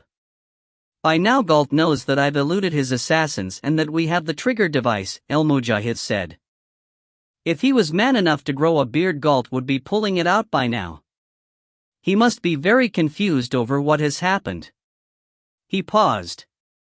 "Where is the shipment from Amira?" "Andrea installed it over a week ago, and it is very cleverly hidden. No one will detect it," Ahmed said, referring to his American girlfriend, a woman he'd converted to their brand of Islam a few years ago. He gestured to a suitcase that he'd brought with him. "Which version did Amira send?" "I tried Generation 7 on a village and it was impressive." "Generation 10. 10? Gasped the fighter. "You mean Generation 7? Ahmed grinned and shook his head. "My sister is ambitious and her anger toward the Western Satan is very great." She did not say much in her coded message, but she said that this will sweep America like the breath of God. Al-Mujahid murmured a prayer. Ahmed nodded to the suitcase. "Your clothes, identification, weapons, everything is there. Once Salim performs his magic tricks, then you will be able to walk among them and not be suspected. Everything is in place, my brother, and Andrea will be on site to make sure that it all goes smoothly." He paused and gave his lips another nervous lick. "There is one more thing. My sister sent something for us. She shipped it using Galt's own pipeline and it was delivered via International Hazardous Materials Courier to a hospital in Trenton, New Jersey, late yesterday. The accompanying papers and forms were flawless so that no eyebrows were raised. My sister is very clever." "That she is. What did she send?" Ahmed smiled. "Well, on the package it said that it was samples for bacteriological research. Something to do with plant blight. And in truth that's what most of the contents were, heading from one of Galt's labs in India to a research facility here in the States, but of the 24 vials of infectious materials there were 2 that contained something quite different." He paused and repeated that. "Quite different, Allah be praised." Tell me. She sent Generation 12 of the Sif al-Din. Do we need more? I thought. Ahmed shook his head. This is not a weapon, my brother. If Generation 10 is the sword, then Generation 12 is the shield, but. The fighter looked confused, and then his understanding blossomed. A great mass of pent-up tension left his body in a long exhale. Allah be praised, all blessings to his name. Ahmed reached out and squeezed El-Mujahid's arm. She did it, he said in an excited whisper. We have an antidote. Amira did what no one else has been able to do. She created a cure for the disease. We can release it as planned, and then only the godless Americans will die, but we, my brother, will survive. The room swam around him and El-Mujahid slid from his chair onto his knees. For weeks now he had been mentally and spiritually preparing himself for what he believed was a suicide mission. He had accepted the will of Allah that he should die from the Sif al-Din as he released it on the Americans. It was so small a price to pay to deliver a killing stroke unlike anything ever inflicted on an enemy. Total annihilation of the Americans and an ocean between the wasteland that North America would become and the rest of the world. But now. He lowered his reeling head to the floor and gave praise to Allah, weeping with joy, weeping with the knowledge that the one true God had chosen to spare him and to let him continue to fight for his truth here on earth. Paradise was a wonderful promise, but El-Mujahid was a fighter and had regretted leaving the battle with so much to be done. Tears sprang into Ahmed's eyes as well, and he knelt down next to his brother-in-law, his friend, and together they prayed, both of them knowing that it would all work now, that nothing could stop the Sif al-Din. Nothing. Chapter 93. The DMS Warehouse, Baltimore/Saturday, July 4, 6:44 a.m. We took 2 cars, a pair of brand new DMS SUVs, BMW X6s that were equipped like James Bond cars with hidden compartments, armor plating, front and rear video, spy satellite downlinks, and even fore and aft machine guns hidden behind faux fog lamps. Church really loved his toys. No ejector seats? I asked Grace as we climbed into the lead vehicle. You joke, but we have a Porsche Cayenne with an ejector option for driver or passenger, but... Really? I grinned and switched to my best Sean Connery. My name is Ledger. Joe Ledger. She gave me an icy stare. So help me God, if you call me Pussy Galore or Holly Goodhead, I'll shoot you and leave you by the side of the road. Wouldn't dream of it, I said, and then under my breath added, Miss Moneypenny. I'm serious. Dead in a ditch. I mind zipping my mouth shut. We were all dressed in dark suits, red ties, and white shirts, with little American flags on our lapels and wires behind our ears. Pretty damn impressive for 12 hours work. I mean, I can wear off the rack, but Bunny is a moose. I marveled at Church's network of contacts. It must be nice to have so many friends in so many industries. One of these days I was going to have to find out who the hell Church was. For hardware I had my old familiar .45 with me, snugged against my ribs, with 2 extra magazines clipped to my belt. Around my right ankle was a sweet little Smith & Wesson Model 642 Airweight Centennial, a hammerless .38 revolver that is one of the most practical backup guns around. I also had a rapid response folder, a tactical knife that could sit in a pocket clip and with a snap of the wrist would produce a 3.375-inch blade that, although short, was more than enough in the hands of a good knife fighter. I'm a very good knife fighter and I prefer speed over blade length any time. With all that, I felt that I was a bit overdressed for the party, considering that we were going to interrogate government officials, not storm the Bastille, but I'm one of those guys who believes that the Boy Scout motto is one of the most useful pieces of advice ever given: be prepared. Grace looked very nice in a tailored suit that was a good balance of weapon concealment and curve revealment. No way that this was off the rack. She had on a light touch of makeup and a very enticing pink lipstick. The makeup was within professional guidelines, but the lipstick, I'm pretty damn sure, was a personal choice with a different agenda, and I hoped that it wasn't my male ego or wishful thinking at work here. All I said was, "You clean up pretty good, Major." I gave her my best smile as I said it. The one that puts the crinkles around my eyes. Grace, however, did not pull around to the back of the warehouse and immediately undress. Her fortitude was commendable in the light of that smile. She said, "Buckle up for safety," and inflected it in such a way as to convey about 50 separate possible meanings.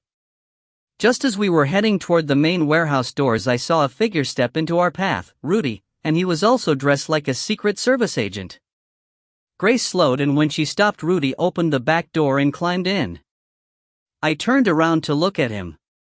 "Halloween's not till October." "You're hilarious," he growled as he thrust an ID wallet into my hands. I opened it.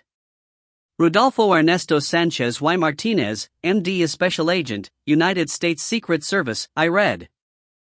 Is this some kind of joke? If it is, then Mr. Church is the only one who knows the punchline. Grace smiled. "Mr. Church is impressed with you, Doctor." "Rudy," he corrected. "Sorry. He told me you grilled him pretty thoroughly the other day." I was surprised. He admitted that? He didn't go into details, but he gave the impression that you got a good read on him. "Interesting," said Rudy. "Joe, he wants me with you when you do the interviews." "I'm okay with that, Rude, but if we get into anything today, I let it hang. Then I'll run and hide, don't worry, cowboy. I'm a lover, not a fighter." Grace turned and gave him an appraising stare. "I'll bet you could handle yourself." And again, there were a lot of ways to interpret that. Rudy gave her an elegant incline of the head and settled back in his seat. "Are you carrying a gun?" I asked him. At his request, I taught Rudy to shoot a couple of years ago, shortly after he started working as a police psychiatrist. He thought it would help him with his patients if he more fully understood the power, both real and imagined, of a gun. "You've seen me shoot, cowboy. Am I qualified to carry a handgun in public? It would not be in the best interests of public safety." "Then there you go."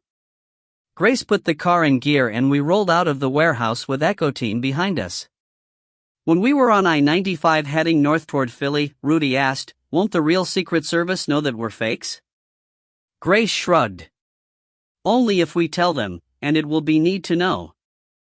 Our credentials are real, authorized by the president himself." Rudy said, "Wow." He hadn't voted for the president, but the office and what it represented was bigger, and held more meaning, than any single person who had held it. Maybe more than all of them put together. A certain degree of respect was appropriate no matter what your personal political views were. "That's a lot of power." "Mr. Church knows," she started to say, but Rudy cut her off. "No, it's a lot of power to give us. Our team." He paused. "The 8 of us." When I turned to him, he went on, "We still have a traitor in the DMS, and that means that one of the men in the car behind us could be a spy or assassin.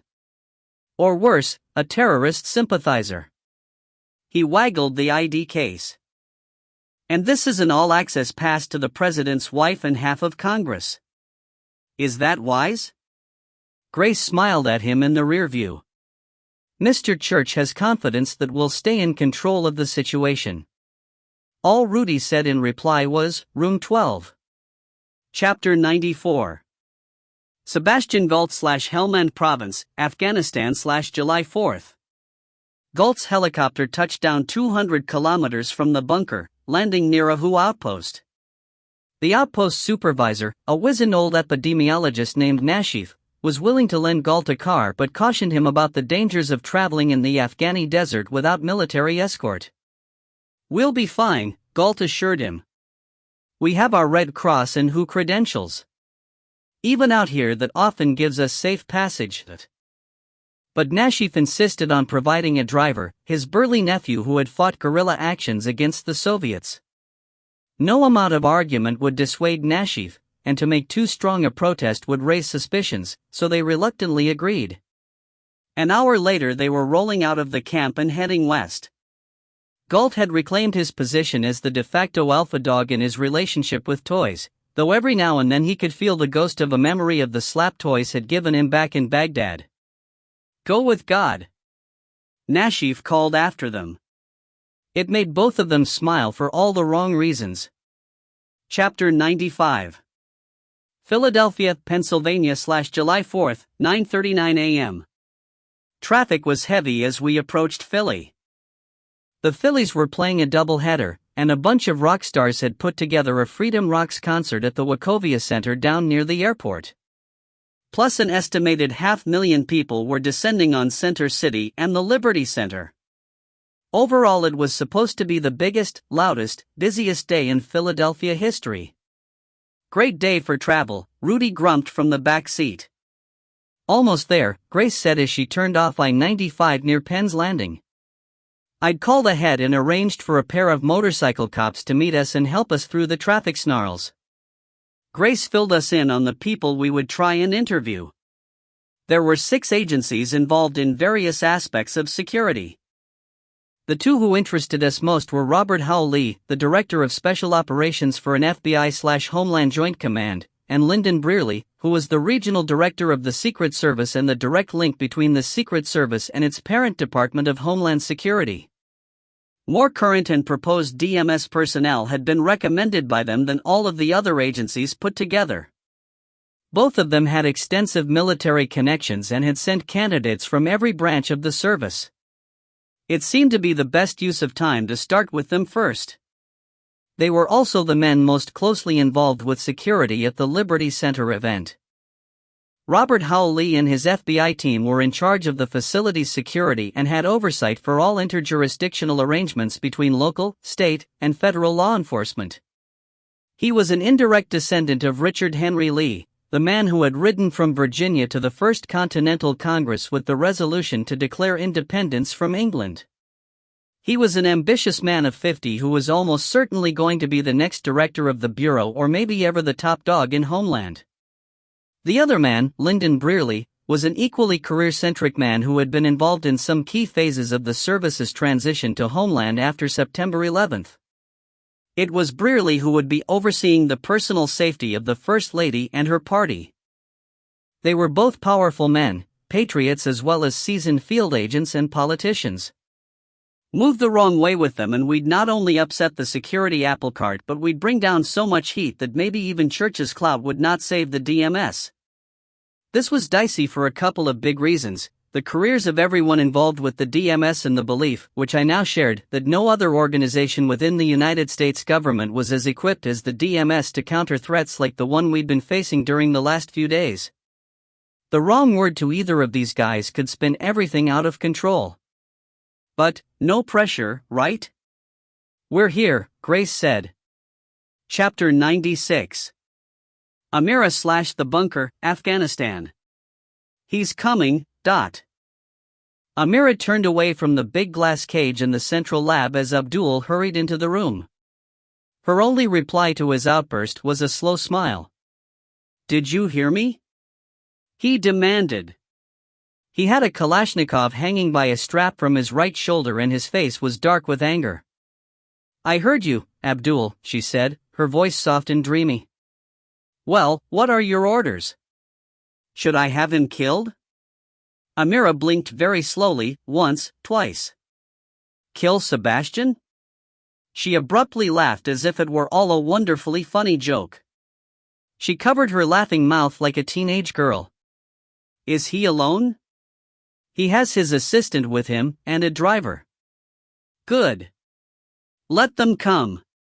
"Come? Come here?" he echoed, incredulous. "Amira, he has to be aware of what we're doing. He's coming to shut us down, Shut us down?" She laughed again. Abdul stared at her. Amira's eyes were almost glassy. She looked drugged. Or worse, drunk. But that was unthinkable. "You certainly don't want him to come in here." "Not now. Not when he knows." She shook her head. "How long until he gets here?" "Into the bunker?" 30 minutes. "Assemble the staff in the dining hall, Abdul." For what reason? He demanded, and for a moment the dreamy look on Amira's face solidified into something else. Something cold and reptilian that glared out at him through her beautiful eyes. Abdul took an involuntary step backward. Amira's lip curled and she turned away to stare through the glass at the monsters she had made. 4 of them, each one clawing at the inside of the reinforced glass walls, their eyes burning like black stars. "You have your orders, Abdul," she said without turning. He backed toward the door, his anger warring with his doubt. He watched Amira put both her palms on the glass and then lean forward so that her cheek was pressed against the cool surface as the 4 monsters clustered on the other side, tearing at each other to try and get to her. Abdul fled. Chapter 97. The Liberty Bell Center / Saturday, July 4th, 10:28 a.m. We stood in the Liberty Bell Center, which is located on Market Street between 5th and 6th Streets in the Old City part of Philly. Because of the task force's involvement with the event security, I'd had a chance to tour the building a few times over the last 6 months and had a good working knowledge of its layout. The new building had been the centerpiece of a $300 million makeover of the Independence Mall area, and they'd sunk nearly $13 million into the center, which opened in October 2003. The place was over 13,000 square feet, and was airy, well-lighted, and pretty fascinating to any tourist or history buff. The bell itself sits in a glass chamber designed to magnify it so every one of the million-plus yearly visitors has a chance to get a really good look. I think we all felt somewhat awed by all that it represented.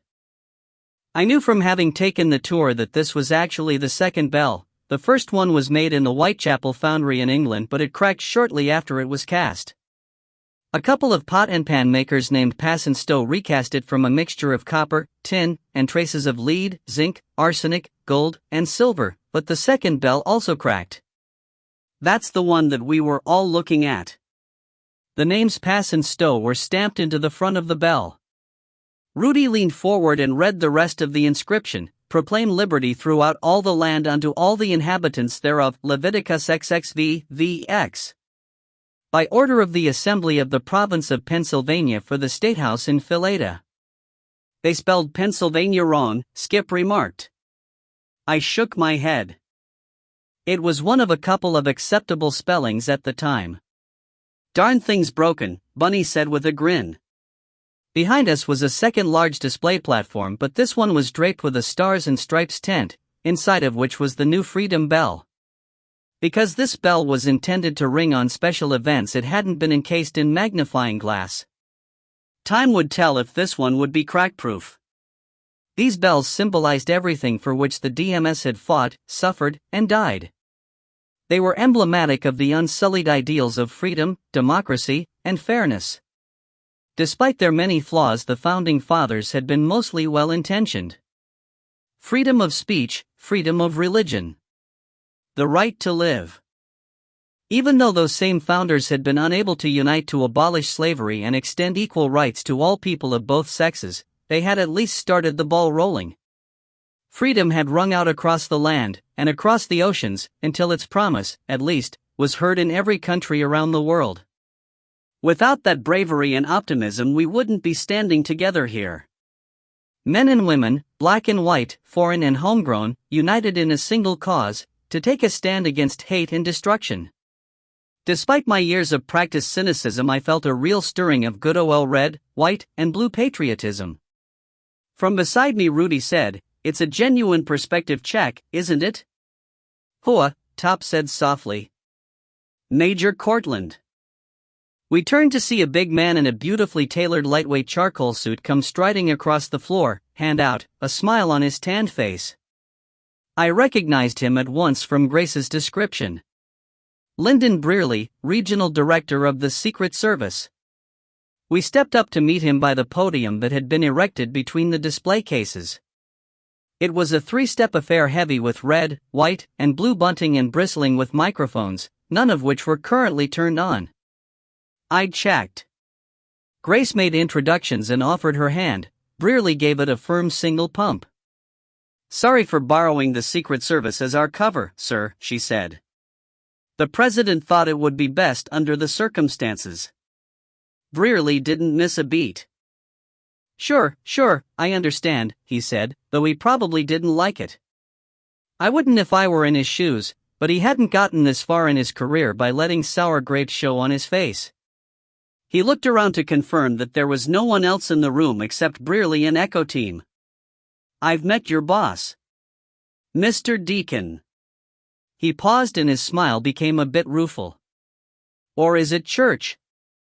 There seems to be some disagreement about that. He prefers to be called Mr. Church. Interesting man, Brearley said. I tried to run a background check on him and pretty much had my knuckles beaten with a ruler by the commander-in-chief. Grace returned his smile but said nothing, nor did Rudy. I practiced looking like a cigar store Indian. Brearley waited a second, then shrugged. Okay, I get it. No problem, Major. So, tell me what I can do for you? Grace and I had agreed that she'd handle Brearley and I'd take Lee, so she dug right in. Sir, she said, we'd like to discuss the candidates you suggested for transfer to the DMS. That dialed down the wattage of Brearley's smile. Why is that, Major? Instead of answering, she asked, what can you tell me about the men you chose to recommend? She recited 11 names including Sergeant Michael Sanderson, who was one of Dietrich's security men, and Second Lieutenant Oliver Brown. The others I hadn't yet met. I saw Brearley flick a glance across the room at Ollie and then return his gaze to Grace. Can you be a bit more specific? Just dotting the I's and crossing the T's, she said with a smile. Aha, he said. And for that you flash a presidential order? Grace said nothing. Brearley sucked his teeth. Okay, he said, you caught me. I stiffened, but then he upped the wattage on his smile. A couple of my recommendations were entirely self-serving, I'll admit it. Mike Sanderson is the son of an old friend of mine. Mike's career seemed to stall in place after he left the army and joined the service. We all thought he'd rise like a meteor, but he didn't make the cut to the presidential detail, and when you miss that step you tend to tread water. I promised his dad I'd look out for him and the DMS seemed like a chance for a fresh start. And Lieutenant Brown? Grace asked. Brearley colored. Well, that's a little more awkward, and I'm not sure if it's something we should even be talking about. Sir, we're here on the orders of the President himself. Brearley sighed and stared at the empty air between Grace and me for a few seconds, the muscles in the sides of his jaw flexing as he thought it through. We let him. Finally he said, okay, but it's on your head if this information gets out because I'll damn sure know that it didn't come from me except right here and right now. He nodded to himself, the decision made. Homeland and the service have done a number of ultra-top-secret operations since 9/11. Off-the-books stuff, if you follow me. Of course, sir, Grace said. I nodded. A lot of Black Ops stuff never makes it onto paper. Plausible deniability is easier without a paper trail. Ali was never in Iraq. That, was a cover story. He's been Delta Force for 4 years and has been used in over 20 operations. Extreme stuff. Missions that involved military intelligence, the service, Homeland, and the CIA, but more recently, until he was transferred to the DMS, Lieutenant Brown has officially been a Secret Service agent, but one that we've had out on loan to the company. We know he's with the CIA, I said. Are you saying he's more than just another one of their spooks? He grunted. Captain, until I transferred him he was one of this government's very best operators. Covert ops, infiltration, and special skills, he has the full package. Brearley looked past me to where the young man was standing foursquare, staring hard in our direction. And on top of all that, he's the best assassin I've ever seen. Chapter 98. El Mujahid. How do I look? The fighter asked. Ahmed turned in his seat and smiled broadly. Perfect. Amira herself would not recognize you. El Mujahid leaned over and looked at himself one last time in the Explorer's rearview mirror. With blue contact lenses, an expert hair dye that gave him wavy red hair, skillfully crafted latex appliances, and makeup that gave him pale skin and a scattering of freckles, the fighter looked like a raw-boned young Irishman. Salim had even used special tape to change the shape and angle of El Mujahid's nose, giving it a snubbed and up-tilted look. Padding in his gums gave him more prominent cheekbones. Even he could not see the man he was beneath the makeup. "The boy is a wizard," the fighter agreed.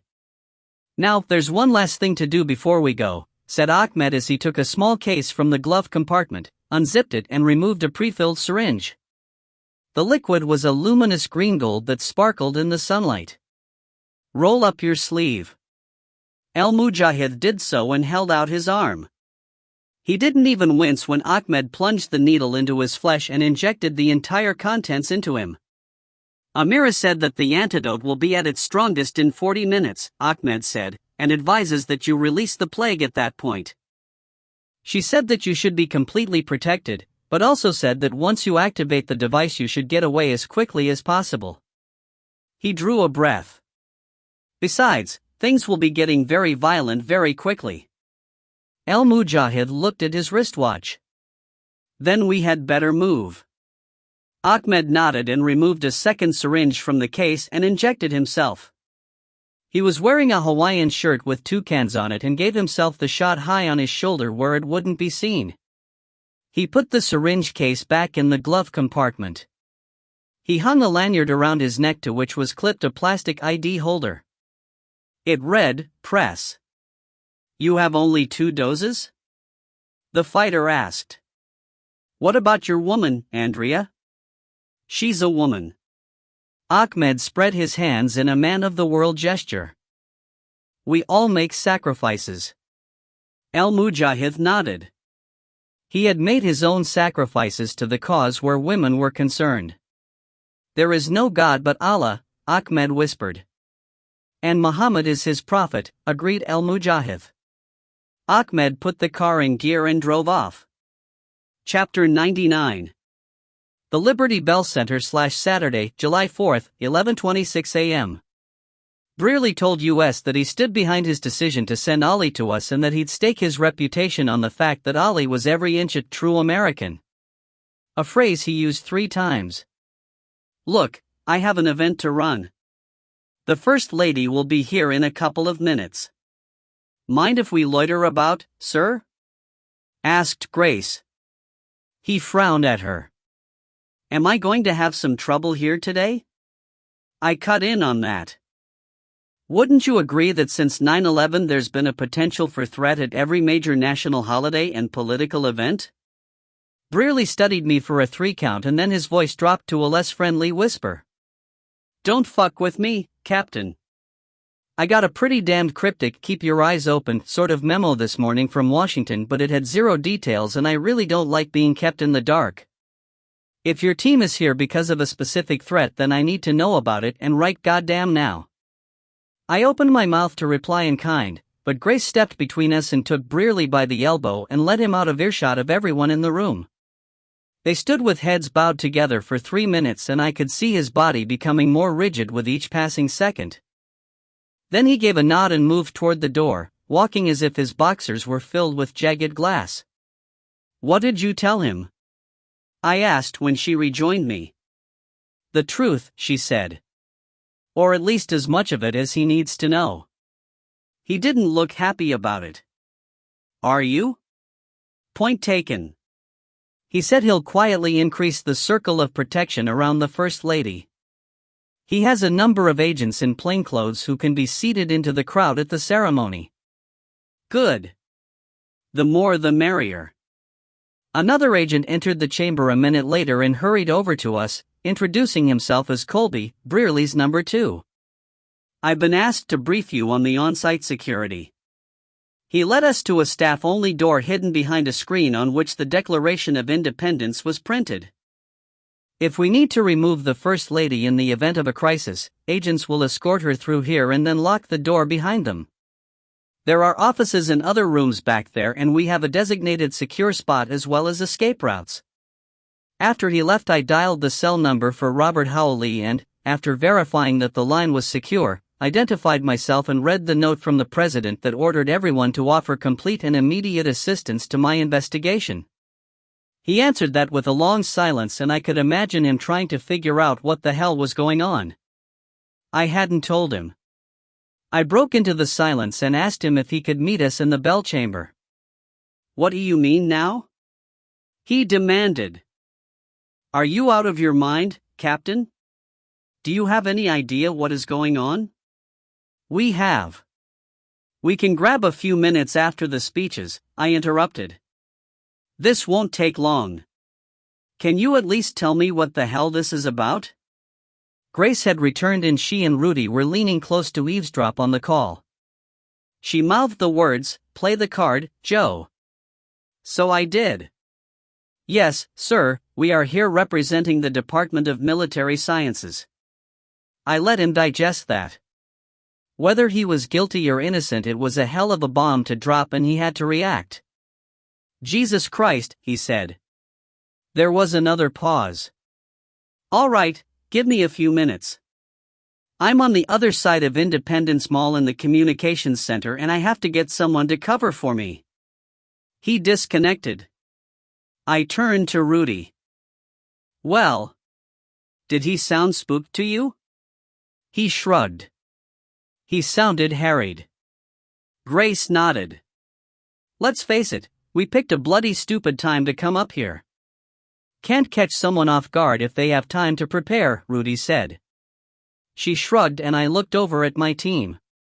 Ollie's face was pure hostility and had been ever since he saw that we were there to interview the man who had sent him to the DMS.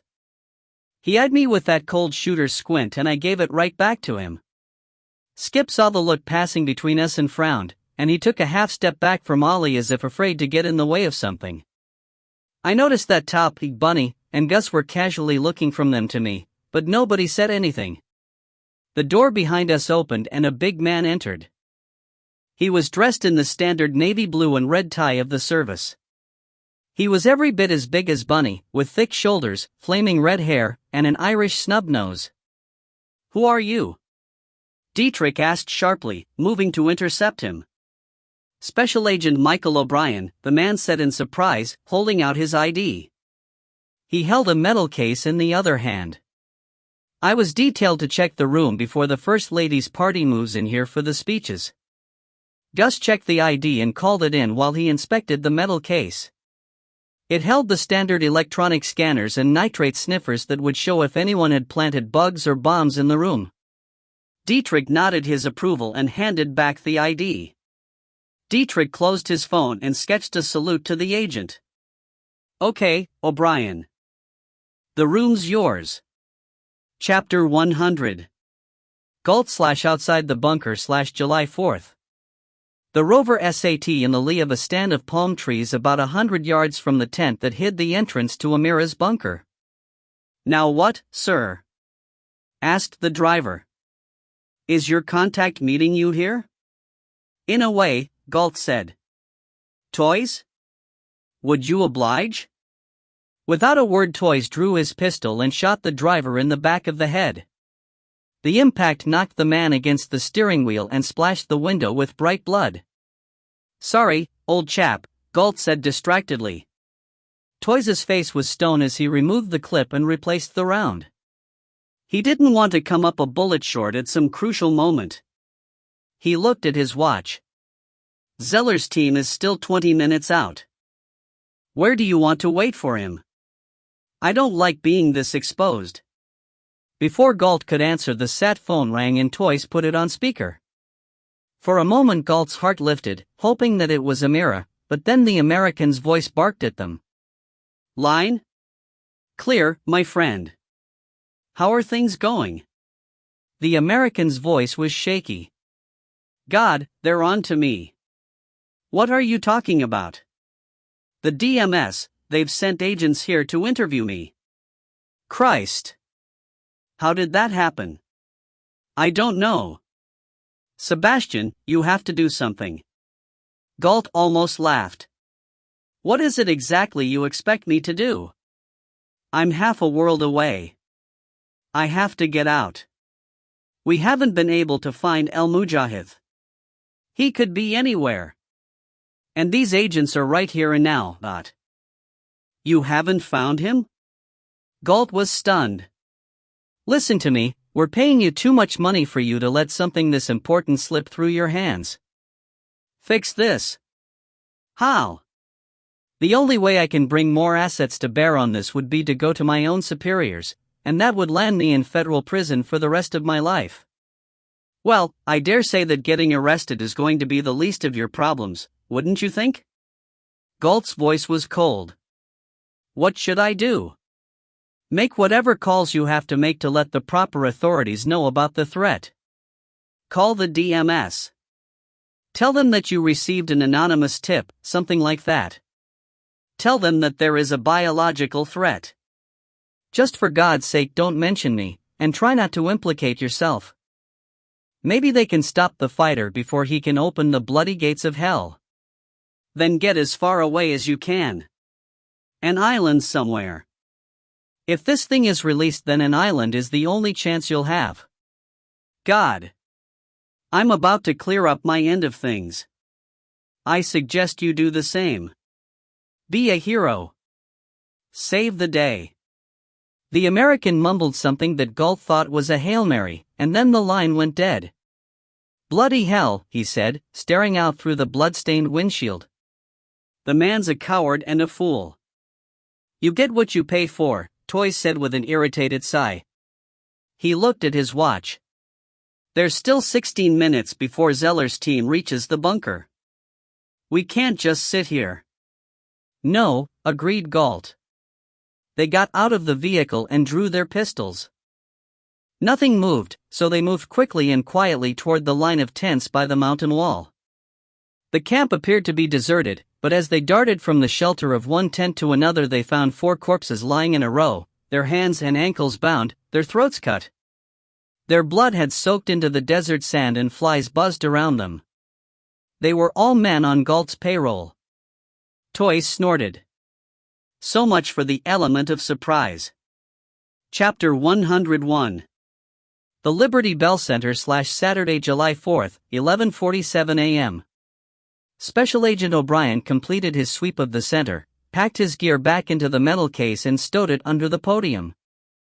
Lyndon Brearley entered from another door, and with him was a contingent of grim-faced Secret Service agents and at least 4 members of my old task force, and following them were half the members of Congress, a couple dozen assorted local politicians, and the First Lady and the VP's wife.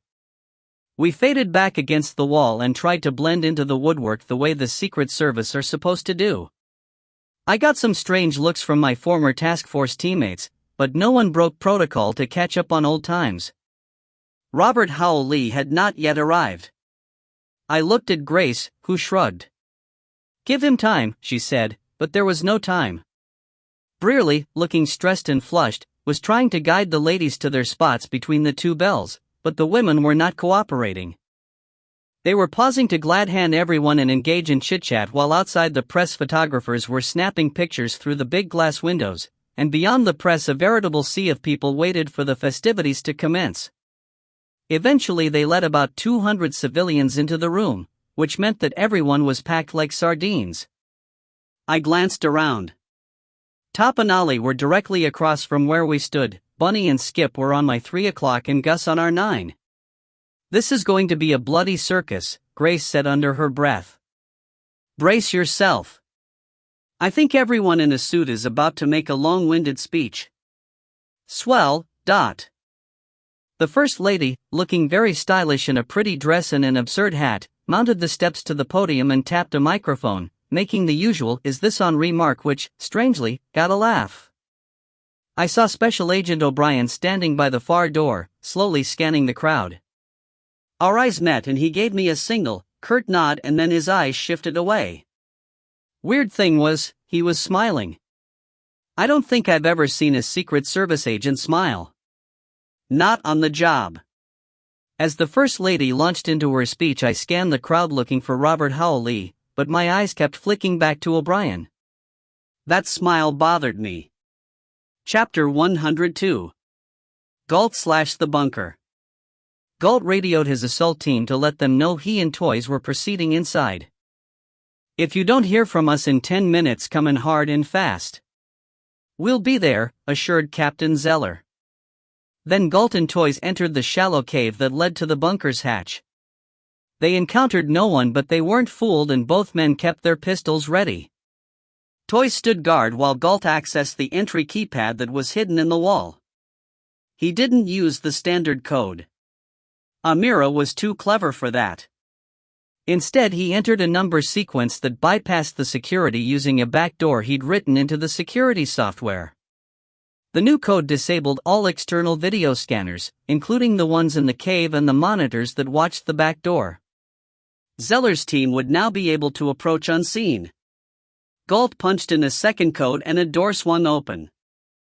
It wasn't the big airlock that swung open. Instead, to his left, a tall, slender ridge of rock slid upward on silent hydraulics to reveal a narrow passage. No one, not even Amira, knew about this entrance.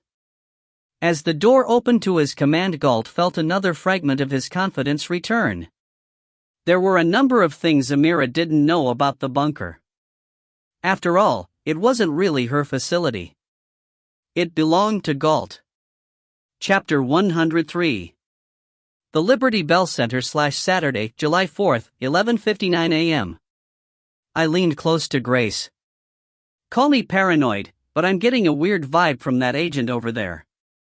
I told her where to look, and she glanced surreptitiously at O'Brien and then flipped open her phone to call in a request for a physical description of Special Agent Michael O'Brien. Description matches, she said, but from the expression on her face she clearly was getting the same bad feeling. Into the phone she said, "Transfer me to Director Brearley's secure channel." Across the room I saw Brearley's head swivel around to find us. "Sir," said Grace, "this may be nothing, but Captain Ledger has some concerns about one of the attending agents." O'Brien. Big red-haired bloke by the press entrance. We watched Brearley turn. Michael O'Brien? He's part of the team sent from D.C. Do you want him removed? If you can do it quietly, she said, and I winced. The Secret Service could do just about anything quietly. The word secret wasn't there for show, but I understood what Grace was doing. She was putting the onus on Brearley to handle something correctly, and we could learn a lot from the way he played it. "Stand by," he said, and switched channels. Almost immediately 2 of his agents began making their way around the perimeter of the room toward O'Brien. My spider sense was going haywire now. I told Grace to get Brearley back on the line. On the podium, the First Lady launched into a crushingly dull speech that was apparently going to chronicle the history of the Liberty Bell from the moment someone cooked up the idea, minute by minute, to today. In 1752, she intoned, the Pennsylvania Assembly ordered a 2,000-pound bell to place in the steeple of the new Statehouse, what we now call Independence Hall.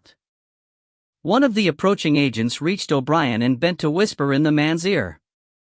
It must have been couched as a repositioning order, because O'Brien merely nodded and began moving toward the exit, which was directly behind him. The ranks of reporters made it necessary for him to thread his way through, and the 2 other agents followed. "He's not bolting," Grace said. "Maybe you're wrong.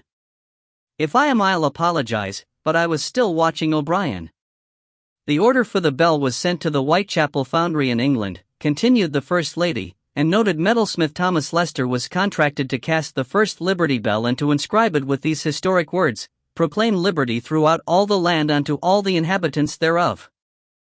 Sadly, that first bell cracked shortly after it was mounted, and a replacement bell was. The First Lady kept speaking, but something she had said jolted me as my brain replayed those words. Noted metalsmith Thomas Lester was contracted to cast the first Liberty Bell. And today we will be unveiling a new bell, designed and cast by Andrea Lester, who is with us today. She indicated a small, unsmiling woman in a yellow pantsuit. Ms. Lester is the last descendant of the original bellmaker and is a resident of North Carolina. She is here with us today to help dedicate this new. My mind was reeling. Rudy must have caught it, too. He turned and was staring wide-eyed at me. He mouthed the word, bellmaker. Thomas Lester. The metalsmith who made the original Liberty Bell. His descendant Andrea Lester, maker of the new bell. Lester, the bell maker. Holy Christ! Aldine had told us, but he hadn't told us enough. I saw Andrea Lester glance very quickly from the First Lady to the doorway where Agent O'Brien had paused, his hand on the glass door. He turned and looked back into the room, straight at Andrea Lester. The agents with him put their hands on his upper arms to try to move him along quietly, not wasting to make a scene. I grabbed Grace's arm so hard she flinched in pain and nearly dropped her phone. Grace! Oh my God, it isn't Lester Bellmaker. It's Andrea Lester, the bell maker. She made the Freedom Bell. Just as I started moving, the First Lady's aides pulled the cords that released the drapes over the Freedom Bell. The red, white, and blue fluttered to the floor. In my mind, the falling colors became a horrible promise of disaster. On the other side of the room, I saw Special Agent Michael O'Brien shrug off the two agents and, his smile broader than ever, pull a small device out of his pocket. It was a detonator. Chapter 104. Amira / the bunker. She stood on a metal walkway that circled 20 feet above the main laboratory, watching as her entire staff stood in patient lines, their sleeves rolled up as nurses moved among them to administer injections. Everyone looked so proud. They knew that they were part of something vastly important, that they had contributed something so crucial to the war against the infidel. Amira smiled down at them. One of the nurses flicked a glance up at Amira and they shared the briefest of smiles. No one noticed that the liquid in the bottle from which she had filled her needles had been the slightest bit different in color. A touch of green, where the others tended more to amber, but the nurse used a nearly opaque white syringe and she moved very quickly, filling her syringe, injecting, wiping the needle point with alcohol-soaked cotton, drawing more, moving on down the line. Amira glanced down at her own forearm, and absently rubbed the injection spot.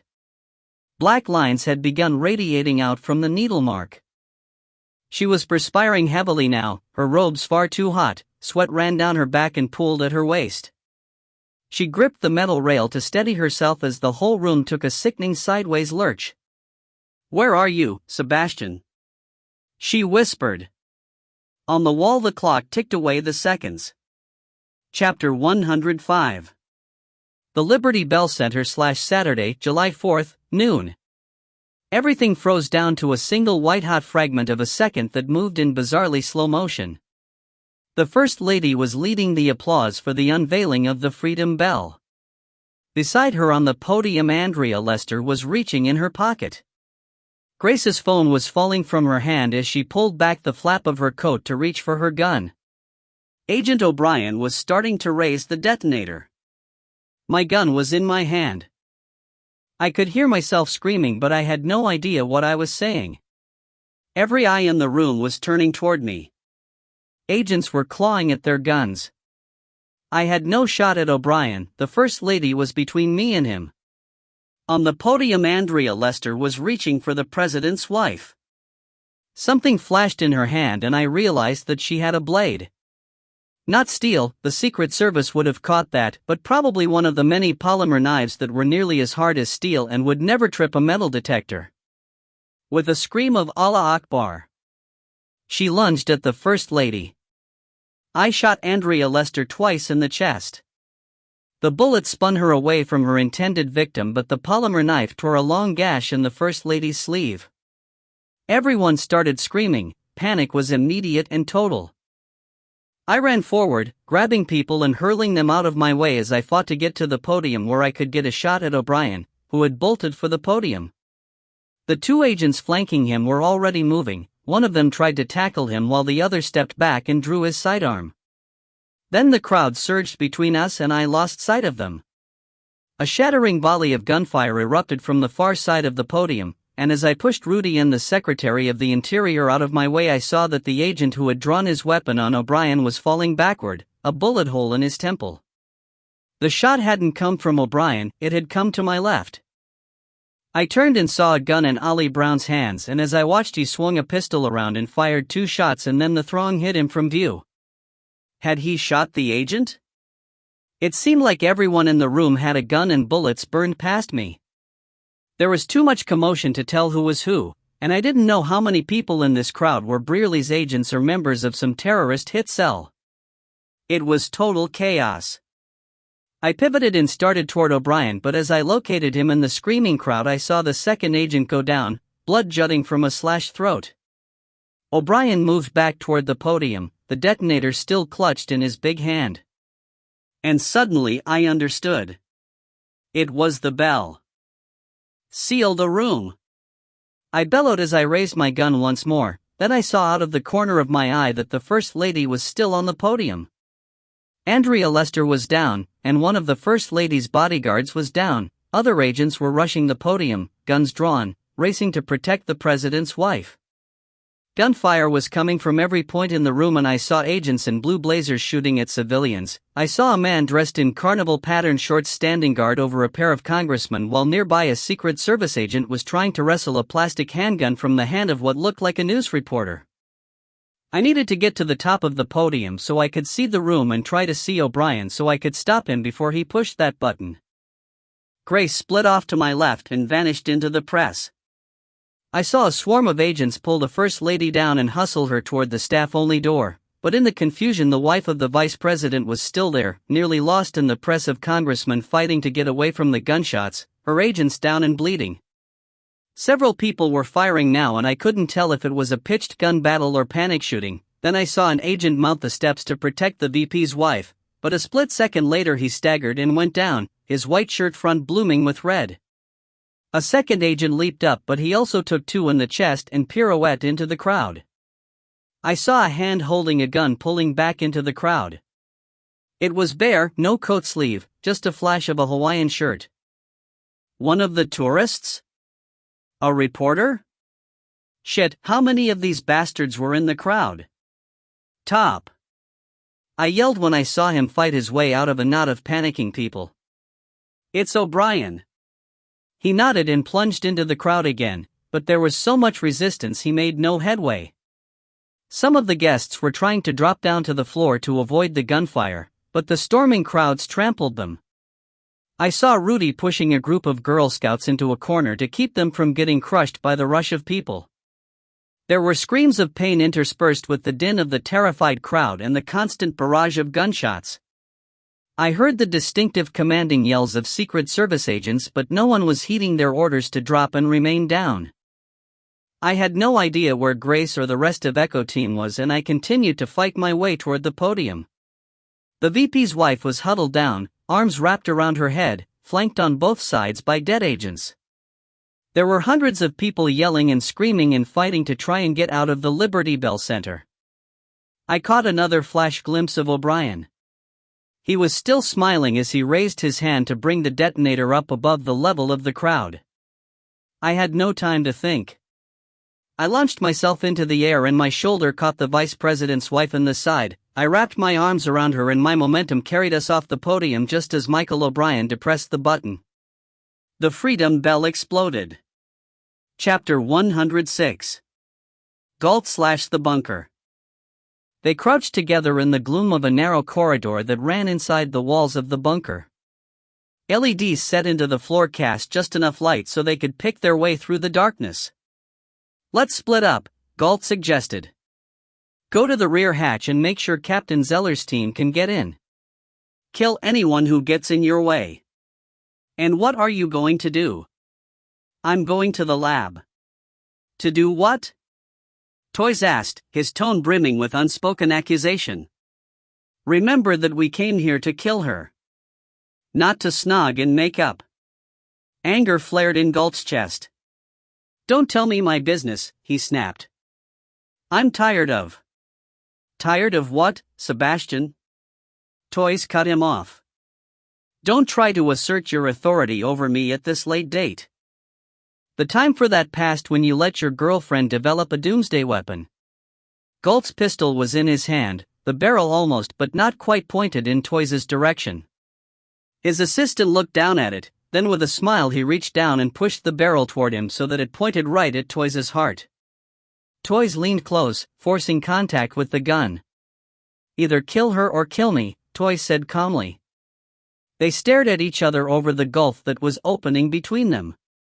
Toys. Toys pushed the gun aside. He bent forward quickly and kissed Galt on the cheek. I love you, Sebastian. You and I are family. Remember that. With that he turned and vanished down the corridor, leaving Galt alone in the dark. Chapter 107. The Liberty Bell Center / Saturday, July 4th, 12:01 p.m. The outer covering of the Freedom Bell must have been a thin veneer of painted foil that covered hundreds of small ports. Deep inside the bell, in the actual metal of its body, the signal from the detonator ignited countless pockets of highly compressed gas. The whole surface of the bell disintegrated as thousands upon thousands of tiny glass darts were propelled outward with a whoosh of compressed air. No gunpowder, no nitrates, the bell itself was a giant air gun. Each dart was pointed at one end and had walls as thin as spun sugar. Half of them burst as they struck the foil layer on the outside of the bell and they discharged their contents harmlessly into the air. But the other half, maybe 1,500 darts in all, tore into the flesh of members of Congress and the press, stinging the hands and faces of tourists and local dignitaries and ambassadors from a dozen nations. I could feel the wave of them pass over me as I toppled to the ground with the vice president's wife under me. I had no idea if I'd been hit or not. Everyone was screaming. The VP's wife shrieked in agony as we crashed onto the concrete floor. I rolled off her and spun over into a kneeling shooter's position. How the hell I'd held onto my gun is beyond me, but it was in my hand and I brought it up, fanning it around to find O'Brien, but he was nowhere in sight. All I could see were legs and torsos as people scattered and stumbled and fell. People kicked me as they ran and I had to scramble back from being trampled to death. I could hear Grace's voice, high and shrill, ordering the agents in the room to seal the doors. She understood what we were facing. All of those glass beads fired from the bell were filled with the plague. From her voice I could tell she was every bit as terrified as me. The seafowl din had been launched. After all we'd been through, we could lose it all right now if even one of the infected got out. God! Echo team! I roared, and suddenly Bunny was there, his face white as paste and splashed with blood. Are you hit? He yelled. To hell with that, we have to seal the doors. It's already done. I heard a voice yell with enormous force and then realized it was Brearley shouting through the amplification of my earjack. The doors are sealed. I have teams converging to reinforce us from outside. The crowd hit the glass walls like a wave and some of the people closest to the doors had to be crushed by the sheer violent mass. There were screams of rage and terror and pain. I have the VP's wife, I said. But I can't see the First Lady. Brearley, did she get out? My assistant, Colby, and a team of agents got her to the safe room, he said. What the hell is going on, Ledger? I'm on the backside of the podium. Find me, I said. Now. As I turned to start looking for him, Bunny said, Boss, those darts. I know. Keep an eye out. If anyone starts acting twitchy, you take the shot. I could see how the weight of what we might have to do hurt the big young man, but he nodded. I looked around and saw Rudy still with the Girl Scouts. One of them was bleeding, but from that distance I couldn't tell if it was from the darts or the panic of the crush. Bunny, stay with the VP's wife, I ordered.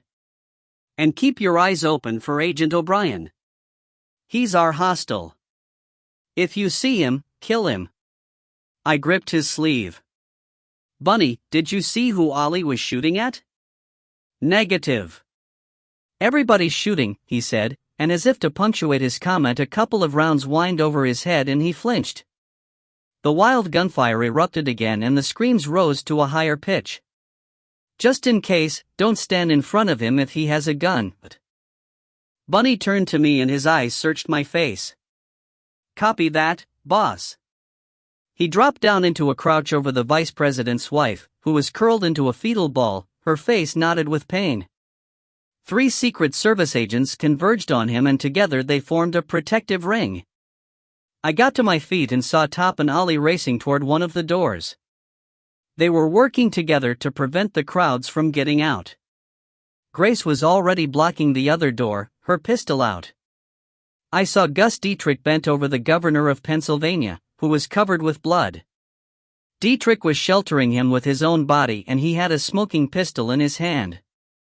On the floor beside him was a Secret Service agent who had taken the blast of the glass darts full in the face.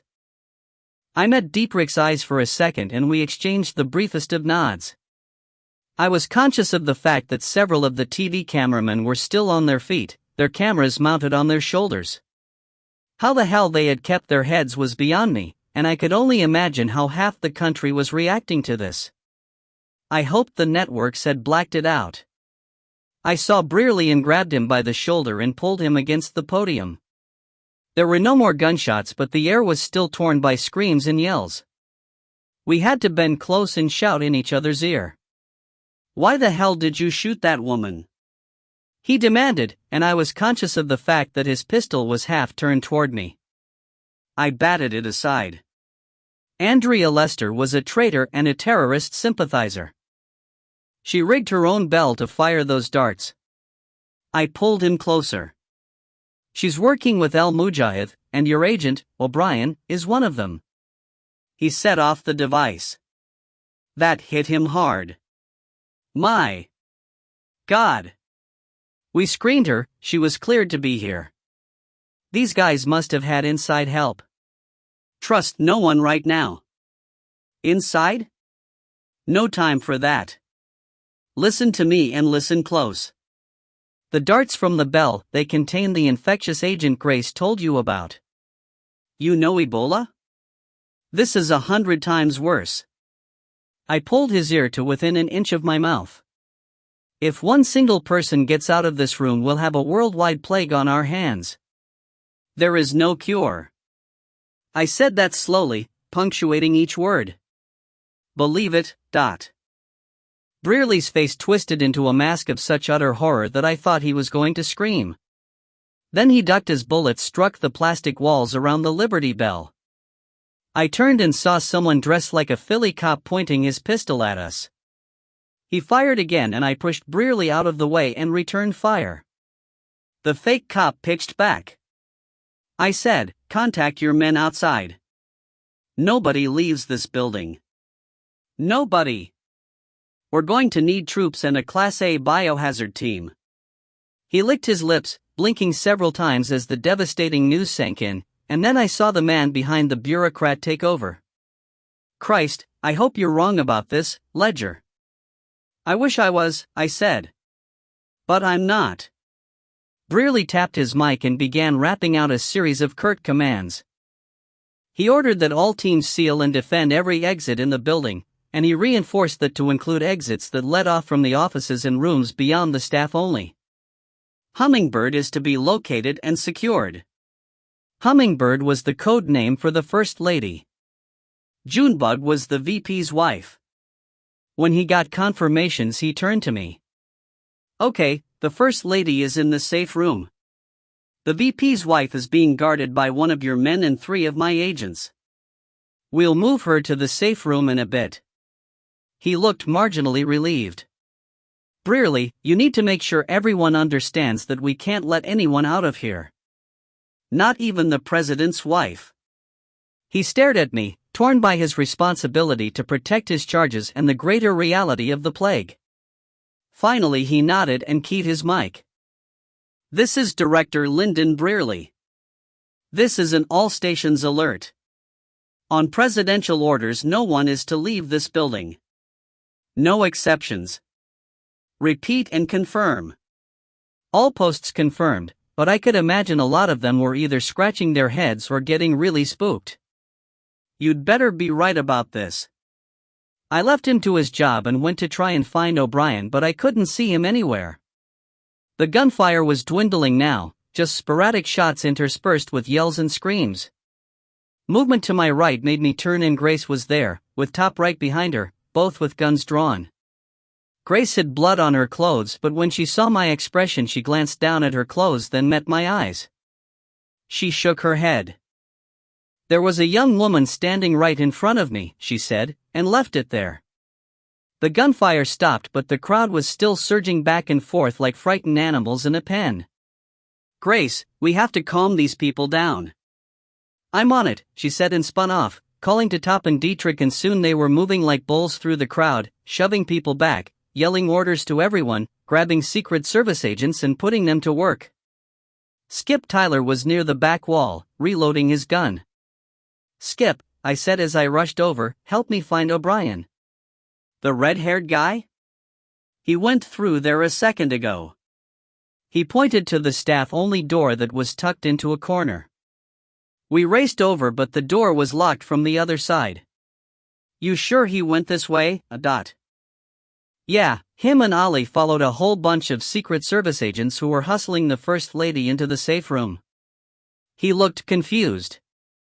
"That was the protocol, right?" "Son of a bitch," I snarled and kicked the door in. "Skip, guard this door. Get Grace or Top to give me some backup, but nobody else gets in. You hear me? Nobody. I'm counting on you to hold this line." The young sailor gave me a serious nod and took up a defensive stance. "You got it, Captain." I ran through the doorway. Chapter 108. Galt and Amira slash the bunker. Galt opened a slit in a wall panel and peered through it and almost gasped. Amira was not 5 feet from him. Below her, the nurses had nearly completed the injections. He steeled himself and aimed his pistol through the gap and put the red dot of his laser, light as a whisper, on Amira's back, right between her shoulders. One shot from this distance would punch through her spine, tear through her heart, and burst from between her breasts to leave a gaping red hole the size of a golf ball. One flex of his finger and the traitorous bitch would be dead. He could do it. He knew he could. "Damn you, Amira," he said, and without meaning to he mentally added, "my love." Tears jeweled his vision, warping her with prismatic distortion. The barrel of the pistol wavered. His assault team would be entering the cave any moment and Toys would lead them here. Galt shivered, partly at the thought of the firestorm Captain Zeller would be unleashing here in the bunker, and partly at the thought of Toys' transformation. Had his assistant actually changed that much, or had Galt been blind all these years to the scorpion he kept by his side? The seconds ticked away. Soon the whole bunker would be a hell of bullets and blood. Soon everyone would be dead. Amira, too, whether he killed her himself or not. His orders to Zeller had been specific. Kill everyone, no exceptions. Amira. God. Tears broke and rolled down his cheeks, and before he could stop it, a single, heartbroken sob escaped his throat. He saw Amira stiffen, but she did not turn, and Galt forced his hands to steady, to hold the red pinprick of the laser sight on her back. "Be a fucking man," he snarled inwardly. "Amira." And then she spoke. "Sebastian," she said. Amira turned without haste to face him. Her head was bowed, looking down to see the red laser dot on her chest, wavering right over her heart. She raised her head slowly. Galt felt a cold hand reach into his own chest and squeeze his heart to a tiny block of ice. Amira's eyes were wide and glassy, bright with fever. She reached a hand up to the front of her chaudhry, gathered the black cloth in her fingers, and slowly pulled the scarf down to reveal her smiling mouth. Her lovely olive skin had paled to a sickly sand color, almost gray, and her full lips were stained with fresh blood. "Sebastian," she said softly as her lips peeled back from her teeth in a snarl of vicious animal hunger. "My God!" Galt recoiled in horror. "What have you done?" Amira advanced toward the wall, and even through the narrow opening of the observation slit he could smell her. A fetid, rotting meat stink that rolled off her like the perfume of hell. "Seth al-Din," she whispered, leaning to peer in through the slit. "You're infected." His gun hand was shaking so bad that he almost dropped the weapon. Sweat burst from his pores and his pulse snapped like firecrackers. "What have you done?" he asked again in a terrified whisper. She shook her head, still smiling. "No, Sebastian, I'm not infected. I'm reborn." I'm more alive now than I ever imagined. This will kill you. She shook her head again. The pathogen is no longer fatal. I've perfected it. You only saw Generation 7. She giggled. That one scared you, Sebastian. You almost screamed like a woman. Amira wiped drool from her lips. By now my lovely El Mujahid should have launched Generation 10 on the American people. They will be dying soon, Sebastian. All of them. Sif al-Din is so quick. She snapped her fingers in front of the slot and Galt jumped. Generation 10? You're insane. I'm immortal, she countered. You see, we had a breakthrough, Sebastian. We've been working so hard for so long, and you thought we were plotting along with Generation 3. But, oh. Generation 10 is immediate. The body reanimates immediately. No lag time, no time to quarantine the infected. Generation 10 is the perfect plague. Perfect? The word was like bile in his mouth. She ignored him, totally rapt by her discoveries. But we went further still. Generation 11 was a disappointment, but, oh. Generation 12. She drew the word out, filling it with wonder and with threat. We broke through into an entirely new area of science. It's what I've been laboring on for the last year while you left me here in this bunker. The killer pathogen was developed to Generation 10 before you even knew of the second generation. She laughed at the look of shocked hurt on his face. We had the plague, but we couldn't use it until we had the cure. And now. Oh, Sebastian, it's a fire in my blood. I can feel it moving through me. You've used it on yourself. You've turned yourself into one of those damned monsters, but. Do I look like a monster? She said. She stepped back from the slot and cupped her breasts through her robes. Do you think I'm a monster, Sebastian? God. Amira's face instantly changed and she whipped her hands away from her breasts and slapped them against the wall on either side of the slot. It was like an entirely different personality had shoved itself into place behind her dark eyes. God?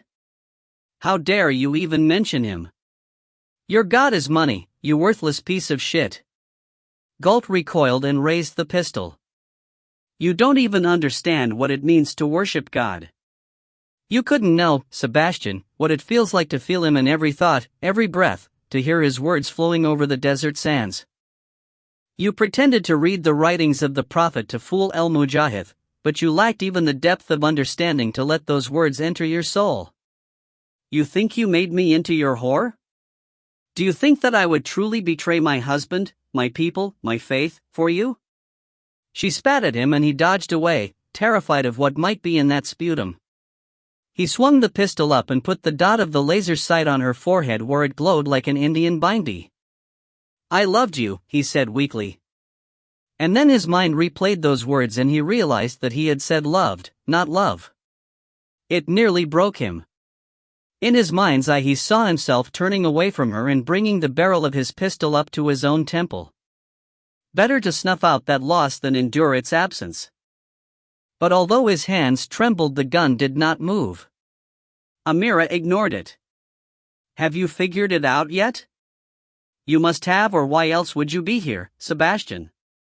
She was using his name like a whip and each time it stung him.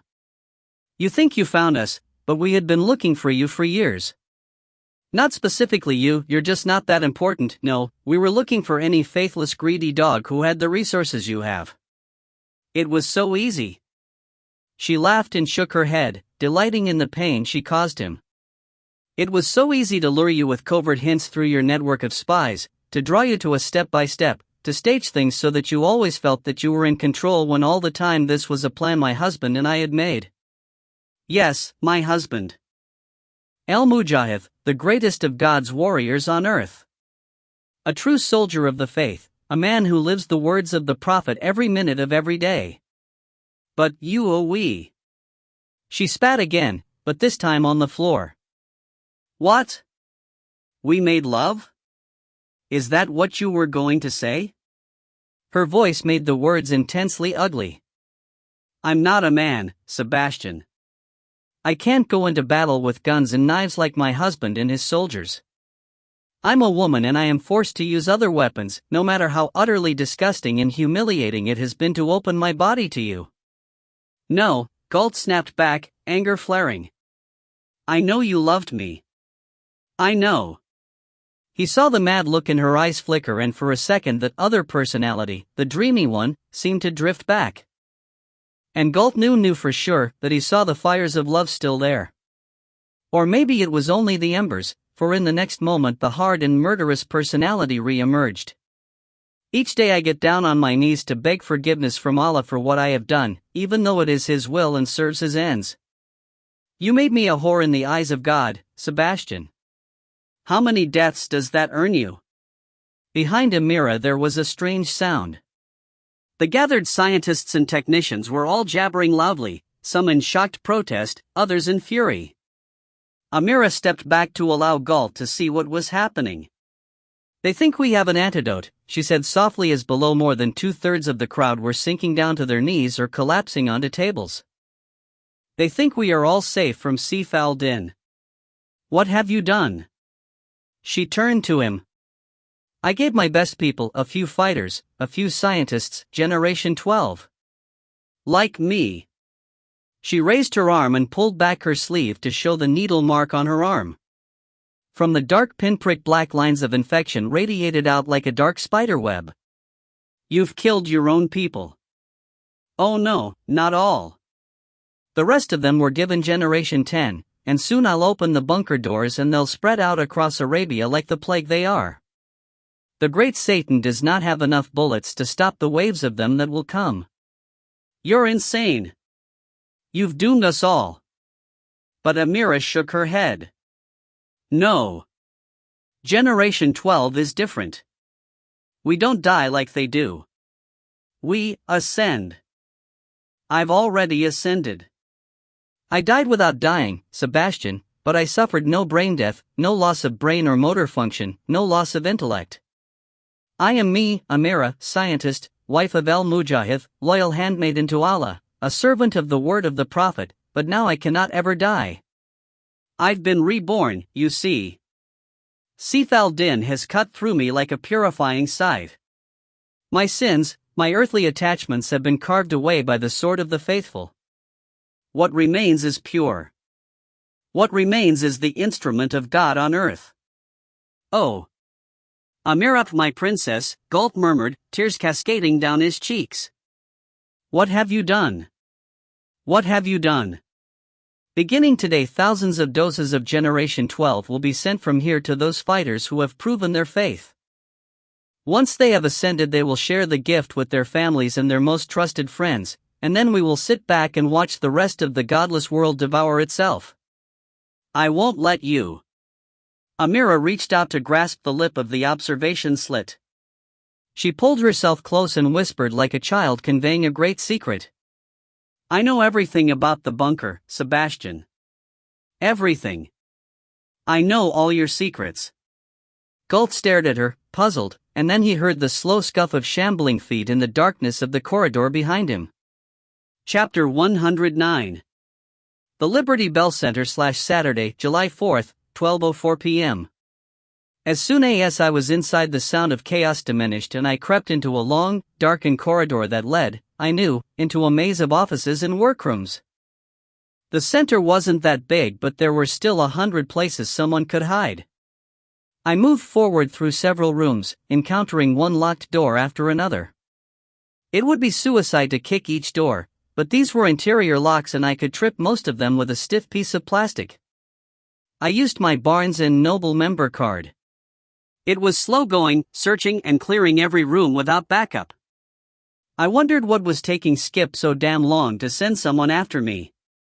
I was hoping that O'Brien and Ollie had tried to make a run at the First Lady and had been cut down by Colby and his team. Agents on the presidential detail are incredibly tough and resourceful. But with every step my hopes diminished. I didn't know who or what O'Brien was, but if Brearley was right and Ollie was a top CIA killer, then this was exactly his sort of operation, a hunt and kill. What confused me was the fact that Brearley did not seem to be our man. Having spoken with him and seen him in action, I could not believe that he was any part of the chaos back in the hall, and yet Ollie had been with O'Brien. And someone had fired those shots that saved O'Brien. Very accurate shooting in a hysterical situation, which showed professional calm.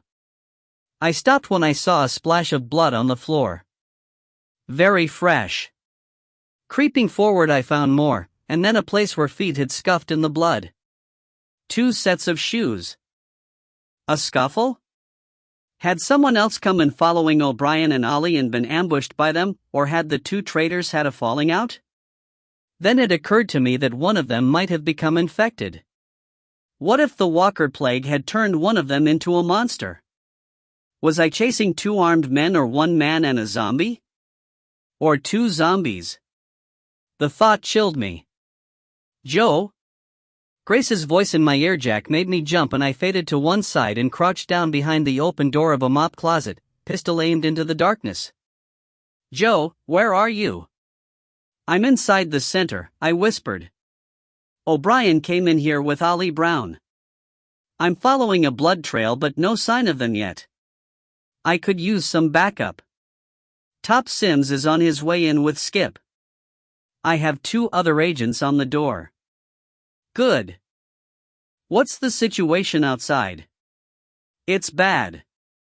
We're getting the crowd quieted down, but I think some of them are already infected. Several people are showing signs of sickness. I have our people going through the crowd and separating out anyone who was hit by those darts.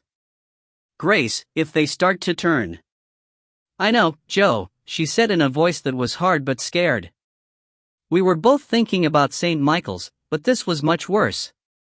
Members of Congress were here, and the VP's wife, and on both sides of the glass were TV cameras.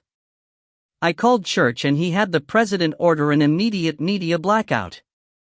Church said that the president has declared a state of emergency for the Philadelphia metropolitan area. Oh God! Through the mic I could hear a fresh wave of screams. And then gunfire. Then nothing as Grace's link went dead. Grace, I said into the silent link. I wanted to run back. I needed to go forward. I was totally torn. I heard a muffled sound behind me and whirled, but it was one of the Secret Service agents standing in the shadow of an open doorway. I recognized him. Agent Colby, Brearley's second in command. I could see a couple of other agents behind him. God, am I glad to see you? Is that the safe room? Is the First Lady okay? Colby took a step into the hallway and smiled. But it wasn't a smile. His lips peeled back from his teeth and bloody drool dripped from his mouth. With a feral growl like a hunting cat, Colby and the other agents rushed me. Chapter 110. The Bunker. Abdul stepped into the hall, his automatic rifle ready. He was happy to be away from the hall where all sense and reason seemed to have fled. Though he understood the plan Mujahid and Amira had devised, he still thought it was insane. It did not fit with his understanding of the Quran, but there was nothing he could do about it. He knew enough about the Sif al-Din to realize that Amira was distributing 2 different versions of it, one to the general staff and another to the more valuable team members. Anna, Amira's assistant, had tried to give him a shot, but he'd fended her off, not wanting any part of this. He was almost happy when the alarms rang, warning of an intrusion at the rear hatch. The monitors were offline, but Abdul had a good idea what was happening. Galt was not fool enough to have come here alone. So Abdul sent a team of soldiers to the hatch to intercept whatever backup the infidel had brought with him. Now he was hurrying that way himself to take charge of the situation. He switched off the safety and took a more comfortable grip on his weapon as he stepped through a portal from the side corridor to the one that led to the hatch.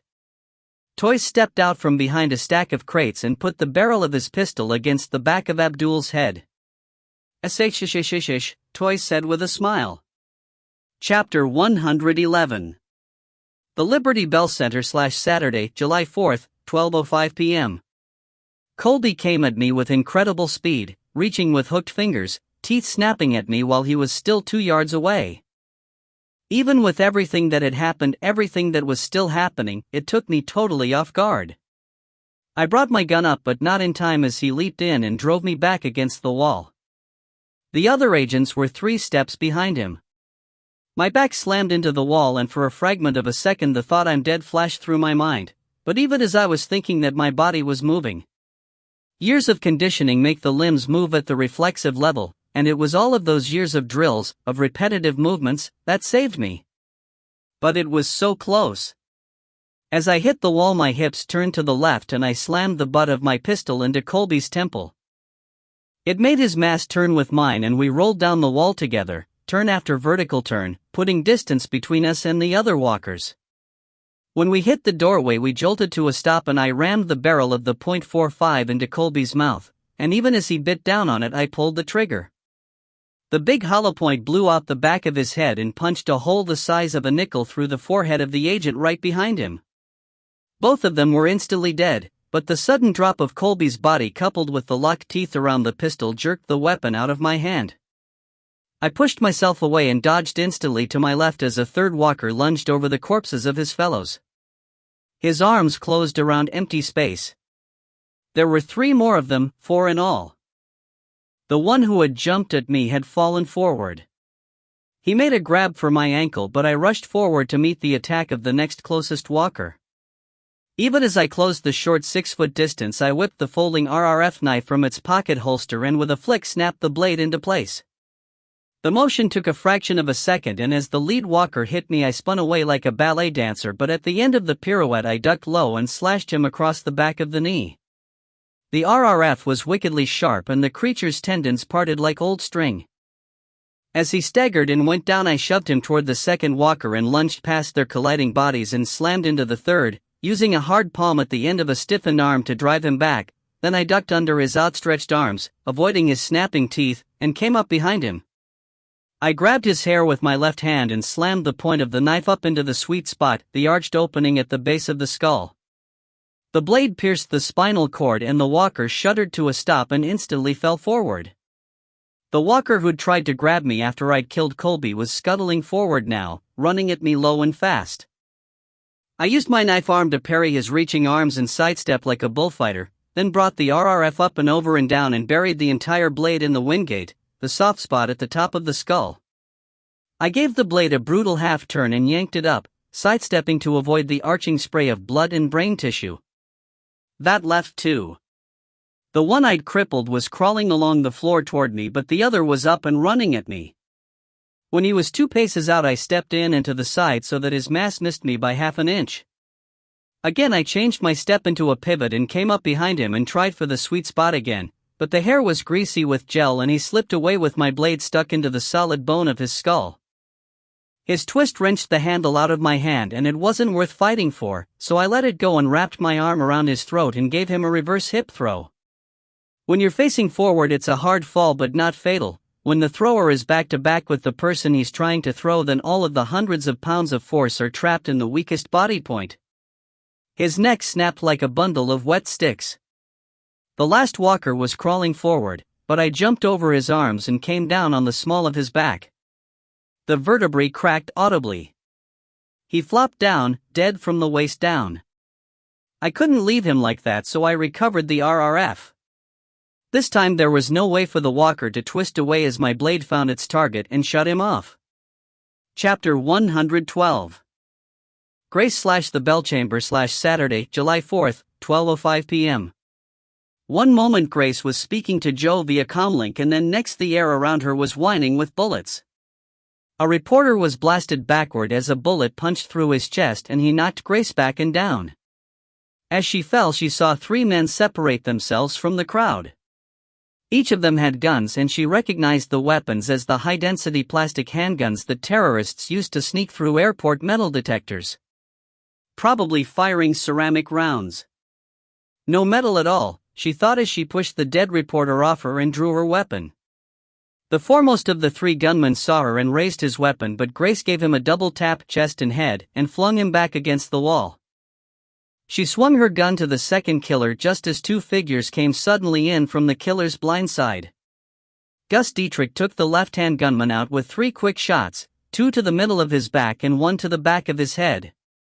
Next to him, Bunny appeared, no weapon in his hand, but he didn't need one for the other killer. He chopped down on the man's wrist with a balled fist, knocking the gun to the floor, then grabbed him by throat and crotch and slammed him into a corner of the Liberty Bell display case.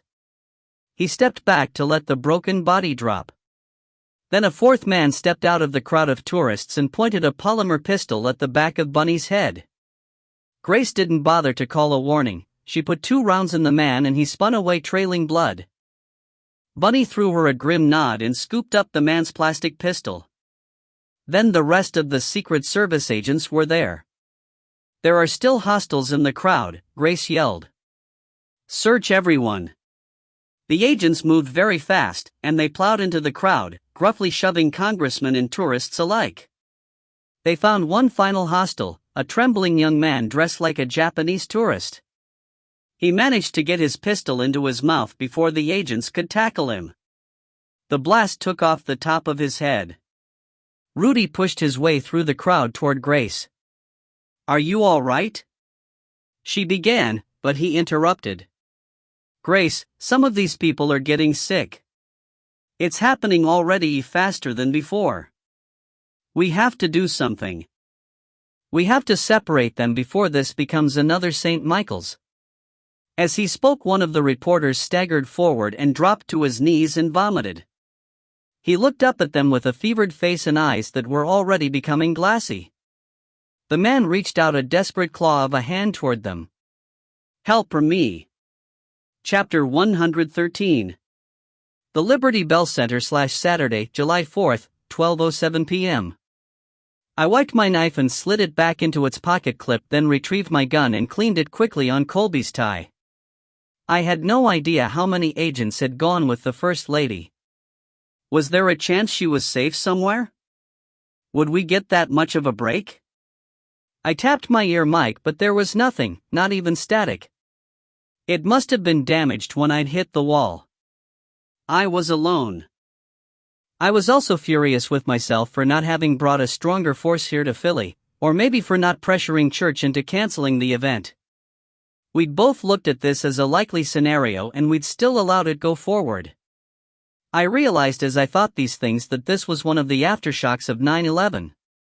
For a while after that, everything that could draw a crowd was canceled, but then our culture moved on and there were no more attacks. We became complacent. Maybe we even thought that, against all evidence, we really had Al-Qaeda on the run and that we'd taken the fight so effectively to them that we could settle back into normal life here in the States. Today we were paying the price for complacence. Did the blame belong to me? Church? Or was this a cultural failing? If I lived through the day, I'd have to take a closer look at those questions, but social philosophy doesn't help you in the heat of a firefight, so I pressed on. There was still no sign of backup coming for me, but I couldn't wait.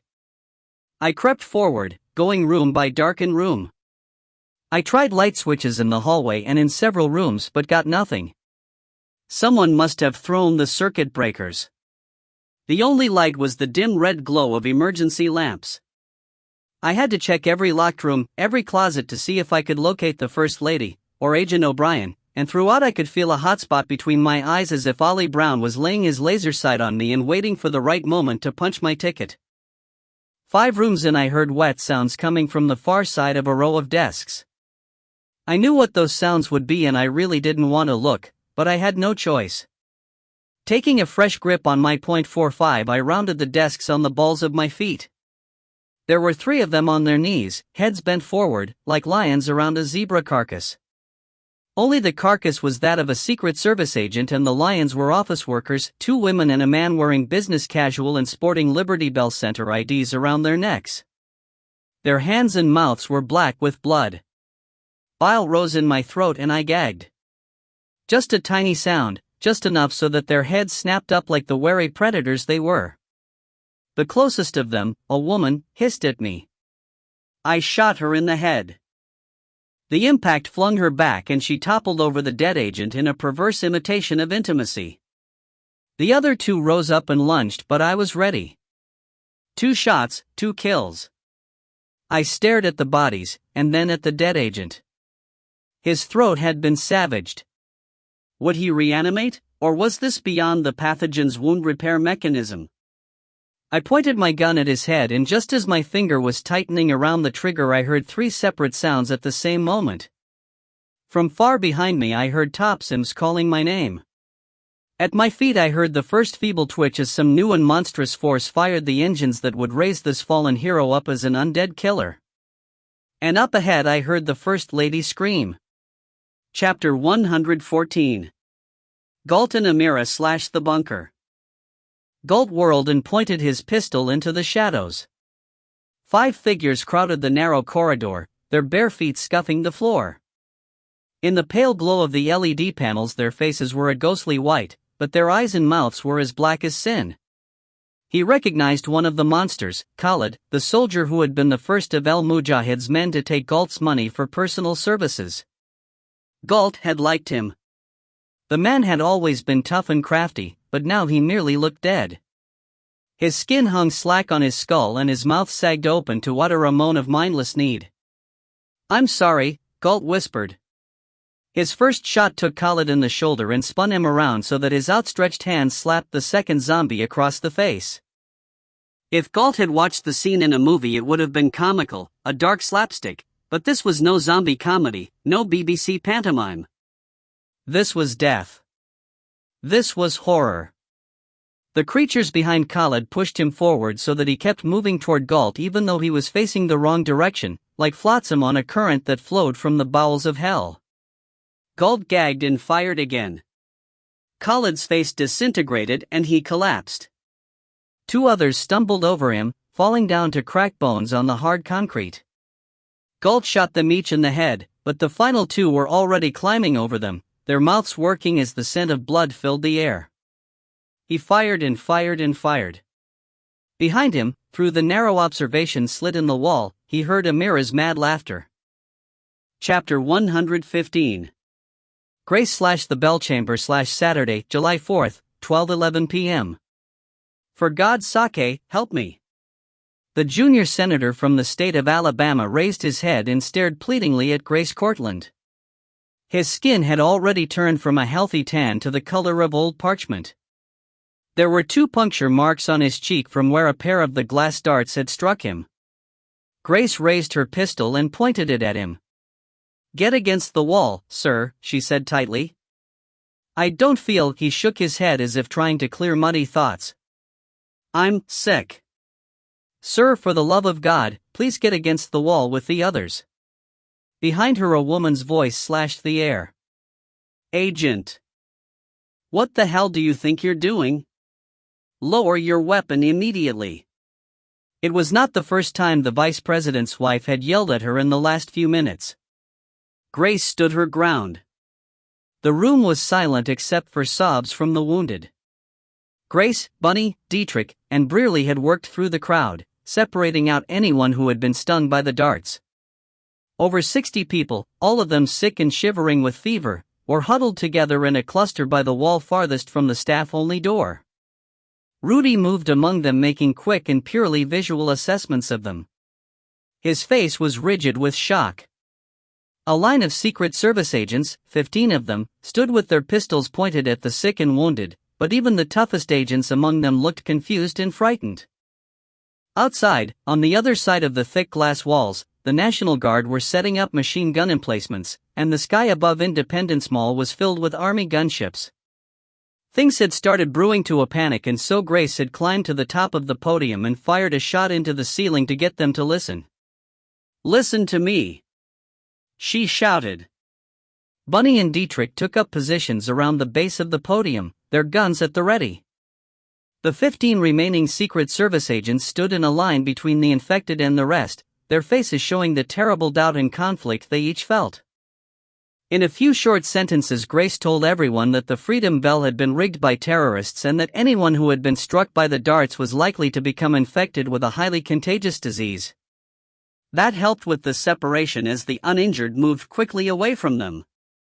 The disease, she told them, would cause erratic and violent behavior. As she spoke, she looked for signs of infection in anyone who had not admitted to having been stung. That's when Audrey Collins, the VP's wife, had suddenly spoken up to champion the cause of the infected. Collins was a thin woman with a hatchet face and fierce blue eyes, and despite the agony from 3 cracked ribs, she managed to muster enough personal power to take a commanding position in the conflict. "You will lower your weapon, Agent, or so help me God, I will make sure that you are punished to the fullest extent of the law." Grace stepped down from the podium, and Dietrich turned and brought his gun up to cover the infected junior senator. Grace said, "Ma'am, you have to be quiet and let us do our jobs." Collins cut her off. "Do you know who I am?" "Yes, ma'am, I know who you are, and I know full well that your husband can have me jailed, deported, and probably stood against a wall and shot, but right now I am trying to save the lives of most of the people in this room and probably all of the people in this country. If you interfere with me or prevent me from doing what I have to do, I will knock you on your ass. You wouldn't dare, . Grace took a step closer, and the savage look in her eyes was so ferocious that the people who had gathered behind the VP's wife faded back, leaving the woman alone with Grace. "Ma'am, if you do anything to try and stop me, I'll put you against the wall with them." "Believe me, you don't want me to do that." "Ma'am," said Rudy, stepping up beside Grace. "I implore you to listen." "Slow down here, Major," Brearley said, coming up on Grace's other side. "Everyone's scared here." The remaining presidential detail agents milled uncertainly near Mrs. Collins. Brearley had briefed them and had even channeled the president himself on to the team's command link. The president's voice had been trembling with fear and rage, but he had been clear: Grace Cortland was in charge. Even so, threats to their principal went against all of their training. "No one more than me, sir," Grace said, but her eyes locked on the VP's wife. "But this is not something I can back down on. You know that." Bunny moved to Grace's right with a good shooter's angle to the presidential agents. "Mrs. Collins," implored the junior senator. Audrey Collins, apart from being married to the vice president, was a career politician in her own right, and she was used to giving orders rather than taking them. But for all her bluster, she was no fool. She shifted her furious stare from Grace and looked at the young senator, and changed her expression from anger to wretched concern. "Do what the major says, Tom," she said to the frightened congressman. "Everything will be okay, . She turned to Grace, and the look they shared insisted that nothing was going to be okay. "Not now, and maybe not ever." "If you're wrong about this," said Mrs. Collins, "I'm not," Grace interrupted. Then she softened her own expression. "Thank you." "Fuck you," said the vice president's wife. Grace almost smiled, but then someone screamed. "My God! She's biting him." Everyone turned toward the wall, to where the anchorwoman for the local ABC affiliate was hunched over the unconscious body of a tourist in a Hawaiian shirt. The anchorwoman, a petite blonde with sculpted nails and Prada shoes, was chewing on the tourist's arm. "No," Bunny said. "Come on and no." "God help us all," Grace said and raised her gun. What happened next was unspeakable. Chapter 116. The Liberty Bell Center /Saturday, July 4th, 12:12 p.m. There was no time to think. I put a shot into the head of the agent and spun on my heel before he flopped back against the ground, sprinting in the direction of the scream. That wasn't the hunting cat screech of a walker, it was filled with very human terror. I just hoped it wasn't her last scream. Screw caution, I ran. I tore through room after room. Twice white-faced figures lunged at me out of the shadows, and each time I put them down with single shots without breaking stride. I could still hear voices behind. Top and Skip calling my name. They were smart enough to follow the trail of bodies. The First Lady screamed again, just ahead, on the other side of a closed door. I hit the door with a jumping kick that tore it off its hinges. The door crashed onto a walker and crushed him underneath. I leaped into the room, taking in the scene as I landed in a combat crouch. The First Lady was huddled in the corner of an office cubicle. Her Secret Service detail had been slaughtered. Only one agent remained, and there was a crowd of 7 walkers trying to bring him down. The agent was bleeding from half a dozen bites and his face was white with pain and panic. 2 of the walkers were the last remaining agents, the rest were employees of the Liberty Bell Center. No sign of Ollie or O'Brien.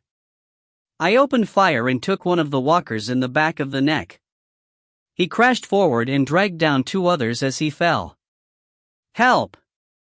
the First Lady screamed. "Oh God, please help us."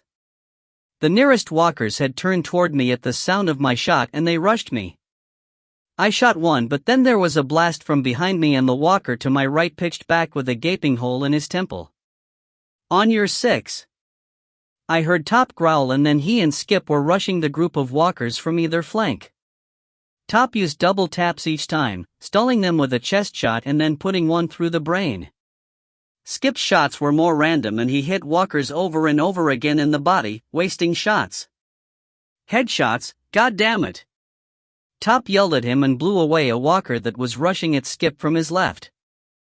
The remaining Secret Service agent fired his last shot, a wild blast that nearly hit Top, and then the last walker tackled him so that they fell into the cubicle, crashing down at the First Lady's feet. She screamed, but then she snatched a laptop off the desk and used it to beat in the back of the walker's head. None of us could take a shot because she was so close, and she laid into the monster with a will, her fear becoming fury. The walker shivered and collapsed into a terminal stillness. Beneath him the agent groaned and reached out an imploring hand to her. "Roger," she said and reached for him. "No." I yelled and darted forward to slap her hand away. "Don't. He's infected." Around us the room became unnaturally still as the gunshot echoes faded. The only sound was a painful wheeze from Roger, the wounded agent. "I'm sorry, ma'am," he said, struggling to get the words out. The First Lady looked at me. "Help him, for God's sake." I stepped between her and Roger, then squatted down and offered him my left hand. He closed his hand around it with ferocious desperation as if it was a lifeline that could pull him up from hell. "Listen to me," I said gently. "Your name's Roger?" "Agent Roger Jefferson." "I'm Joe Ledger." "Listen, Roger, there's been an outbreak. A plague. You understand? From the Freedom Bell." He nodded. His breathing was getting worse. "That's what happened to your men. One or more of them must have been exposed. It changes people." He nodded again. "I saw Barney, Linus, all of them. God. I'm sorry, man. Is she?" He turned his head, looking for the First Lady, but I don't think he could see her anymore. The First Lady put a hand on my shoulder and leaned over. "Roger. I'm right here. Are you all?" "I'm fine, Roger. You didn't let them get me." Roger smiled and his eyes drifted shut, but his grip was still strong. He whispered something that I had to bend close to hear. "Captain, warn Top." Roger said, "I saw how it works." Blood seeped from the corners of his mouth. "You do what you have to do." "I will," I promised. "Rest easy, Roger. You saved the First Lady." With his last strength he gave me a trembling smile. "All part of the job." He tried to laugh, but there was not enough left of him and he settled back. "Get her out of here," I said to Top. "Do it now." "What do you mean?" she protested as Top closed in. "We can't just leave him here." "Ma'am," Top said, "you saw what happens. Let the captain do what he has to do. It's the best thing, it's best for Roger." "Top, get her out now." The First Lady straightened her back and though tears flowed down her face she walked away with great dignity. I hadn't voted for her husband, but I sure as hell admired her. When they were out of the room I disengaged my hand from Roger's slack grip. I reached over and took a cushion off the nearest chair and put it over his face. I was counting seconds. I felt the first twitch in less than 40 seconds since his last breath, and I put the barrel of my gun against the pad and fired. Maybe it was because the pad would muffle the shot and make it easier for the First Lady, or maybe it was because it would cover his face and grant him a slice of dignity. Or maybe it was that I couldn't bear to see another good man become one of those things. Probably all three. I stood up and looked at Skip. The young sailor wouldn't meet my eyes. He just turned away, and I followed him out of the cubicle and into the next room. The First Lady was sitting on a leather office chair, and Top had brought her a cup of water from a nearby cooler. She sipped it, and when she saw me she just stared at me, her expression unreadable. The office was big and looked to be the graphic arts department for the center, with work tables, advertising sketches pinned to the walls, and machines for printing posters. 2 offices led off from the main room, both with doors that stood ajar.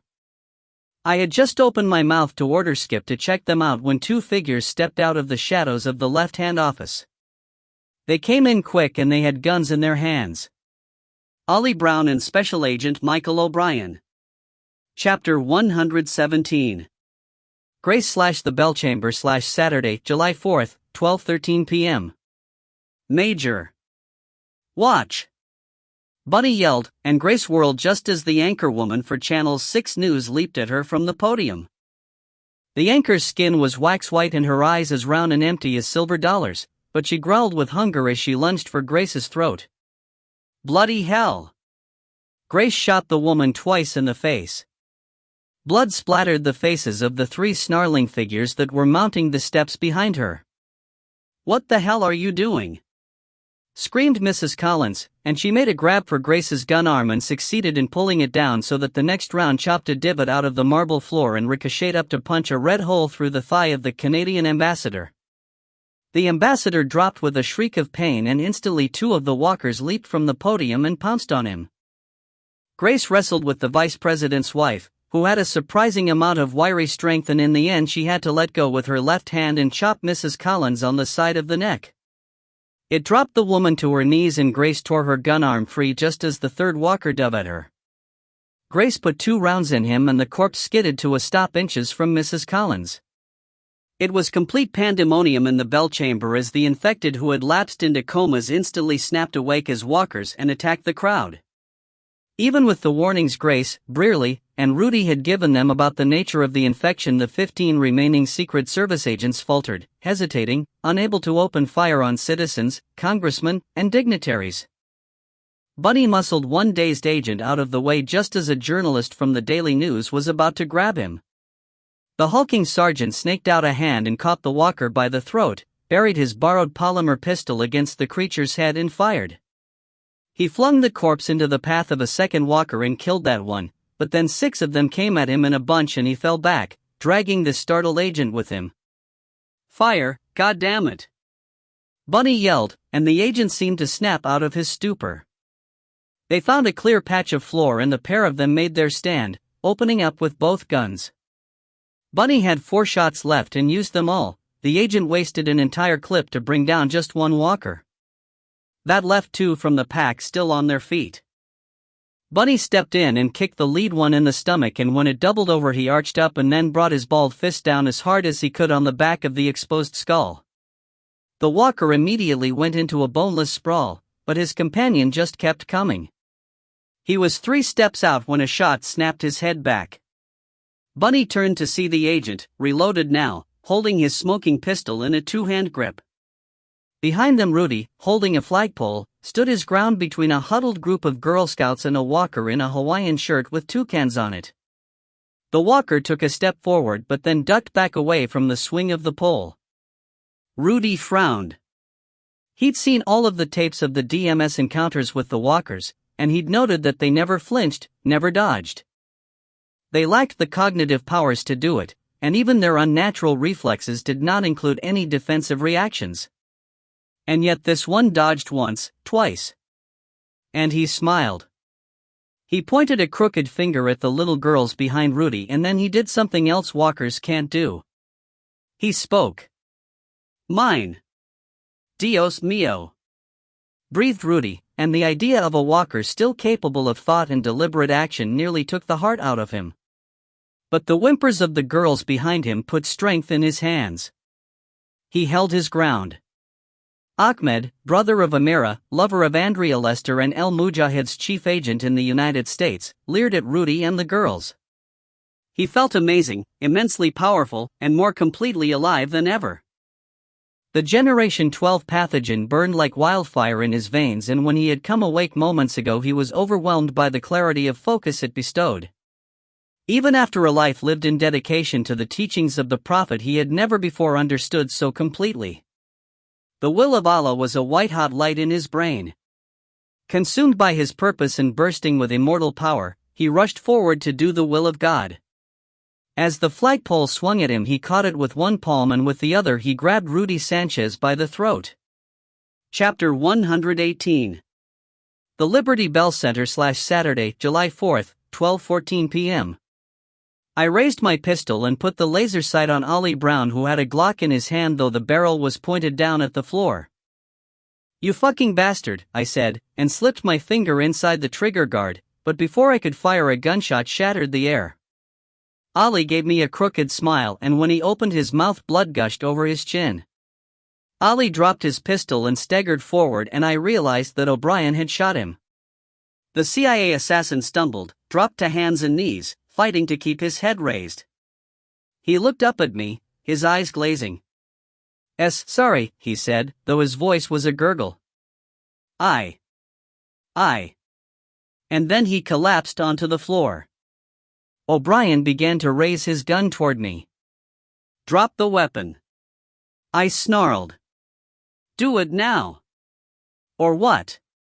he asked, and suddenly his voice was different, no longer the bland American accent he had used before. Now he sounded British.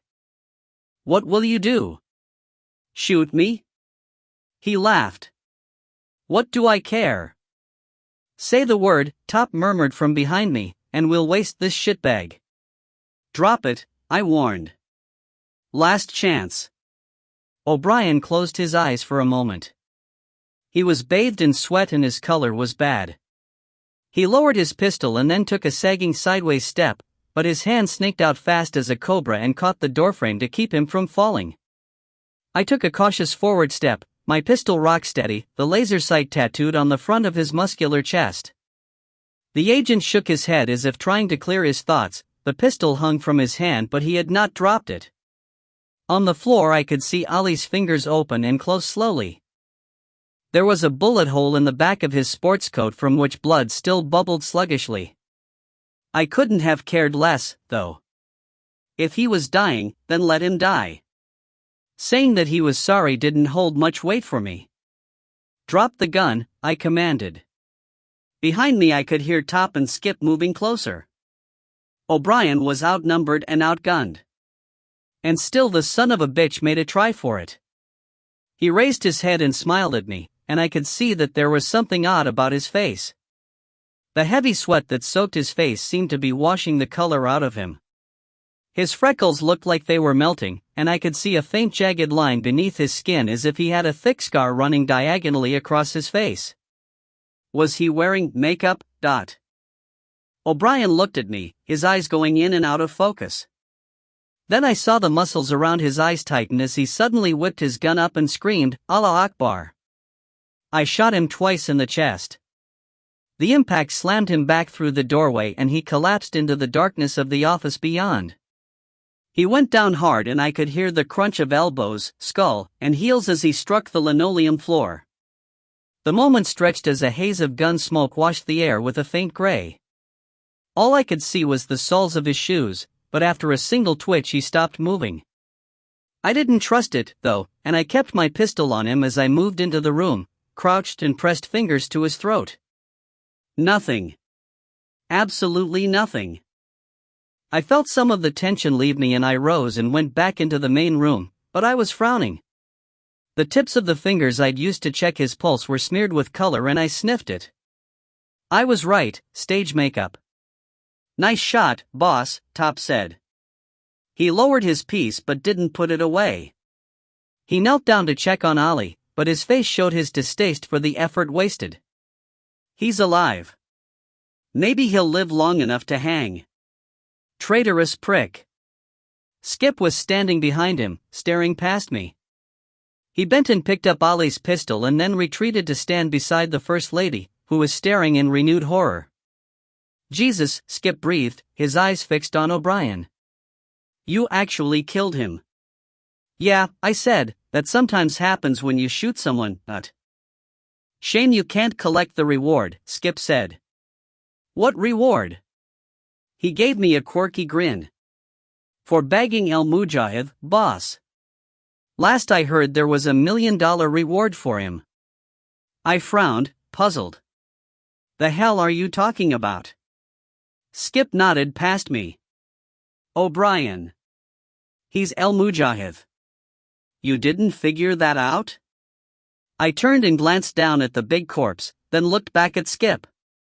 How the hell do you know that? Skip raised both guns.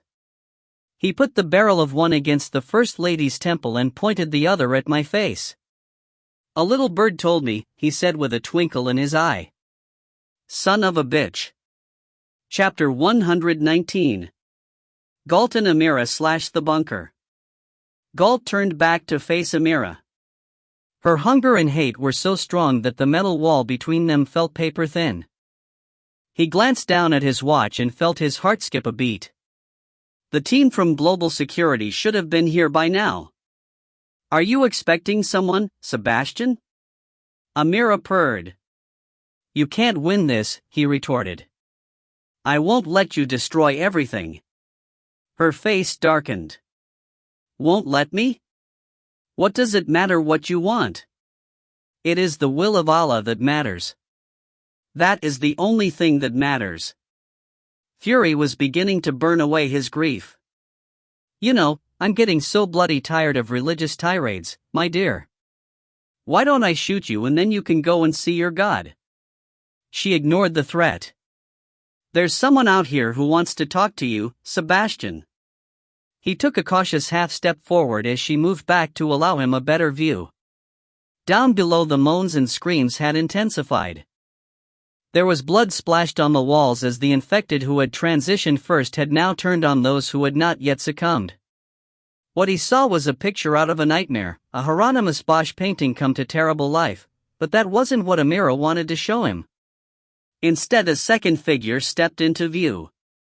It was Anna, a young woman Galt knew to be a cousin of El Mujahid. She had the same dreamy half-mad look as Amira, and the same gray skin, but the young woman's mouth was smeared with red and in her hands she held something so grotesque that Galt had to clamp a hand to his mouth to keep from vomiting. Anna carried the head of Captain Zeller, the leader of the Global Security Rescue Team. Gagging, Galt thrust the barrel of the pistol through the observation slot and fired shot after shot into Anna, punching holes through her chest and face, staggering her back to the metal rail and then blasting her over. Anna fell without a scream and crashed down into the mass of creatures fighting below. You mad bitch! He screamed at Amira and shot her. His first bullet hit her in the stomach. Amira staggered back and her face twisted into a grimace of agony.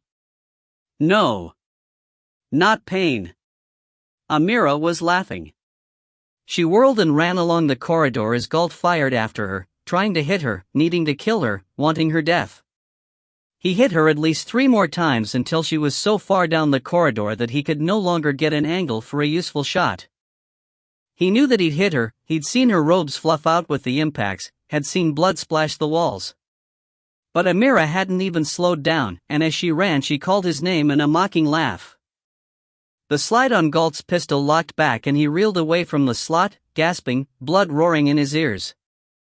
With trembling fingers he fumbled for a new magazine and slapped it into place. Sweat coursed down his face and chest. He had a flash of panic and pulled out his sat phone, but Toys did not answer. No help was coming. He was alone. Panic howled in his head. Amira knew about the secret passages he'd built into the place. If she and El Mujahid had been playing him, then there was a good chance she'd somehow hacked into his computer. The network of hidden passages was on there. And, damn it, so were the detonation codes he had created to blow this place to atoms. Okay, that option was gone. Just as the rescue was gone. He had 2 full magazines plus the one in the gun, which gave him about a third as many bullets as he would need even if every shot was a kill, and that was unlikely. Headshots, you bloody fool. He cursed himself for wasting a chance to kill that witch. Witch? He'd called her that so many times that now it came back to haunt him. It was more accurate a label than he had ever known. What she had done was the blackest kind of sorcery. A true deal with the devil, and it occurred to Galt that it hadn't been Cuckold's horns that El Mujahid had worn. They were the king and queen of hell. Damn them both. He paused at a T-juncture in the corridor. To his left he could hear the hiss of hydraulics as someone, Amira or one of her monsters, opened a doorway to his right. Okay, he thought, that simplifies things, and he took the other fork of the juncture. There was only one more thing that he could do. One final chance left to stop Amira's doomsday scheme. At least the part of it that she wanted to launch here in the Middle East. He only hoped the American had been able to somehow warn the authorities before things got out of control over there. He rushed down the hallway, knowing that his one chance was slim, and even then he had almost no hope of surviving. Somehow it amused him to think that he might actually sacrifice himself to save the world. God, they really will think I'm a saint now, he mused. He almost laughed as he raced along through the shadows. Chapter 120. The Liberty Bell Center /Saturday, July 4th, 12:16 p.m. I stared at Skip. You? Yeah, he said. What you thought it was Dudley do right over there? He jerked his head at Ollie. You piece of shit, growled Top, but Skip jabbed the First Lady with the pistol. She sat rigid and terrified, her eyes locked on mine, pleading silently for me to do something. But Skip held all the best cards. Put your piece down, boss, Skip ordered. 2 fingers, nice and slow. Now kick it away. Good. The knife, too. You, too, Top. You even think about doing anything funny and I pop the lady first. Why? I demanded. What's your stake in all this, Dot? Well, he said with a grin, if you're wondering if I've embraced the teachings of the Prophet Muhammad, then no. I've pretty much embraced $10 million in an offshore account. You're doing this for money? Of course I'm doing it for money. That doesn't make sense, you fought side by side with us against these things. Yeah, and it's the best cover story in the world. And that whole taser thing was a setup. Cute, huh? Once you and the others went to explore the crab plant, I slipped into the hidden passage. Oh, don't look surprised. They downloaded the whole floor plan to me before we ever set out. We planned the whole thing via text messages, it went off like clockwork. I told them to take out one of the other guys with a liquid taser and then I faked my own abduction. I had to fake my own burn with a lighter, but we all make sacrifices. The rest was window dressing to confuse things. I pop caps in a bunch of walkers, rub dust in my eyes to get the tears flowing, and then wait to be rescued. I should get a frickin' Academy Award. That Cortland bitch bought it hook, line, and sinker. And if you're wondering about the fight in the laboratory, I'd have made it out of there, too. There was an exit door behind the last meds chest, right near where I was standing. I'm sure Jerry Spencer will probably find it eventually, not that it'll matter now. If that asswipe Dietrich had been another 10 seconds slower, I'd have ducked out as soon as you guys started getting chomped. You're a real piece of work. Just doing my job. Funny thing is, I wasn't even supposed to be the point man for this gig. Lieutenant Colonel Hanley was supposed to step up and lead Echo Team, with me as his backup, but then you come along and go all Jackie Chan on him. Ah well. More cash for me. And room 12. He shrugged. Couldn't let you interrogate the tech from the Delaware lab. That hit hadn't been part of the plan and they weren't ready for you. I never even got a chance to send a warning 'cause we were wheels up so fast. So I opened room 12, popped a cap in the prisoner, and let the walkers out to play. If you guys hadn't cleaned it up so fast I would have gotten there and played hero, but it worked out okay. Don't you realize the people you're working with are trying to start a plague that will wipe out? He cut me off with a laugh. Oh come on, Captain, you don't buy any of that shit, do you? We fed you the clues. This was even timed to happen right before the 4th so that there would be some concerns about this event. I was tickled pink when I heard that we were coming down here 'cause it meant that absolutely everything was falling into place. We gave you everything you need to stop the plague before it goes anywhere. All you have to do is spend a shitload of money on research and inoculation. That chink doctor from the DMS is already working on a treatment. There are enough agents and cops here in Philly to keep the infection contained. None of this was ever going to get out of the center. You'll be happy to know that was the last planned release of the plague. Nah, this isn't about the end of the world, it's just about the moolah. Always has been, always will be. $10 million sounds like a cheap price tag for your soul, Skip. It'll do. Especially where I'm going. I can live well and stay off the radar for the rest of my life. What about all the people who've died? All the DMS agents, the people they turned into walkers at the crab plant. I looked for a flicker of conscience in his eyes, but there was nothing. He was as dead inside as one of the walkers. The fuck do I care? I'm only a player. You want to lay a guilt trip on someone, boss, blame the asshole you just shot. Yeah, that really is El Mujahid. Made up to look like a Secret Service agent. I worked on getting his papers and ID ready before my boss transferred me to the DMS. Everything worked fine, too. Your boss? You mean Robert Howell Lee? Skip blinked but recovered quickly. Good call. Maybe you're better than I thought, not that it matters. You can have Lee. I don't give a shit. He's a weasel. Me. I'm outta here. At least tell me something, Skip, I said. Who started all of this? I'm betting on some pharmaceutical company, with the terrorists as hired help. He blinked again. Okay, points for that. Yeah, this is all big business shit. Care to share which companies? As if, he said, then half shrugged.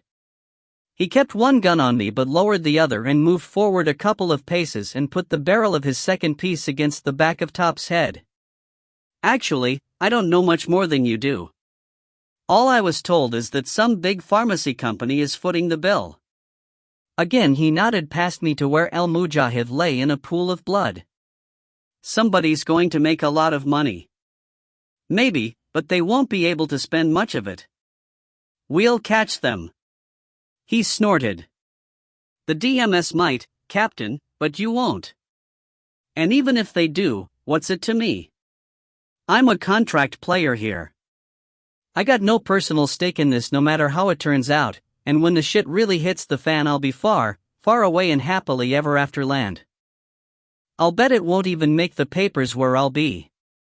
I get out of this, kid, said Top softly, you'd better keep looking over your shoulder 'cause one of these days I'll be right there. Wow. I'm really scared. He jabbed Top again with the gun. You take a run at me, old man, and I'll cut off your balls and make you eat them. There was a renewed rattle of gunfire from down the hall. Out in the bell chamber. Grace. Skip smiled. I'll bet we can all guess what's happening out there. Zombie madness, and on national TV. That's gonna be some real shit. But that's also my cue to get the hell out of Dodge. A little hysteria is very useful, don't you think, Captain? For someone who's supposed to be a cold-blooded killer, you're doing a lot of talking. What's the problem, Skip? You getting cold feet about capping your teammates? He laughed. Man, that's precious. You're right out of Psychology 101. Try to manipulate the emotions of the hostage-taker by establishing a bond between him and his captives. Please. No, Captain, I wanted to make sure that I got the chance to get a little payback for you kicking my ass the other day. I'm not huge on the whole forgive and forget thing. You want to go another round? Sure. You want to do it hand to hand or are you looking for a knife fight? According to your file, you're quite a hotshot with a blade. Get real. You think I'm an idiot? I know you can take me in a fair fight. Why do you think I'm not fighting fair, asshole?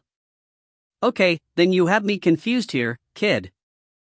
What do you have in mind? I want to see you get your ass kicked by someone you can't take. Oh? And who would that be? Me, hissed a guttural voice behind me. I whirled. El Mujahid stood hulking in the doorway. And, yes, he was dead. Not that it much mattered at the moment.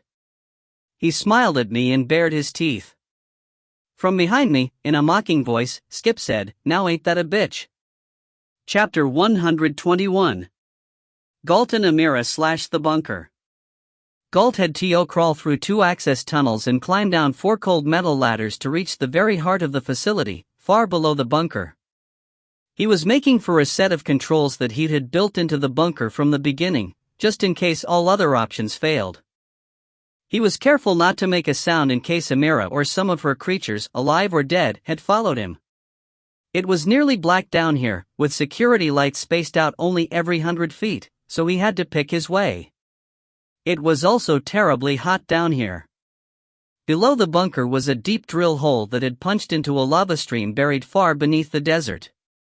The geothermal energy that powered the bunker was virtually limitless, and a series of 6 vents, each a half-mile-long segment of reinforced piping, kept the heat converters from building up too much of a charge.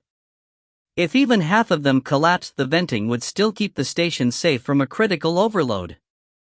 But there was a single point where they all joined, a huge vertical shaft that was bored straight down into the cathedral roof of the lava chamber.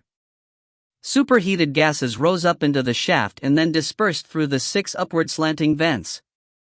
Heat always rises, and that kept the engines turning and at the same time created a vulnerability because heat could only vent if nothing prevented it. Block the vents, all of them, and the heat would be trapped below the generators. With lava funneling that much heat, it would be a matter of minutes before the generators either melted to slag or blew up. In either case, it would trip all of the bunker's fail-safe devices, protocols that were hardwired into the station's structure with so many redundancies that even a deliberate attempt to disable them would trigger them. Once triggered, the fail-safe would send electrical signals to explosive bolts that would slam every door shut and then weld them into place. The fail-safe system would then start a series of asbestos-coated alloy fans that would take the superheated gases and blow them into every room and chamber in the bunker. Galt had designed the bunker that way to keep his pathogens from escaping. He really did not want to destroy the world. All he wanted was to become the richest man in it. He crawled along the tunnel, pouring sweat, inching toward a spot that could only be found by touch, markings like braille that Galt himself had etched into the plate steel. Behind that plate were 6 hydraulic levers. Each one would cause about a ton of rock to crash down onto a separate vent pipe. Easy as pie. 40 feet to go. 30. 20. Then he heard it. A voice whispering in the darkness somewhere behind him. "Sebastian," she called. Low and sweet and dreadful. Chapter 122. The Liberty Bell Center / Saturday, July 4th, 12:19 p.m. I staggered back from El Mujahid as he lumbered forward out of the darkened office. "Mother of God," I heard Top whisper. The makeup on El Mujahid's face had run, giving him a weirdly melted look. It revealed a wicked cut, like a knife slash, that bisected his face.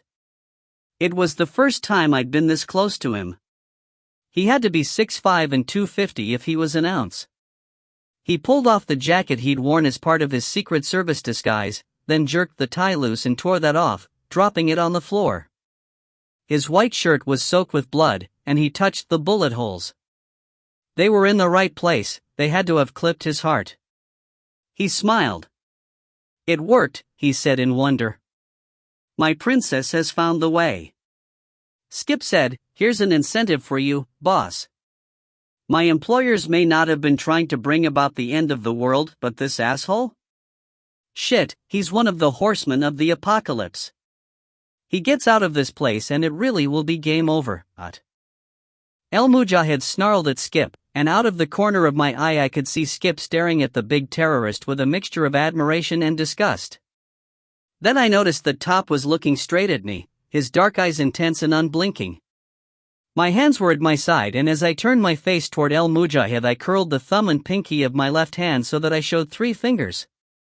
Then I curled the ring finger up, then the forefinger. Then the index, hoping that Top had read me the right way. Abruptly I lunged at El Mujahid and chopped him across the throat with as hard a knife hand blow as I'd ever used on a human being. At the same instant Top pivoted, his speed powered by adrenaline and fear and a hell of a lot of indignation. He grabbed Skip's wrist with one hand and drove his opposite elbow back into the young man's stomach. Skip's finger clutched in a spasm of pain and the bullet burned across the side of Top's temple. Top bellowed in pain, but he came up off the floor and tackled Skip, driving him halfway across the room so that they both crashed onto a desk. The pistol flew into a corner. Skip shoved Top back with a curse, and with a shake of his wrist a knife dropped from a sleeve holster into the palm of his hand. He opened his mouth to taunt Top, but first Sergeant Sims moved forward in a blur and slammed into Skip. They hit the desk and then rolled off on the far side and out of sight. I couldn't go help. I had my own problems. The blow that I'd used on El Mujahid should have killed him. At very least it should have crippled him. It would have done that to any man. But El Mujahid was no longer a man. He coughed, but then he expanded his chest and I could actually hear the fragments of his shattered hyoid bone click together. It was the creepiest sound I'd ever heard. In a hoarse rasp of a voice he growled, "My princess has made me immortal. Praise Allah." His eyes had looked dazed and dull when he'd first come out of the room, but I could see them becoming more focused. I didn't understand it. If he was a walker, then why was he able to talk? Or think? He took a step toward me. The first step was wobbly, as if he was uncertain how to use his body. But the second step was firmer. The third step showed no instability at all. Crap! His face took on an expression that was half triumphant leer and half naked hunger, and a fanatical light burned like a solar flare in his eyes. Allah is the only God and I am his wrath on earth. Whatever, I said as I dodged to one side and kicked him on the meat of the thigh with the steel toe of my shoe, a blow that would cripple anyone. But again it did nothing to him. "It's funny," he said in Farsi, "but it doesn't even hurt. Oh, Amira, how I love you." I made a lunge for my fallen pistol, but El Mujahid leaped at me. Any awkwardness he might have experienced upon returning to life was gone. For all his size he moved with cat quickness and he body-blocked me away from the piece and kicked the gun under a desk. I slewed around and came up into a fighting crouch. Okay, I thought, come on, Joe, you've done this before. Break the neck and you stop these buggers. So I jumped in and tried to grab his chin and hair. Most people have only seen this move in movies. They won't recognize it when someone tries it on them, and it's such a fast move that by the time they figure it out they're on the cold side of being dead. Unfortunately for me, El Mujahid wasn't a novice. He parried my lunge and hit me in the ribs with a short chopping punch that lifted me completely off the ground, then he combined off that and planted an overhand right that nearly took my head off. I managed to get a shoulder up in time to save my head, but El Mujahid was a tank and his punch dropped me. I landed hard and immediately tucked into a sideways roll and barely managed to avoid a stamp that would have crushed my skull. The First Lady was screaming over and over again and I wondered if her mind had snapped. I came out of my roll on fingertips and toes and tried to reach for the .38 on my ankle, but he rushed me with a flying tackle that sent us both rolling over and over across the floor. At the end of the roll I managed to get a knee up between us and braced it against his chest as he tried to pull me into a bear hug. With his arms he'd have splintered my back. I drove my shoulders back and used the greater power of my legs to break his grab. He skidded back and I again went for my pistol, this time getting it out, but El Mujahid threw himself forward like a dolphin jumping out of the water onto the side of a pool. It was a sloppy move, all momentum, but it worked and he made a big reach and swatted the pistol out of my hand. So I kicked him in the face and back-rolled to my feet. I had my back to the wall and he was between me and any guns. He rose slowly, head down, shoulders hunched, hands forward and out. This was a son of a bitch who really knew how to fight. Without rules, just react and destroy. Like me. Past him I could see parts of the tussle that was going on behind the desk. Legs and arms, and a lot of cursing. I had no idea who was winning that fight. El Mujahid stalked me, cutting left and right to try and box me into the corner. Against most opponents, a corner is a pretty good place to make a stand. It allows for a lot of options when flight is no longer in the mix, but with a fighter like this bruiser it would be a death trap. He leered at me and bit the air with a clack of teeth. "I think I'll take a bite out of you," he said, pitching it to sound like a joke. I wasn't laughing. I could still hear gunfire and screams coming from the bell chamber. It must be one hell of a battle in there. Would Grace survive it, or had she already fallen? Would she rise as one of the mindless walkers or as a new and improved thinking monster like the one I faced? What would Church and the President do? Let everyone in the Liberty Bell Center kill each other and then torch the whole place? Could the President risk any other response, even with his wife here? Then I realized that the First Lady was no longer screaming. El Mujahid noticed, too, and we both turned to see that she had picked up my .45 and was pointing it at the big terrorist. She fired, but in her panic she jerked the trigger instead of squeezing it and the gun bucked upward and the shot punched a hole in the ceiling. I rushed in her direction, wanting that damn gun, but El Mujahid lunged in to cut me off, pawing at me with a fast grab. I parried it, but it was a fake and he snaked the other hand in and caught me by the sleeve of my suit jacket. The First Lady got off another shot but it just tore a chunk out of El Mujahid's hip. He jerked me forward with such force that I flew off the ground, and he hit me with an elbow shot that broke a black bomb in my head. I sagged in his grip and as he bent toward me I could feel his hot breath on my exposed throat. Chapter 123. Galt and Amira slash the bunker. Galt scrambled forward in a panic, feeling for the etched markings as Amira's eerie voice floated through the darkness toward him, louder each time she called his name. Sebastian. She drew it out, making it a perverse song. His fingers scrabbled across an uneven spot on the wall and he stopped, fumbling at it. Yes. He felt for the upper right corner of the panel and then punched it with the side of his fist. The corner folded inward and he gripped the edges and tore the whole panel away. A small red light flicked on inside the compartment, illuminating the rubber-coated handles of 6 big levers. Sebastian.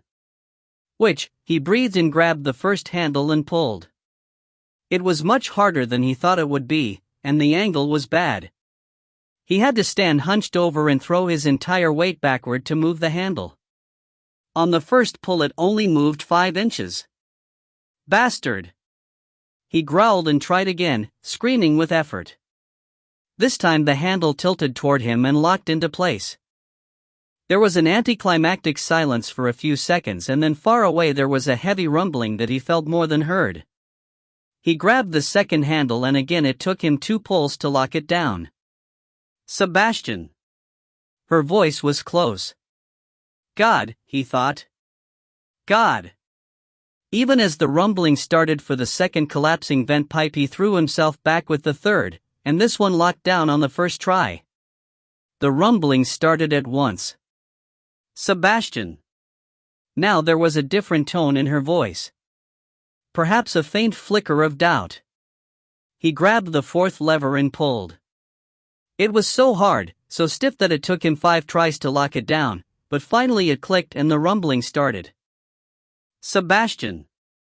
He could hear the hurried scuff of her feet and her voice definitely had a note of alarm in it. It gave him strength to hear the fear, and he tackled the fifth lever with a will, and in 2 grunting pulls it locked down. Already the ambient temperature was rising as the superheated gases began recoiling from blocked vents. A deep red glow was reflected through the steel passages, and it bathed him in a bloody light. Sebastian! He turned, and she was there, not 20 feet away. Her robes were torn and she was covered in blood. God knows whose blood it was. In the fiery glow of the lava she looked like a monster from hell itself. The blood on her lips and hands was black, and her eyes were so shadowed that she looked more like a skull than a woman whose beauty had once made him gasp with but a single slanting glance. "Listen to me, Sebastian," she said, her voice thick and heavy. "Stop this. I can share Generation 12 with you. If you truly embrace the Quran and the teachings of the Prophet, I can make you one of us. I can make you one of God's immortals." "You're insane, Amira. You've turned yourself into a monster." He put his hand on the 6th lever. "I am Sif al-Din," she retorted, her dark eyes flashing. "Don't you understand? I am the plague, I am the sword of the faithful.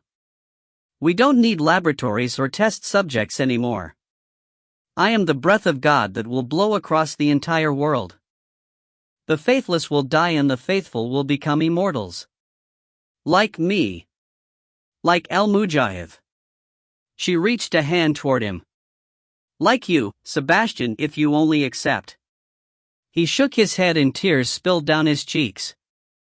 "I'm a greedy, heartless bastard, Amira, but I'm not a monster." Amira spread her hands and smiled at him.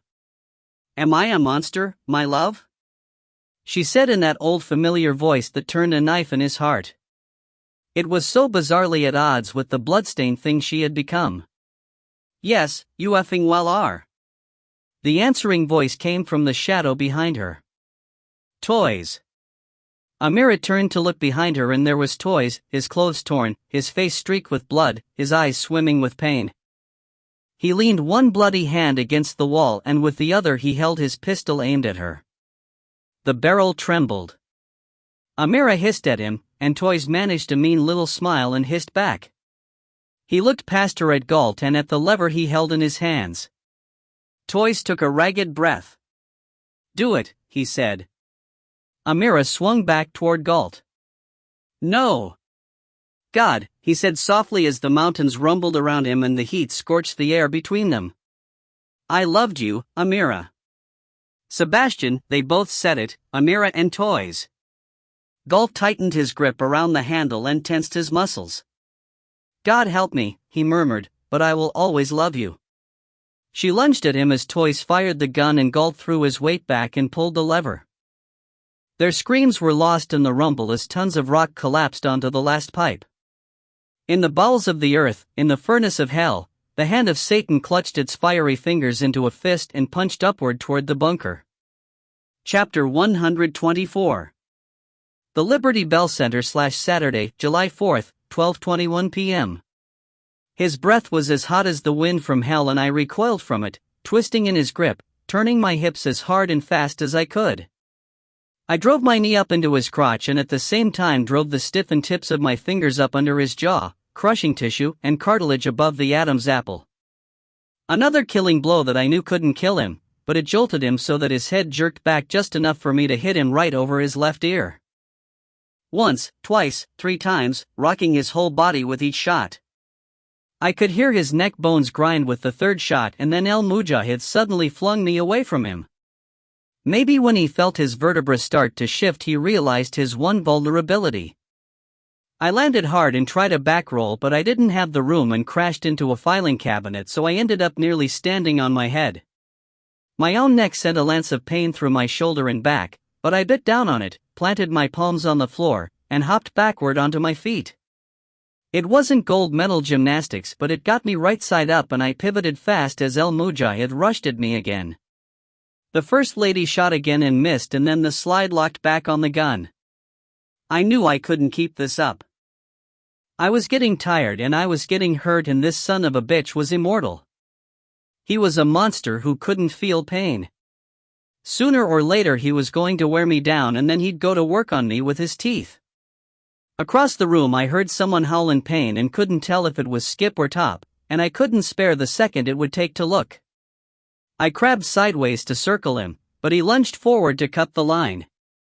That was fine because as he dodged and I jumped sideways to pass him on his left.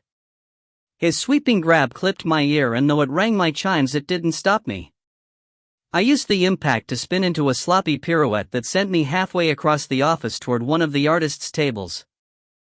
At the far end of the table I'd seen what I wanted, but El Mujahid was already coming at me, his face almost black with rage and his teeth snapping as he rushed forward. Rage, in an opponent, is a very useful thing. It makes smart people do stupid things. If you backpedal from the enraged attacker, you simply get smashed against a wall and then he proceeds to beat you to a pulp or, in this case, tear you apart with his teeth. So I didn't backpedal, instead I went forward to meet him.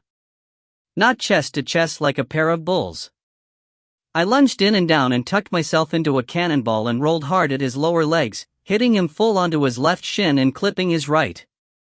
With his greater upper body weight and my 200 pounds of rolling mass, he went flying forward and smashed face-first into a row of metal cabinets.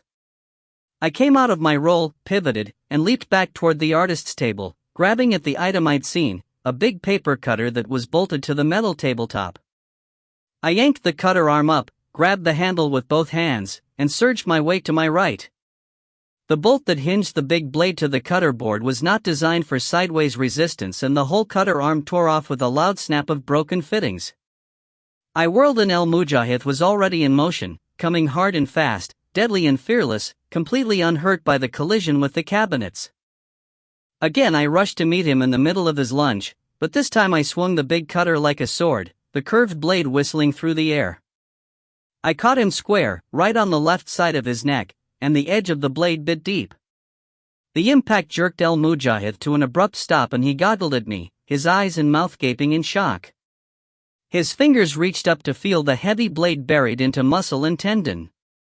It hadn't cut all the way through his neck, but the very edge of the blade must have buried itself in the big man's spinal cord. Half an inch was enough. His immense strength immediately began to melt away as his muscles lost all order and control. He dropped to his knees like a supplicant preparing to abase himself. Gasping for breath, I braced one foot against his body and then ripped the handle free in a spray of blood. "You can't stop the will of God," he said with a throat that was filled with blood. "This was never about God's will, you stupid bastard."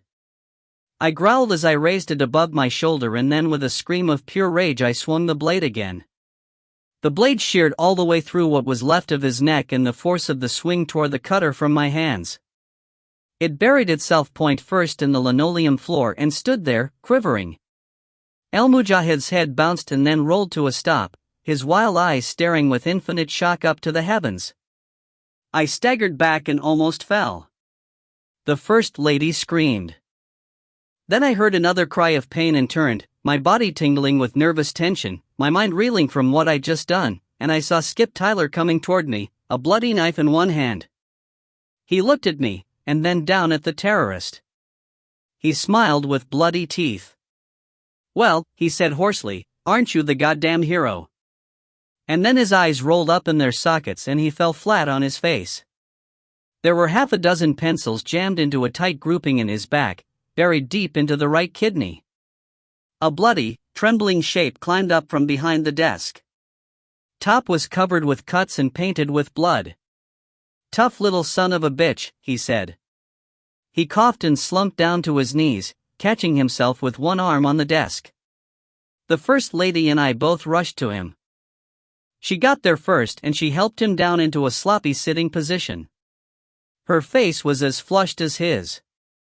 I wobbled toward them and then my legs gave out and I almost fell. Top waved me off. "I'll live, Captain. But gimme a second to catch my breath." He lowered his head and sat there, dripping blood onto the floor. The First Lady stroked his hair and held on to him, both giving and taking comfort. "Did you get him?" a voice asked, and I turned to see Ollie Brown peering up at me with one half-opened eye. I tottered over and sank down beside him. He was in bad shape. I looked at Top and shook my head. Top winced and hung his head. "Hey, kid," I said, putting my hand on Ollie's shoulder. "You hold on now. Bastard blindsided me. O'Brien. Son of a bitch was he began and then coughed bloody phlegm onto the floor. I should have figured it out. Sorry for letting you down." His voice was almost gone. I took his hand and held it just as I'd held Roger Jefferson's, and like Jefferson, Ollie held on tightly as if through it he could cling to life. "He fooled us all. It wasn't your fault." "If anything, Ollie," I said, "it was mine." He shook his head. "Was it? Skip? Was he the one?" "Yeah. You get him, too?" Top did. He had that baby face. He smiled weakly. Guess it was easier to think it was me. "I'm sorry I ever doubted you, Ollie." He coughed. "Shit happens, Cap." He tried to turn his head. "I can't hear gunshots. Is it over?" I listened and he was right. There was only silence from the bell chamber. I turned to look down at Ollie, wanting to give him some comfort, but for him it was already over. His eyes were open, but he was looking into a whole different world. I bowed my head and held his hand. Behind me, down the hallway, I could hear new sounds. Running steps. Voices. It took a lot for me to raise my head and look as several figures rushed into the room. Bunny was first, his face streaked with blood and his pistol in a two-hand grip. Gus Dietrich was right behind him. And then she was there. Grace. Alive. All of them, alive. "Joe." She cried and rushed to me and I pulled her to me, down on the floor. "We stopped it, boss," growled Bunny, who was bending over Top, his face lined with concern. Grace wrapped her arms around me and I held Ollie's hand, a man I'd mistrusted and wronged, and I wept for all of us. Chapter 125. The Liberty Bell Center /Saturday, July 4th, 12:28 p.m. A fresh wave of Secret Service agents were the first to enter the Liberty Bell Center. Dressed in hazmat suits, they surged through the building until they found the First Lady. They whisked her away through a back door. Paramedics came to get us. Bunny lingered in the doorway to the office where Ollie and the others lay dead. EMTs worked on Top Sims, putting compresses on over a dozen slashes and stab wounds before loading him onto a gurney. Bunny hovered over them like a mother hen, giving them evil looks every time he thought they were a little too rough. He followed them out, offering a string of suggestions on how to do their jobs. They were probably happy their protective suits hid their faces. I later learned that Skip Tyler had 16 broken bones and a ruptured liver, apart from all the pencils Top had rammed through his kidney. Must have been one hell of a fight, but I was only marginally sorry I missed it.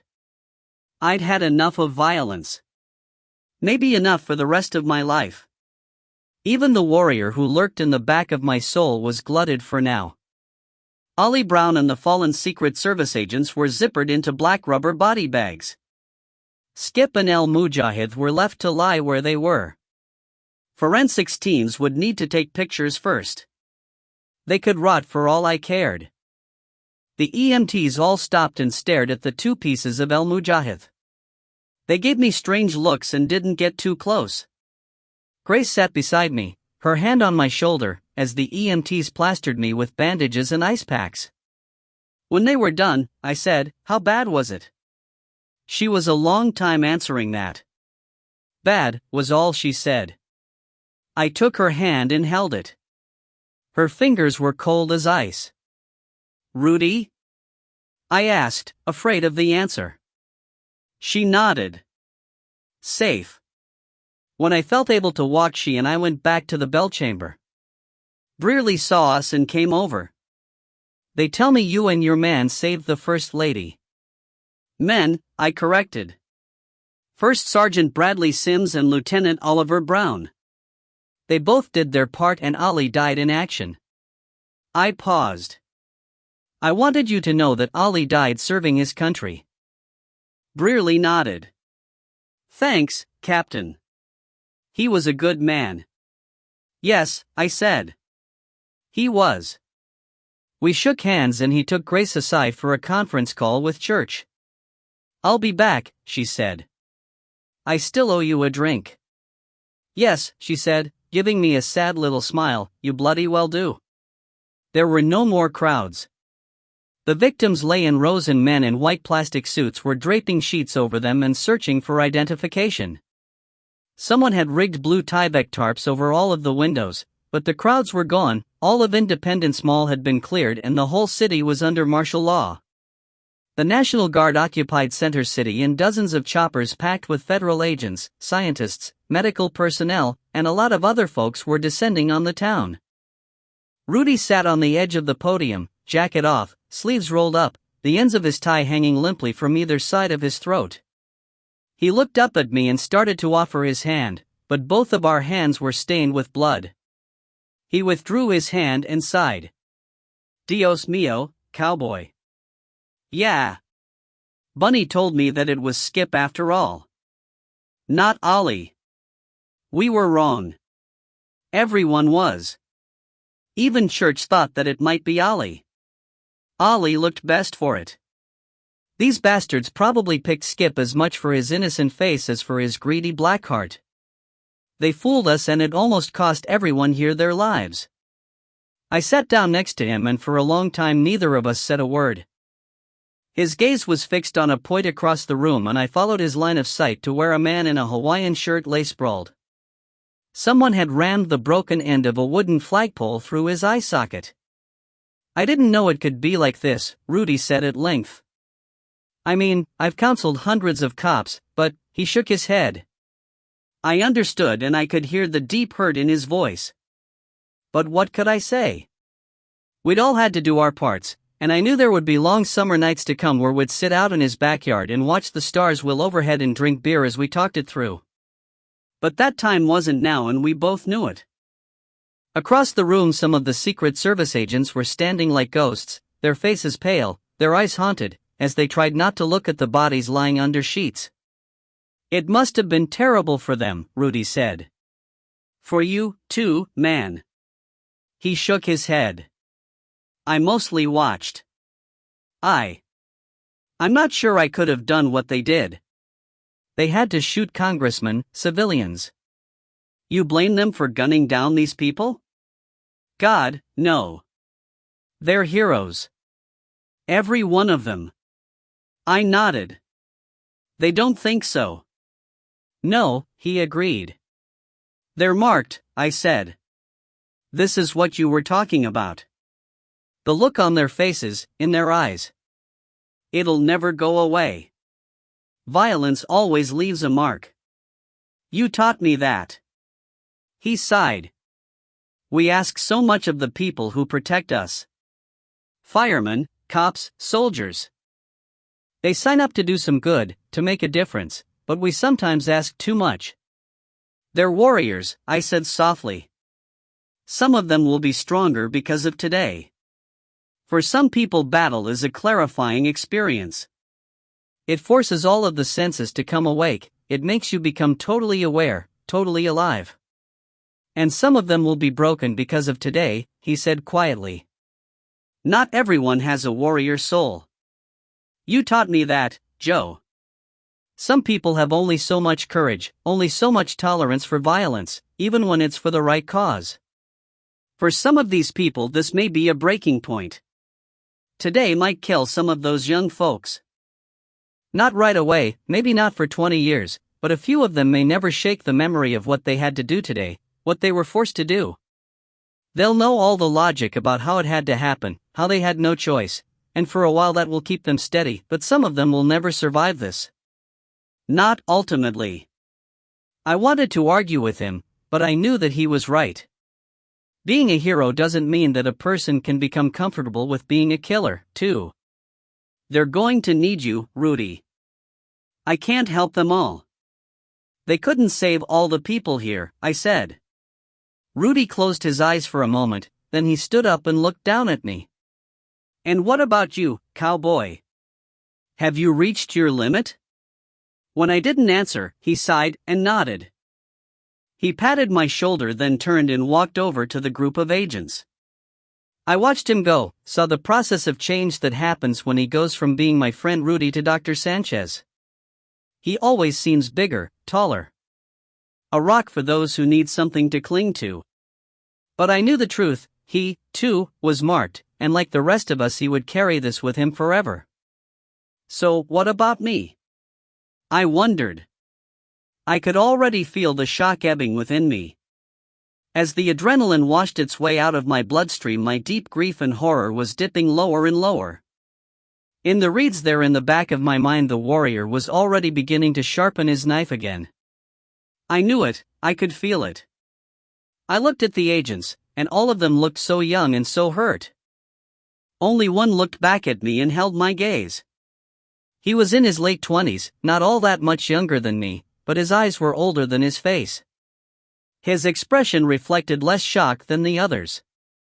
He read my face and I read his, and we exchanged a brief nod that none of the others saw, or if they did then they didn't understand it. They weren't of the same species as we were. The young agent turned back and listened to Rudy, but I was sure that he was already working through the experience in his own head. The way I was. The way warriors do. He and I did not need to be marked by our experiences. We were born with that mark. Epilogue 1. In all, 91 people died at the Liberty Bell Center. 14 members of Congress were among them.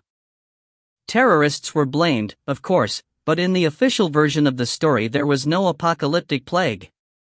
It was a nerve gas that caused violent behavior. The news footage that had gone out live was a public relations nightmare, but although there were eyewitness accounts of Secret Service agents gunning down unarmed civilians, the president was able to trot out a couple dozen top-flight scientists who babbled on and on about the psychotic effects of the nerve gas. No one who had been in the fight at the center was held responsible for their actions. Blame was focused instead on al-Mujahid and his terrorist network, and that worked well as a way of channeling the massive national outrage. In death he became an even more hated figure than Osama bin Laden. The credit for bagging him was given to the Secret Service. Medals were eventually handed out, though the DMS was kept out of it. A national day of mourning was scheduled for the last day of July. No attempt was made to create a new version of the Freedom Bell. When DMS agents investigated Andrea Lester's apartment, they found correspondence and other evidence linking her to Ahmed Mahoud, a terrorist operative whose body was recovered at the Liberty Bell Center. He'd been one of the infected and Rudy had taken him down with the broken shaft of a pole for the American flag. If that had gotten into the press it would have become an iconic moment, but it was never mentioned. Mahoud was later identified as the brother-in-law of al-Mujahid, and the investigation clearly established that Lester and Mahoud were lovers. She had secretly converted to Islam more than 3 years ago, long before she was hired to cast the Freedom Bell, and Church speculated that it might have been her connection with the rededication project that inspired the whole terrorist plan. It seemed likely, but we'd probably never know for sure. Director Brearley initiated a hunt to find Robert Howell Lee. They found him in his bedroom at home. He'd driven home after speaking to me on the phone at the Liberty Bell Center, taken his wife's bottle of sleeping pills from the medicine cabinet, written a suicide note that asked for forgiveness, and swallowed the whole bottle. Brearley's people got there with maybe 10 minutes to spare. The EMTs pumped him out and Mr. Church flexed his muscles and made sure that the ambulance was redirected to a secure location. Church was on the first thing smoking, and by the time Lee had shaken off the effects of the sleeping pills he woke up to find Mr. Church sitting by the side of his bed. It would have been better if the pills had worked faster. He later admitted to having known about al-Mujahid's more deadly strain of the plague, but it was clear he had done nothing to warn the authorities. He said he'd ordered Skip Tyler to prevent al-Mujahid from escaping, but even that didn't square with the facts. Lee was a traitor, a coward, and a goddamn fool. Grace and I found Church sitting alone in a deserted anteroom at the FBI field office in Philadelphia, quietly munching vanilla wafers. "Did you learn anything?" I asked, but he was a long time in responding. "Mr. Church." Grace prompted softly. Church drank some water. He gave us a name. He leaned back in his chair and considered the half-eaten cookie he held between thumb and forefinger. Sebastian Galt. Grace blanched. No. She told me who Galt was, but even I'd heard of him. Who hadn't? If this is true. Church didn't look at her. It's true. Lee was ultimately, he paused and thought about the right word. Forthcoming. God. This will hurt a lot of people. Church nodded.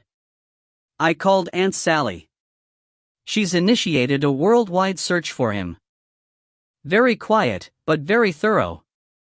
Grace shook her head. So this was all for money? No, he said. For Galt it clearly was, but not for El Mujahid. He was doing this for his God. He said as much to Captain Ledger, and Lee verified it. He said that Galt had been funding the terrorists with the agenda of scaring the US into backing out of the Middle East. It's what you thought, Captain, and it probably would have worked. But El Mujahid apparently had a separate agenda, and he really was trying to release the plague, and it was worse even than that. He wasn't just willing to die for his cause, he was willing to become a monster. He had no use for Galt's money. What good would it be to him? To what he became? What was he? I asked. He clearly wasn't a walker. Yes, he was. We found Ahmed Mahoud's car. There were 2 spent vials of a different strain of the pathogen. Who's labeled it a transformative mutation. It kept the oxygen flowing to El Mujahid's brain, so there was no loss of higher function. Who surmises that El Mujahid planned to share that version with other fundamentalists so that even if the plague got out of hand and they were infected, they would still retain awareness, and with awareness, faith. He sighed. Who tells me that the version of the pathogen fired from the Freedom Bell was yet another strain? Far more virulent. He looked at me. If you hadn't ordered Brearley to seal the doors at the Liberty Center. God, Grace breathed. I couldn't think of anything to add to that. Church pushed the plate of cookies over to me without any further comment. Grace and I both had one. 2. A pillar of smoke rose 300 feet above the smoking pit that still burned deep in the Helmand province of Afghanistan. British Army helicopters circled the vicinity and satellites were red-assed to probe the region. Something had happened deep beneath the sands that no seismograph had predicted. There were known spots of deeply buried geothermal activity, but nothing like this had happened in over 100 years. It would take years to uncover the cause. 3. About 10 days later I found Church in his office at the warehouse. I'd heard that he was moving back to the hangar at Floyd Bennett Field. Are you closing the warehouse? No, you and Grace can run it. We need a base here. I liked the sound of that, but I kept the smile off my face. Grace and I had been too busy to share the drink since the Liberty Bell Center catastrophe, but we had a rendezvous planned for tonight. From the secret smiles she'd been giving me, I thought we might go beyond the platonic sleepover. I pulled up a chair and sat down. So, where are we? I asked him. Church set down the papers he had been sorting and spread his hands. We saved the world, Captain Ledger. More or less. And we certainly saved the economy of the United States. We also took down a major terrorist network. We're heroes and we have the thanks of a grateful nation, though no one will ever say so. But along the way we embarrassed a lot of people and made a few enemies. The vice president's wife would like to see Major Cortland's head on a pike. On the other hand, the First Lady wants you and First Sergeant Sims canonized. What will all that mean for us? Us? For the DMS, I said. Church shrugged. We're still open for business. I looked him straight in the eyes. Who are you, Church? Just a government paper pusher. Bullshit. Who do you think I am? Grace thinks you can keep all of the Washington power players at bay because you know where the bodies are buried. He gave me the bleakest, saddest smile I'd ever seen. I should, he said softly. I buried a lot of them. 4. That night, as Grace lay in my arms, we talked about things. We were both naked. The beer, untouched, sat on the floor amid a tangle of clothes. Some of the clothes were ripped. Mine and hers. So, you're staying with us? She asked. I knew she meant the DMS, but as usual she'd implied a bunch of other meanings. Sure. Rudy signed on. Jerry, too. I paused and flexed my fingers, which were intertwined with hers. I think I've found a home here. Grace was silent for a long, long time. Me, too, she said. I closed my eyes and pulled her closer to me. 5. The medical ship HMS Agatha pitched and yawed slowly in the sluggish rollers that wandered across the Arabian Sea. It was a blistering night in mid-July and the staff had brought some of the more ambulatory soldiers on deck to allow them to get some relief from the sluggish breeze that moved across the wavetops. Some of the men and women were so badly injured that even the breeze gave no trace of relief, and of these the burn victims suffered most. Hot winds, poor air conditioning below decks, and salt spray were each separate tortures. But the man who sat alone in a wheelchair by the stern rail never voiced a single word of complaint. His face and hands were swathed heavily in gauze and one eye was clouded to a milky whiteness. The doctors had said that it had been virtually boiled in his skull. How the man had made it through the desert was a total mystery. He had no fingerprints left, but a DNA test revealed that his name was Stephen Garrett, a medic assigned to a British unit that had been virtually wiped out during a series of suicide raids by insurgents. The burned man was incoherent with pain, and once he'd been medevaced to the air station and then shuttled to the Agatha, he had lapsed into a total silence. His experiences had broken him, the doctors agreed. Poor man.